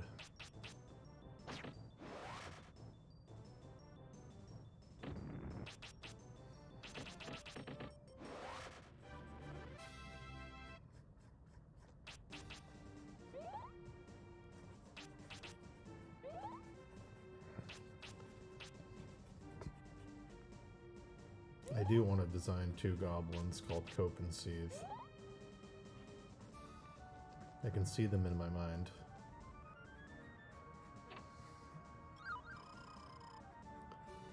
One always copes and one always seethes.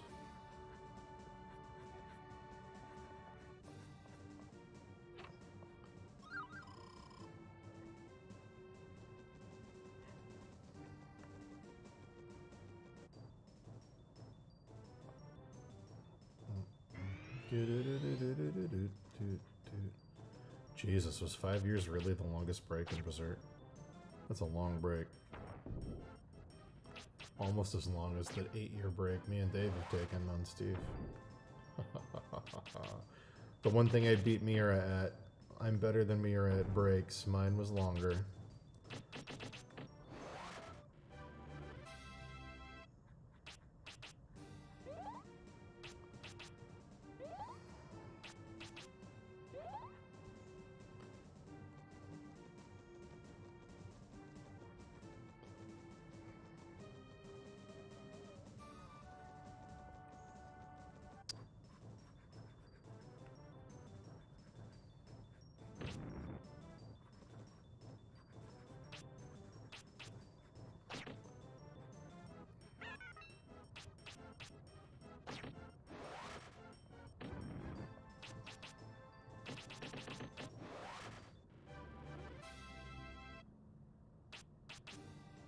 True. What's his longest break? Do I even want to know? How bad is it?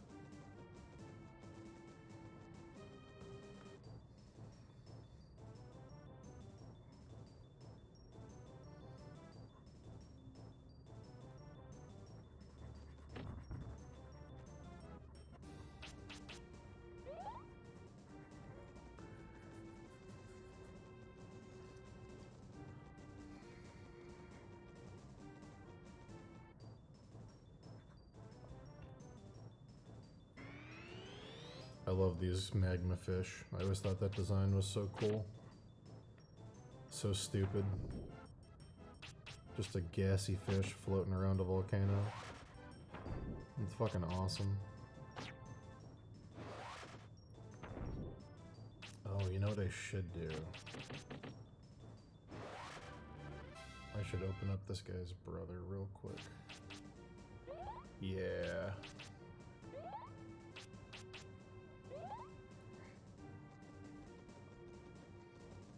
Give me 1 second. I want to make sure that these are similar.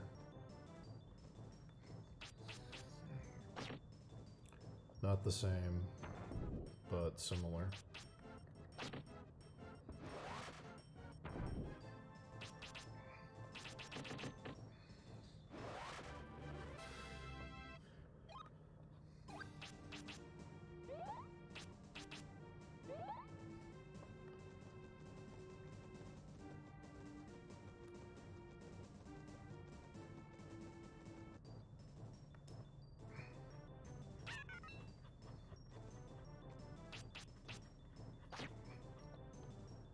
Bring that way down.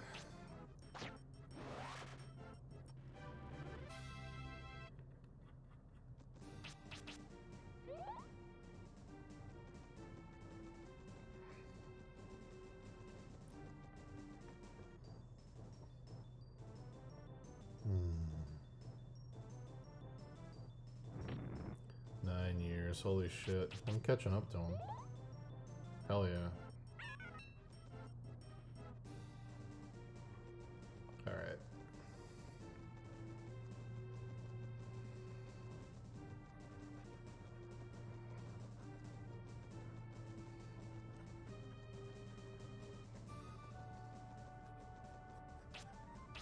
Come on, where's Fargo? I just remember he, like, punches a fire laser at you. If I remember correctly. Yeah.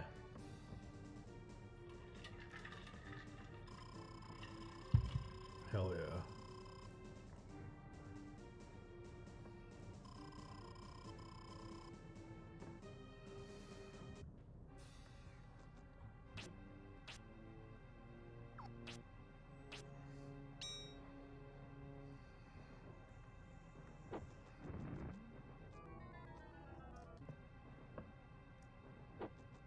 Yeah.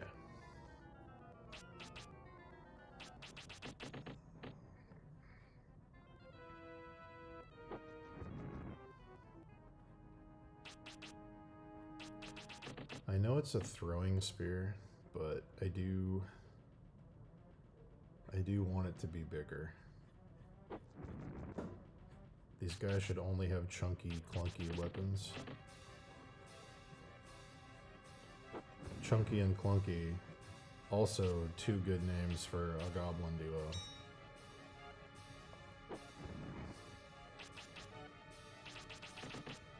One of them's like a little tiny goblin inside an oversized suit of armor that's patched together from a bunch of different suits of armor, so he's clunky.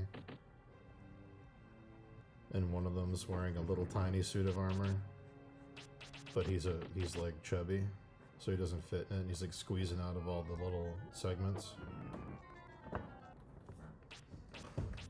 Chunky and Clunky. I can see them in my head.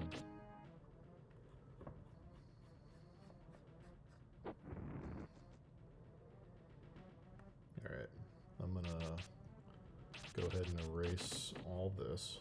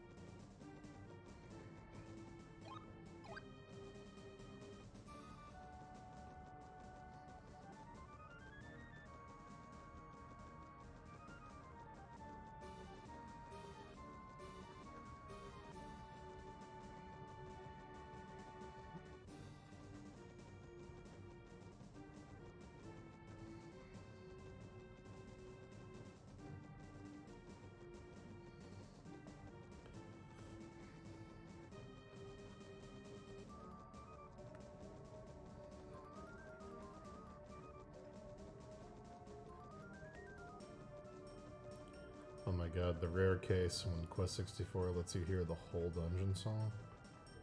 No encounters. Never happens. Alright, it's all good songs. The rest of the game is all bangers.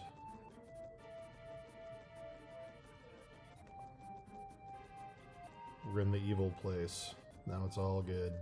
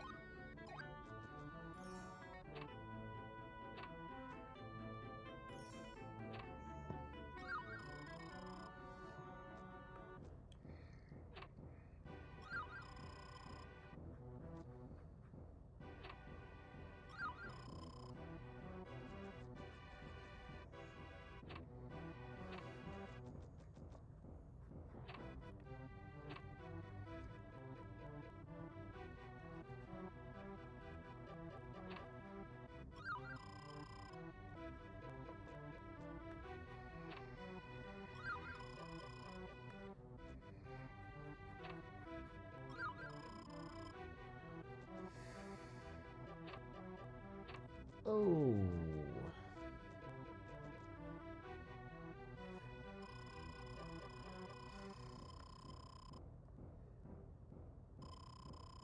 Thank you.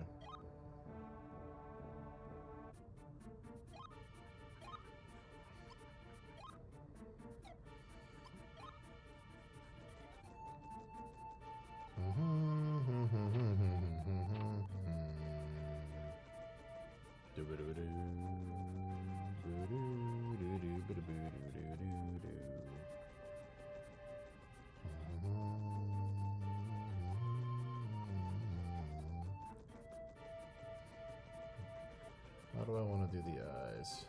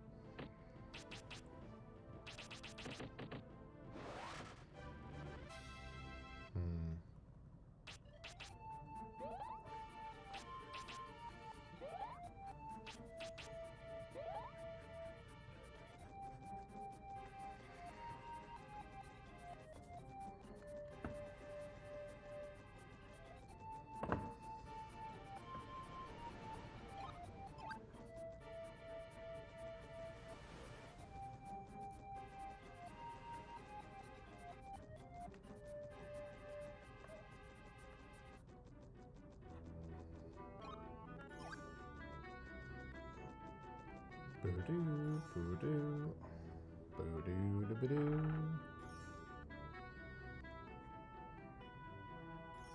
Da-ba-doo.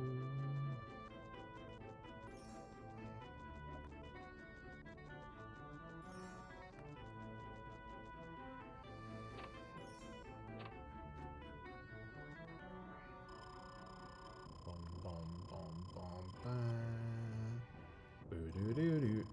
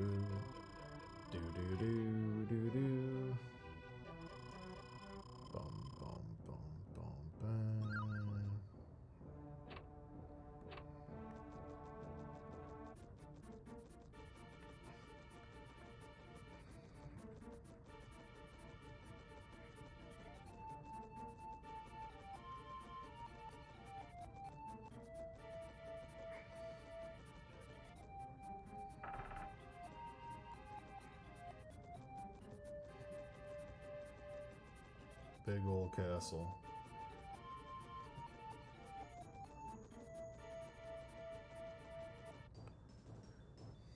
Ugh.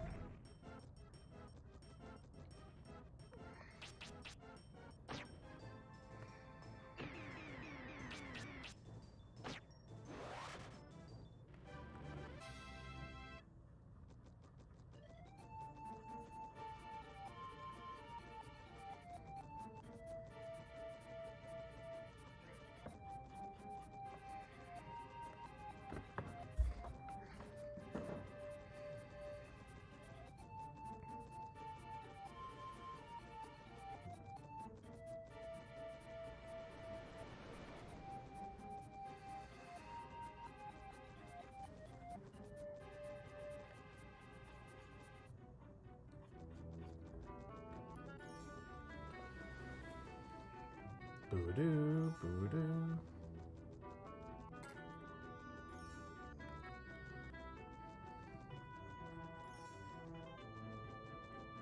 I love the song inside the castle.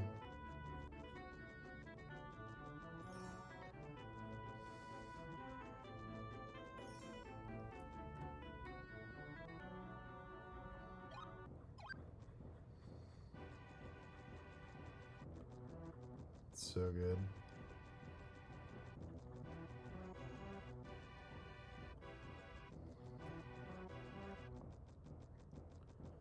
Boo, boo, boo. Do, do, do.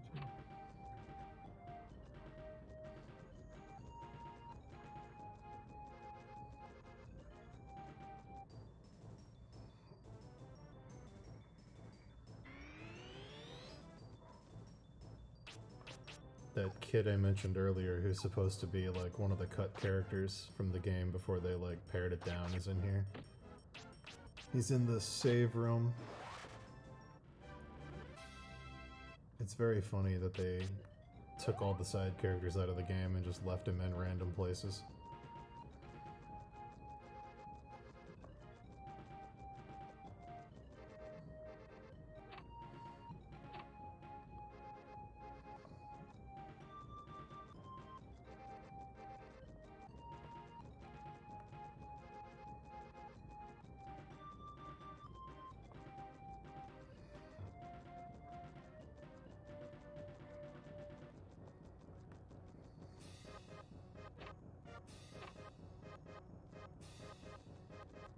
Hell yeah.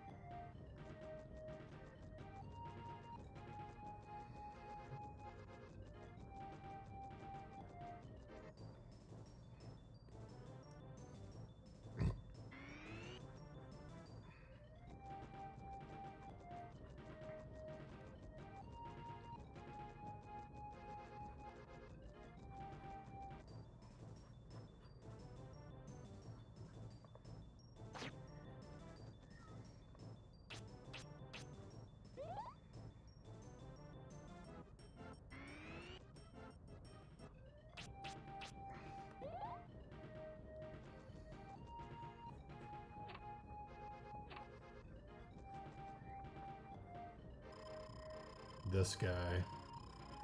This is the boss I died to the most when I played this as a kid. I could not beat this guy.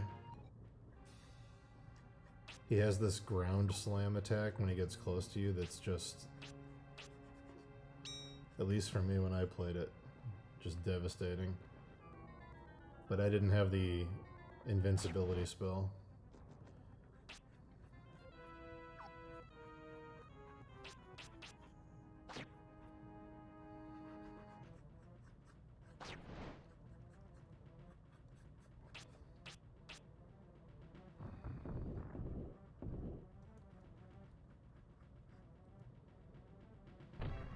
That spell.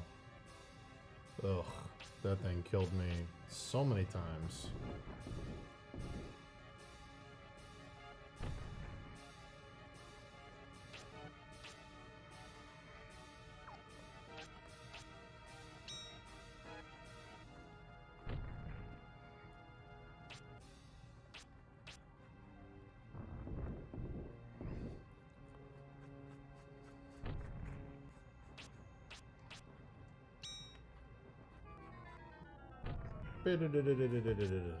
Banana.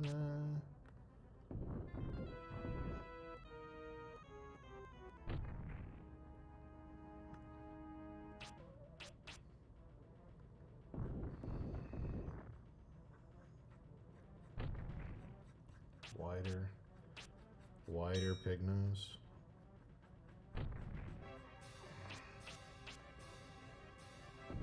Yeah, yes. Wider pig nose is a yes.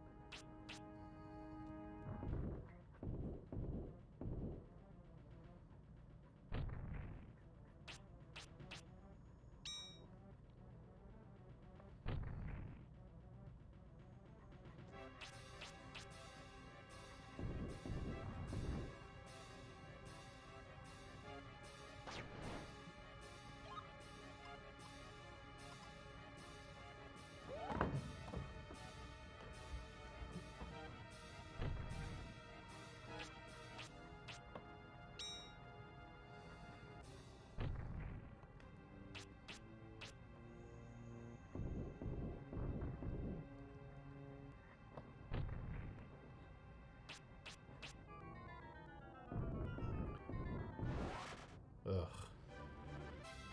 That boss sucked so much as a kid.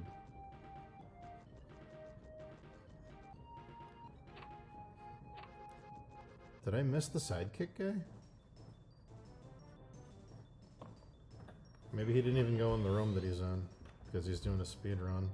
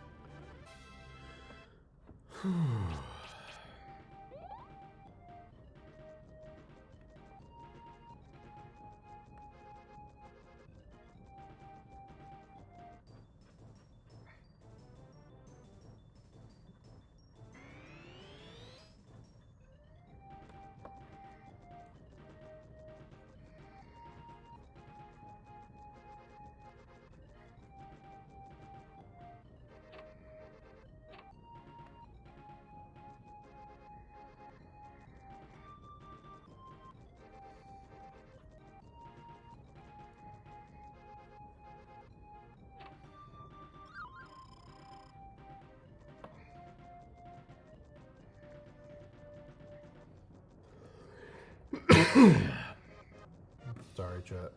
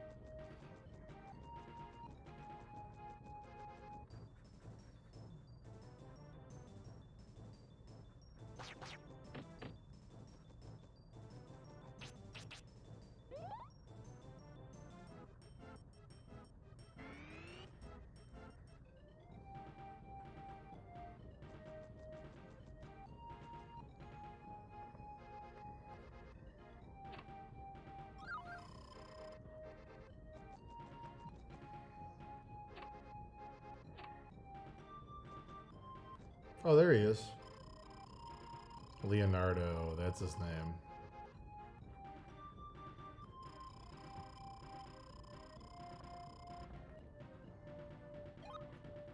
The other guy.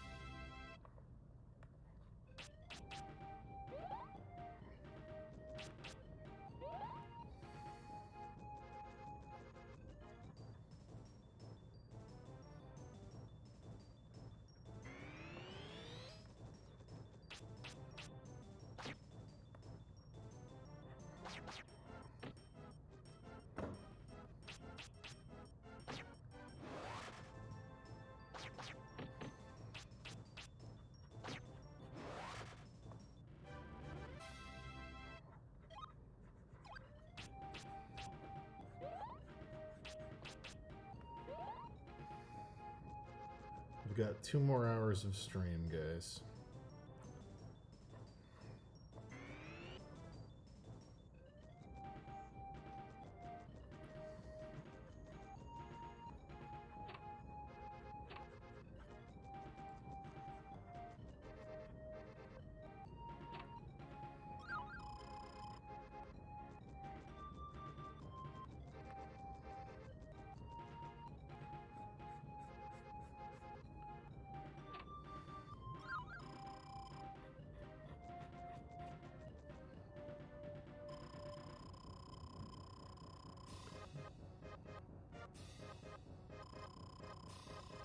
Oh my god, it's his dad.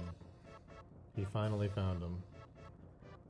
And his buddy Shannon has betrayed him. Oh my goodness.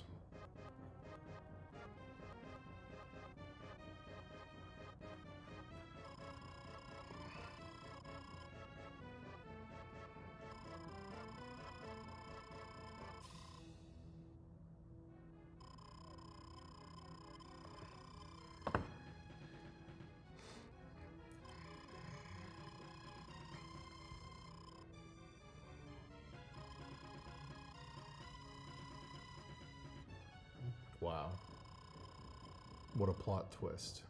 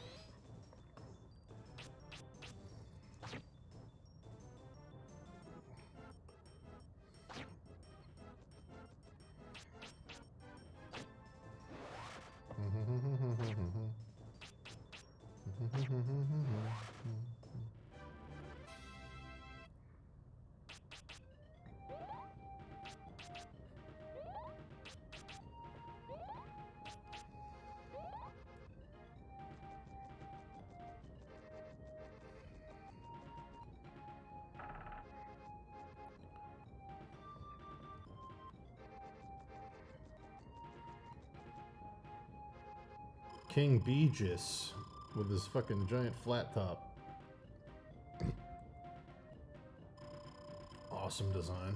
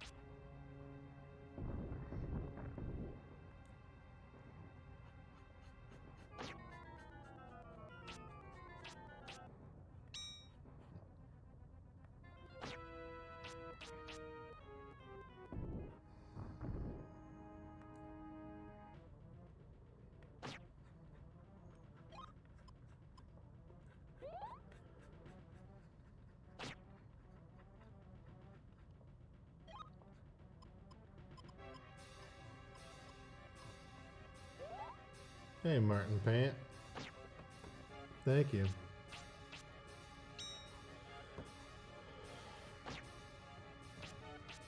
Working on this design.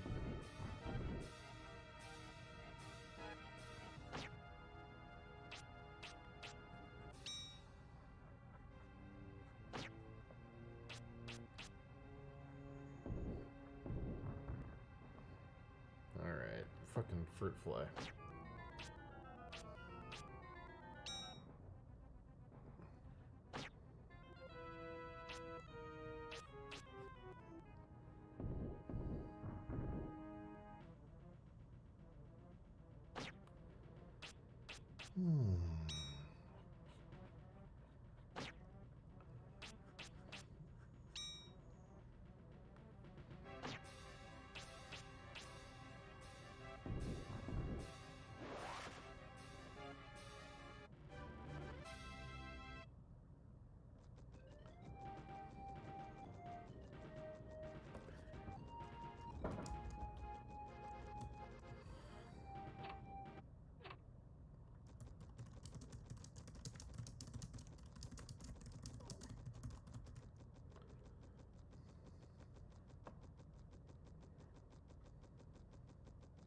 Yeah, Clair Obscure. That first act is dope.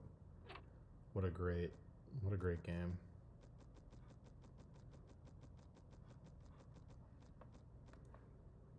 No spoilers for people that haven't played. Boy, it's great though.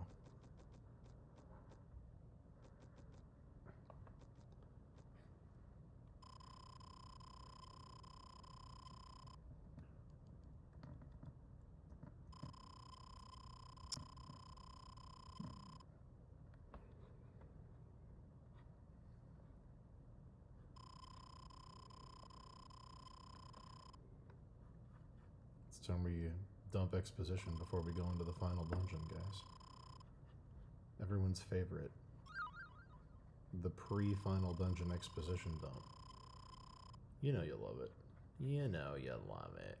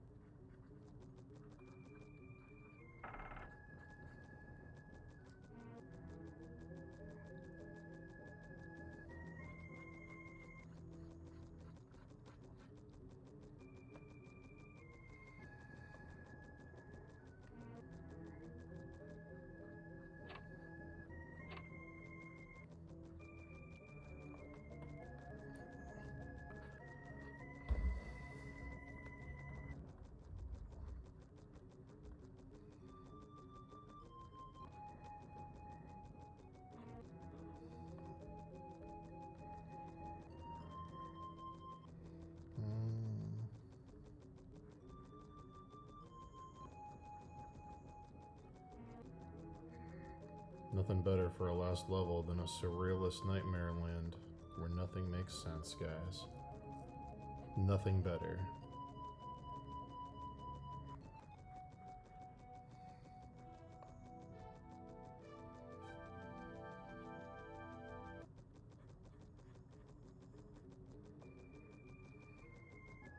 Everyone's favorite. Oh!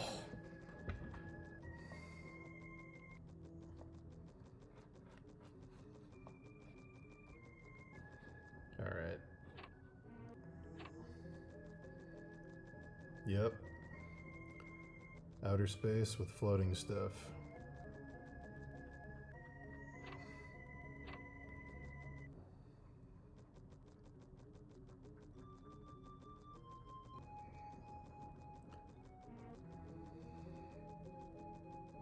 Bruh. No encounters yet? What's going on, dude?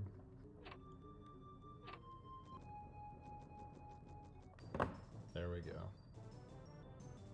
Finally.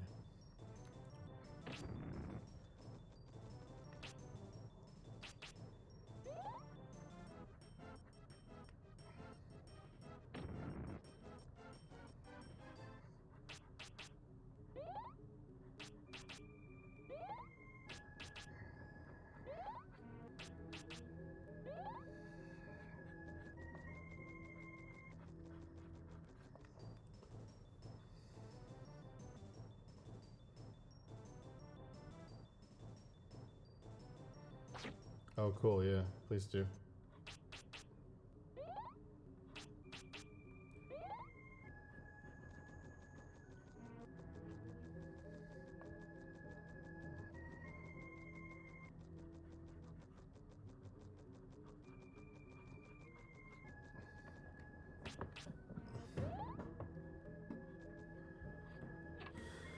Okay.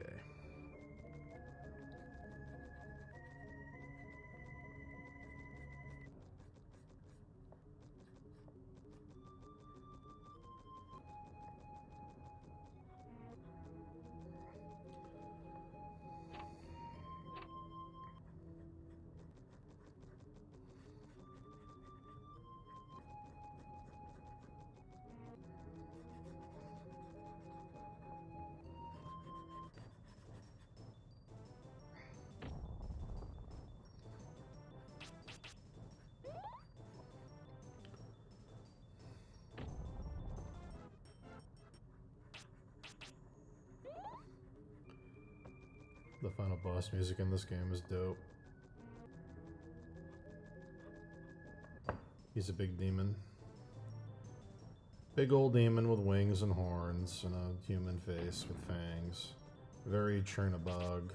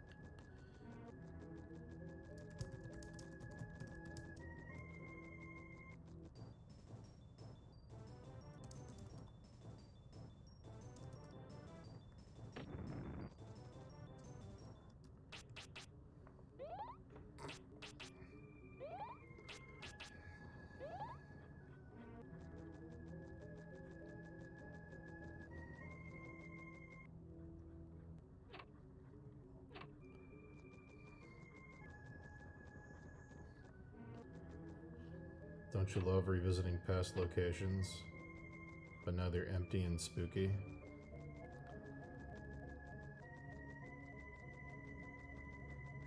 Wow.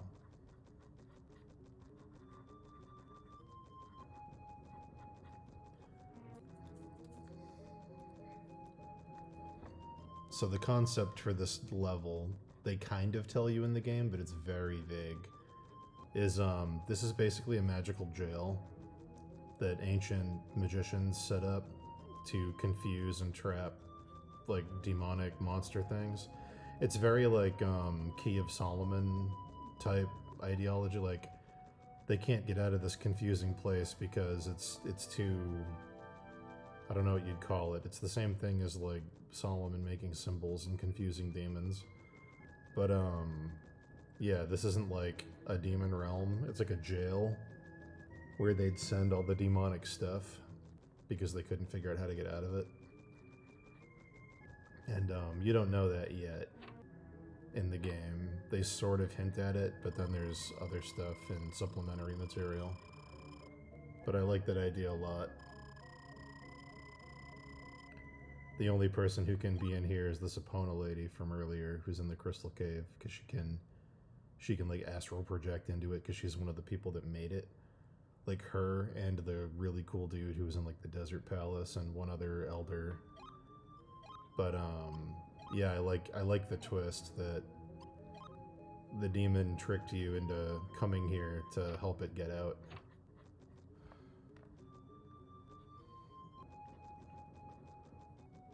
So yeah, you're not like in like the evil castle of the final boss. You're in a jail that he was put inside of.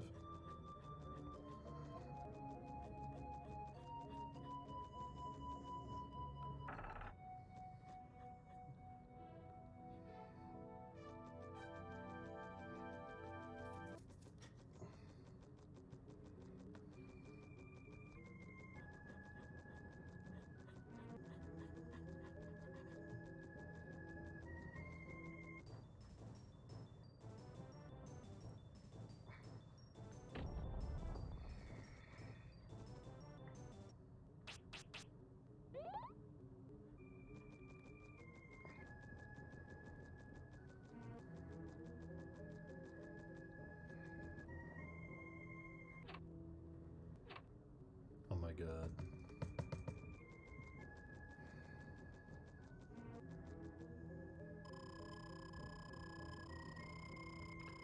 This is where Shannon tells you that she's not actually a human.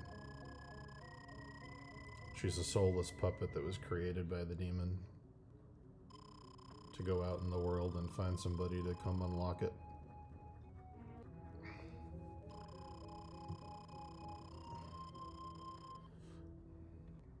But maybe she does have humanity after all. Wow. Maybe watching Brian on his Quest 64, she's learned what it means to be human.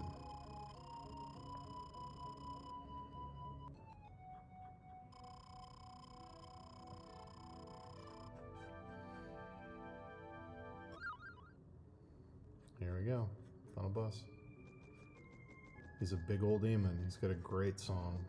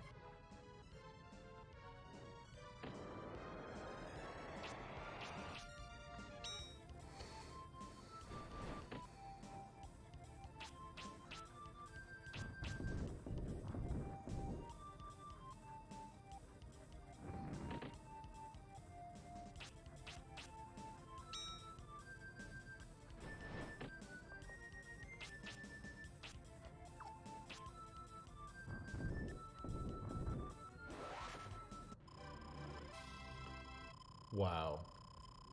And that's the end, because there's really nothing else after this. There's really not much after this. There's some text. Shannon says, maybe I can be a human after all. That's the end of Quest 64.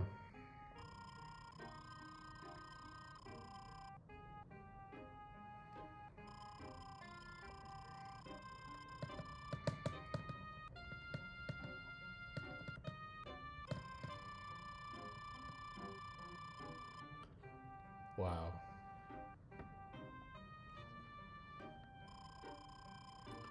I know what I need to listen to. We listened to it the other day, but I gotta listen to it again, okay? I just need it. I need the vibes, alright? I need the vibes for this last 90 minutes of stream, okay?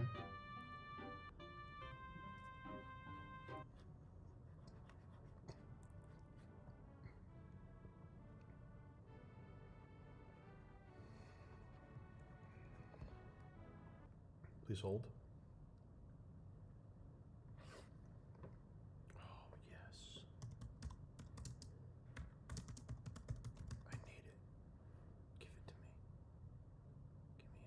it. Give me it. Come on.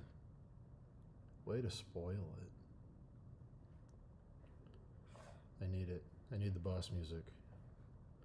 Do do do do do do do do do do do do do do.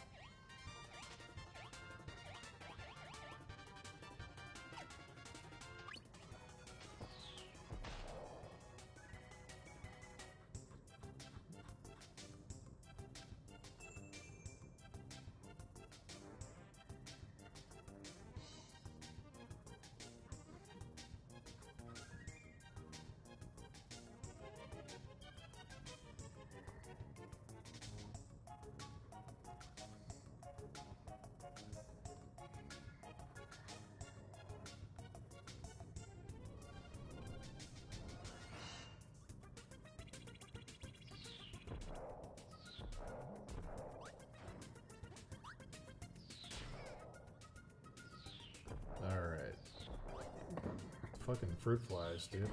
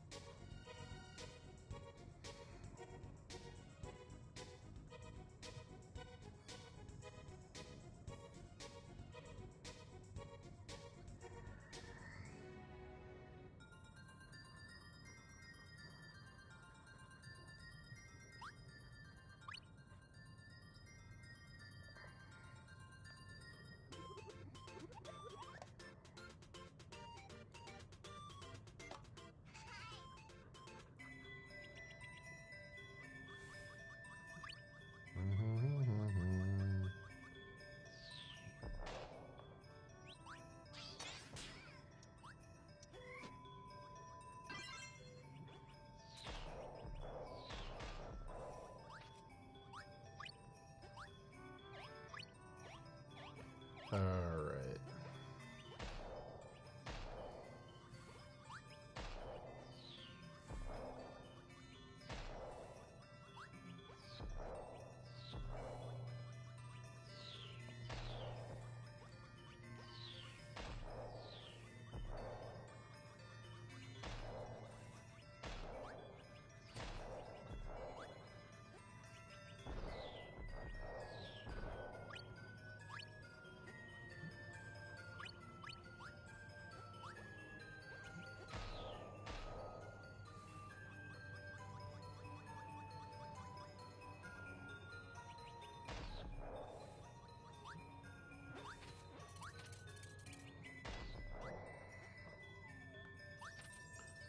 Do, do, do, do, do, do, do, do.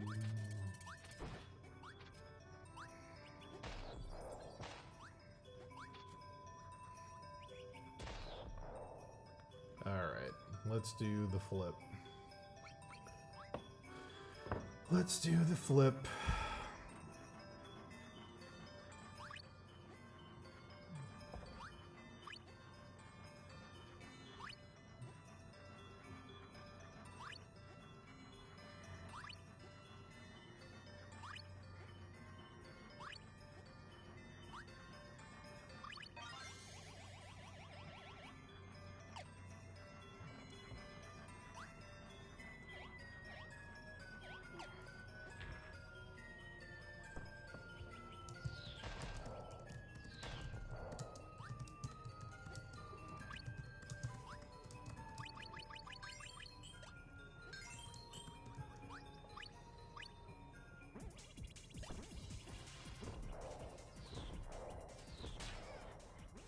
Oh.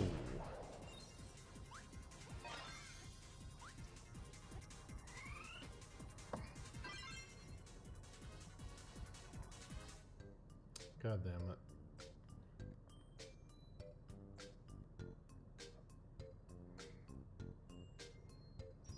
There we go.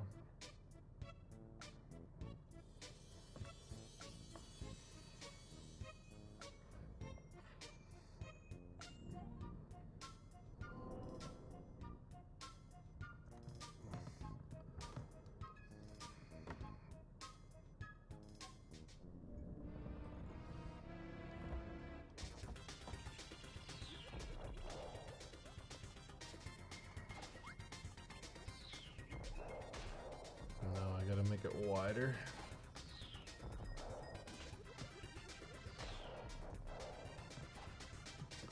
That's good, actually. It gives me more room to... Yeah.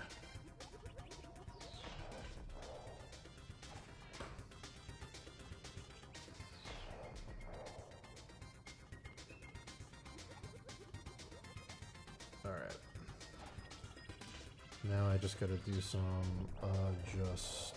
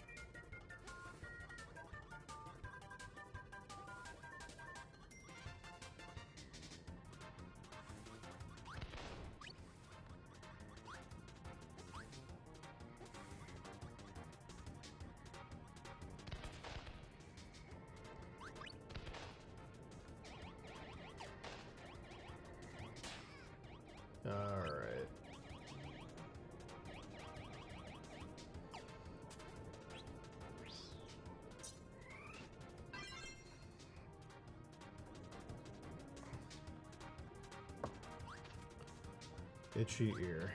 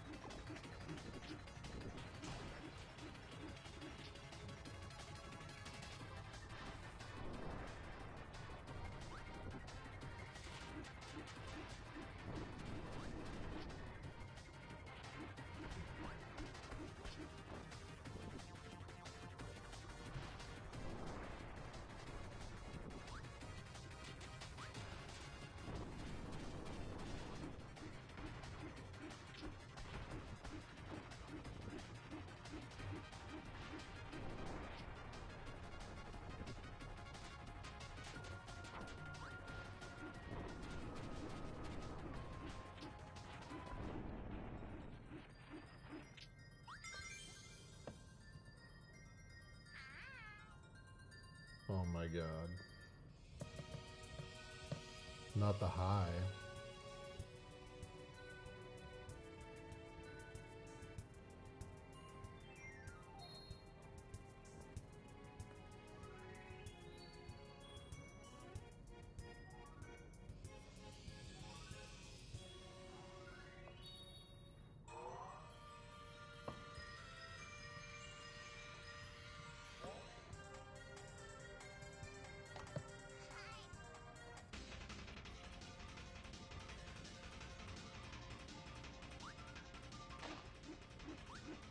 The music in this game is so fucking good.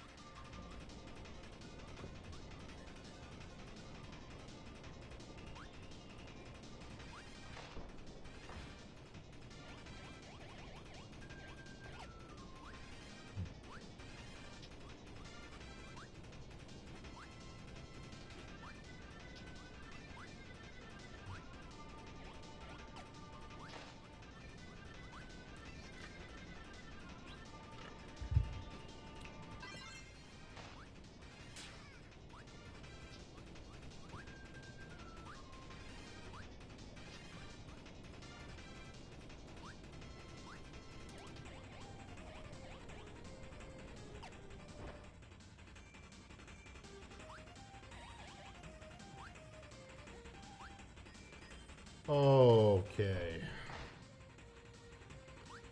It's Ganon, and it's a spear. I did it. It only took fucking forever.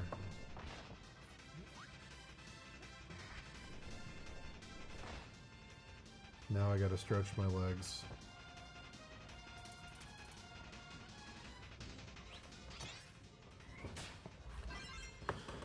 Oh, kill me.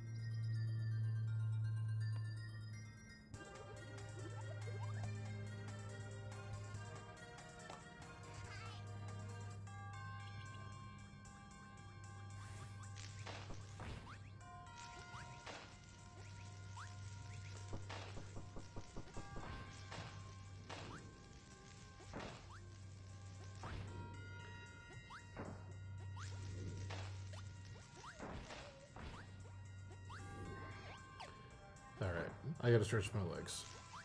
Oh.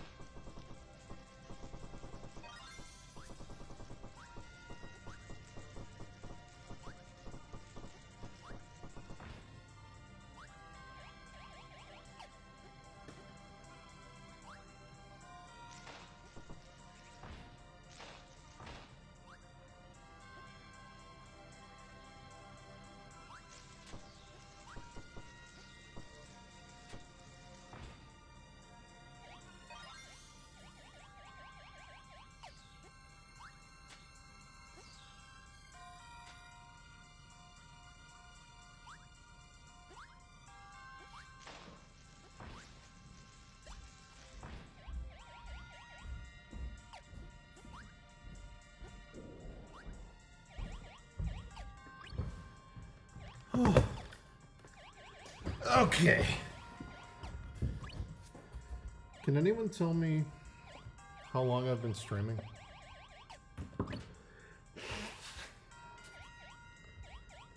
YouTube's bugging out and it's not showing me. It still has the press to go live button. It doesn't even think I started the stream yet.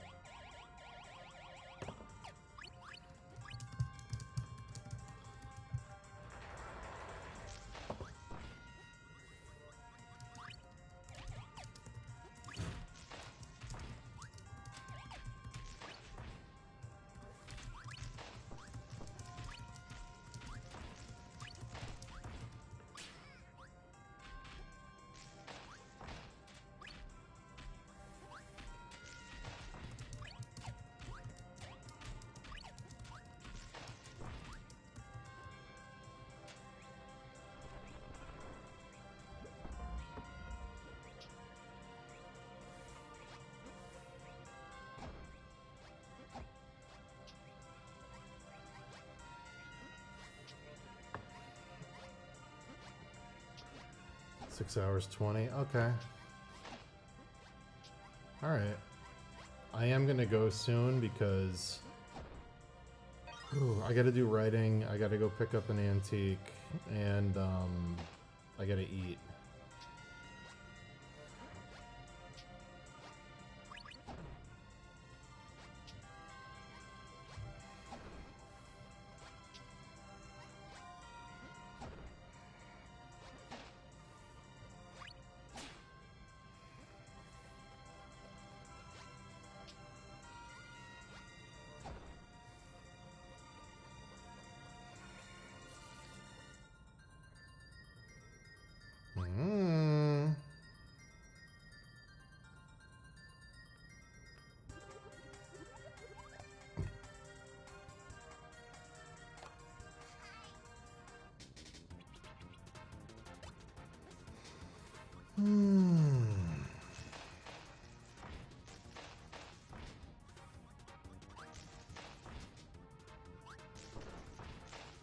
How do I find the endurance for 6 hours? Dude, you can ask anyone. I could go for 14 if I just didn't have other shit to do. I've done streams, I've done 24-hour streams in the past. Like, I can... The only thing that stops me from painting is other shit that I have to do. If there was nothing else to do, if I didn't have to go to the gym, if I didn't have to write, if I didn't have to go do real life stuff, oh man, I'd be streaming all the time.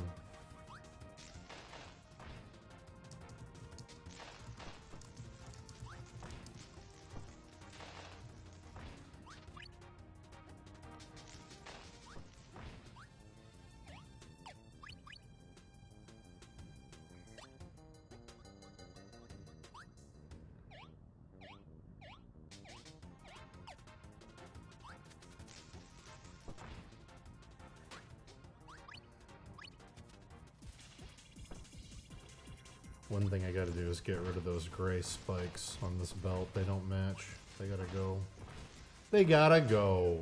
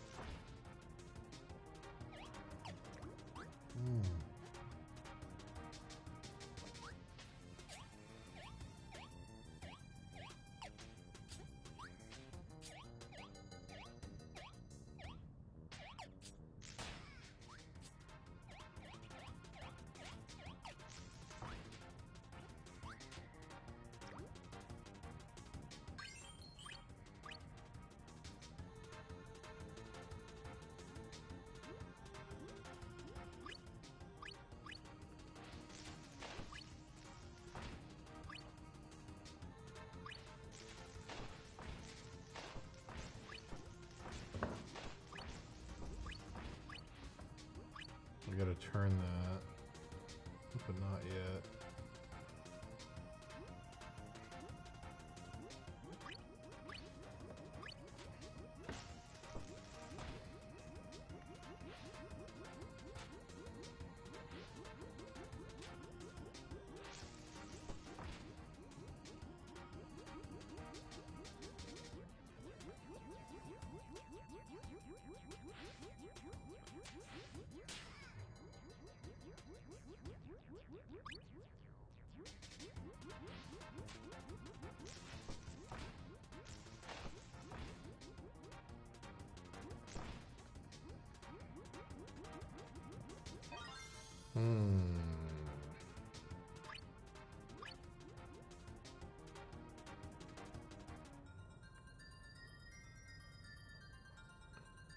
Say it, say hi, say it, you piece of shit, say it. God damn it. Ah, there it is, thank God.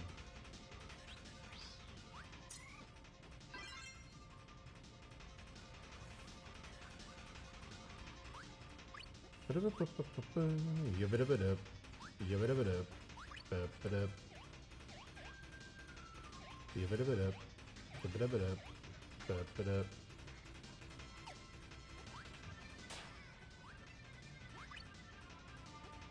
But a bit.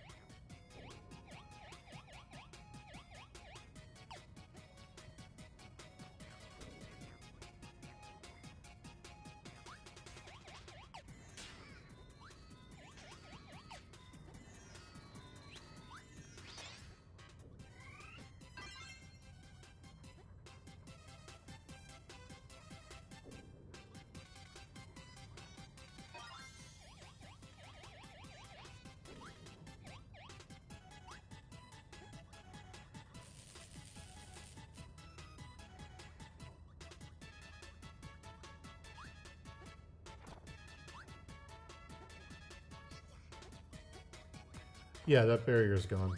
You can do whatever you want. Fine art's in the eye of the beholder. And if your illustrations are classy enough, they go full circle and become fine art.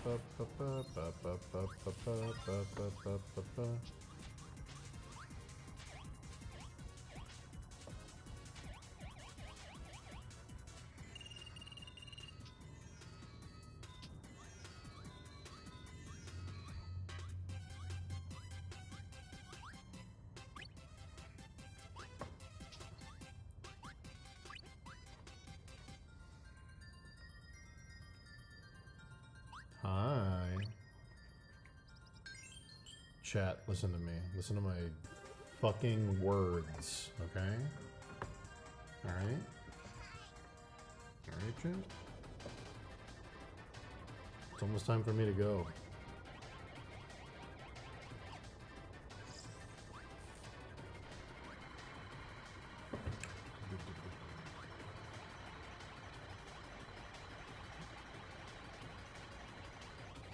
I know I said till 5, but I'm getting anxious because I forgot to eat.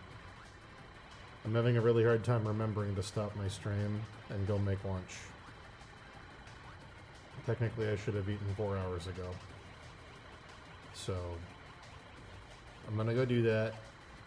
I'm gonna prioritize my health. I know, it's boring. Boring.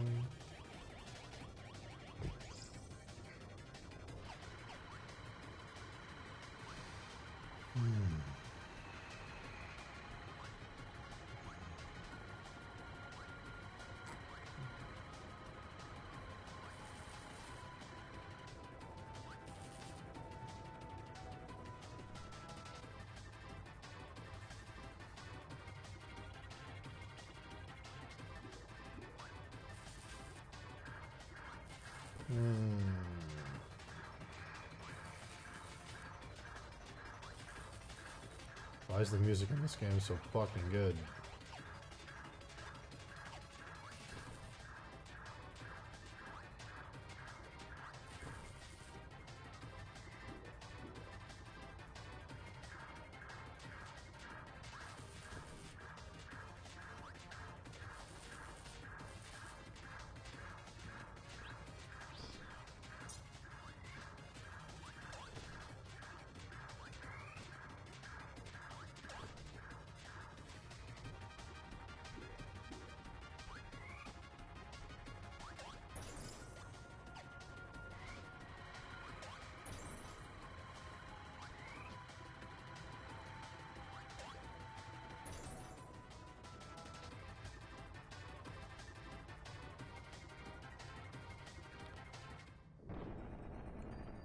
Probably needs to be there. Hi.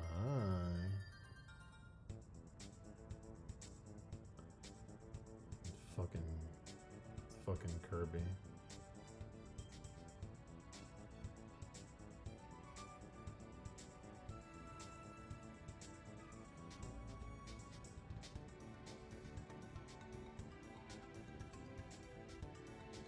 There it is. Alright.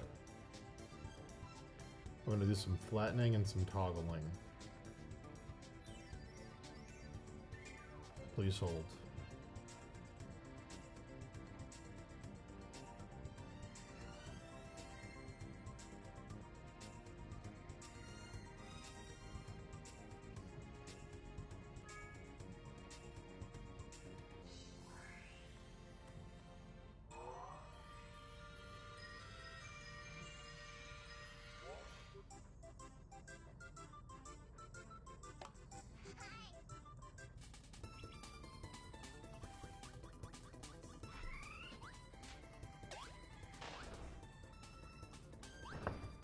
Doop boop boop boop boop.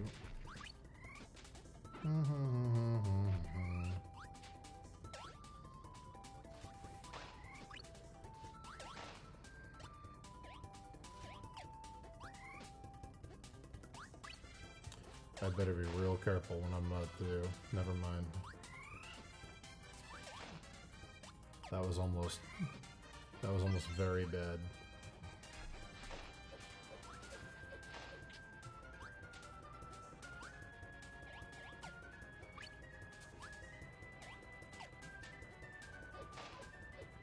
I almost flattened that spear in a way where I wouldn't have been able to move it later if I decided to move it.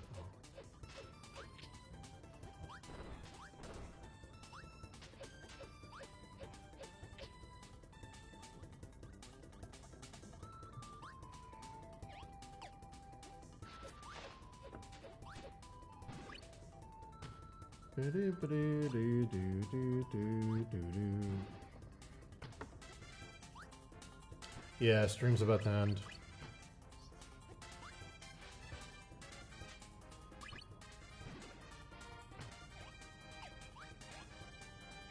I gotta go eat. As much as I'd love not to. I gotta go eat.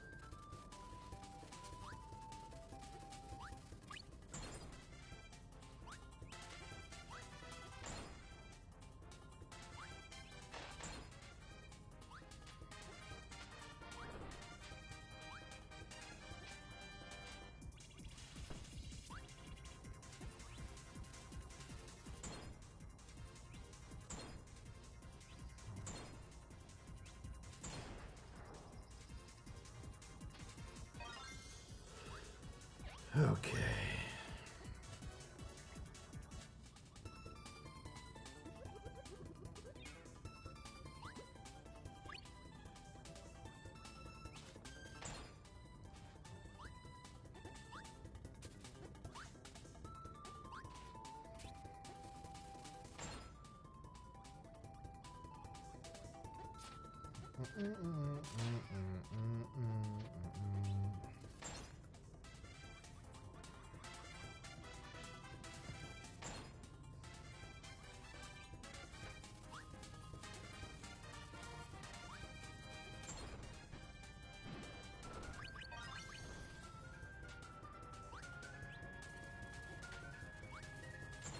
All right, so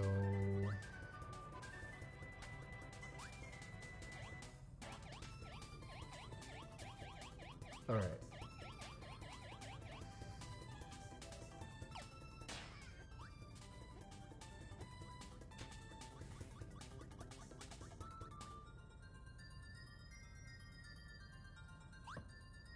The heck?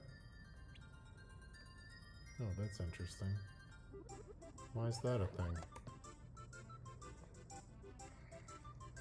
Okay. Hi. Alright. I just want to look at how far this guy's come.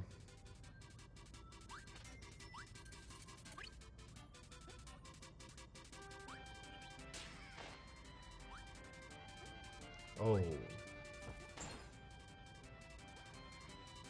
Wow.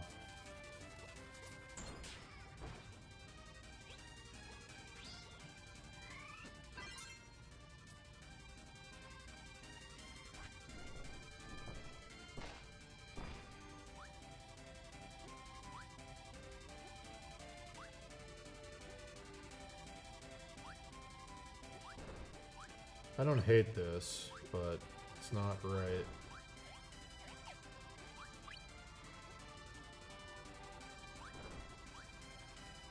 Yeah. Yeah. Okay.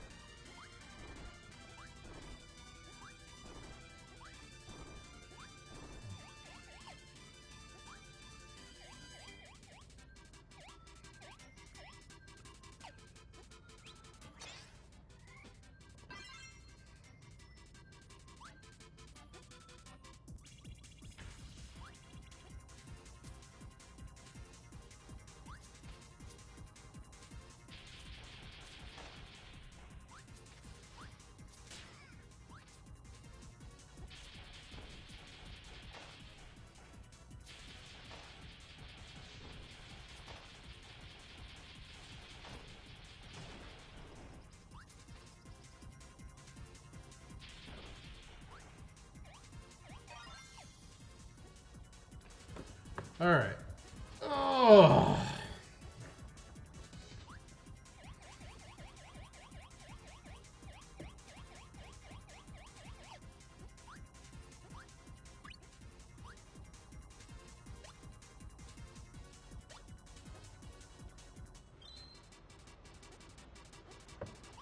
Yeah. All right.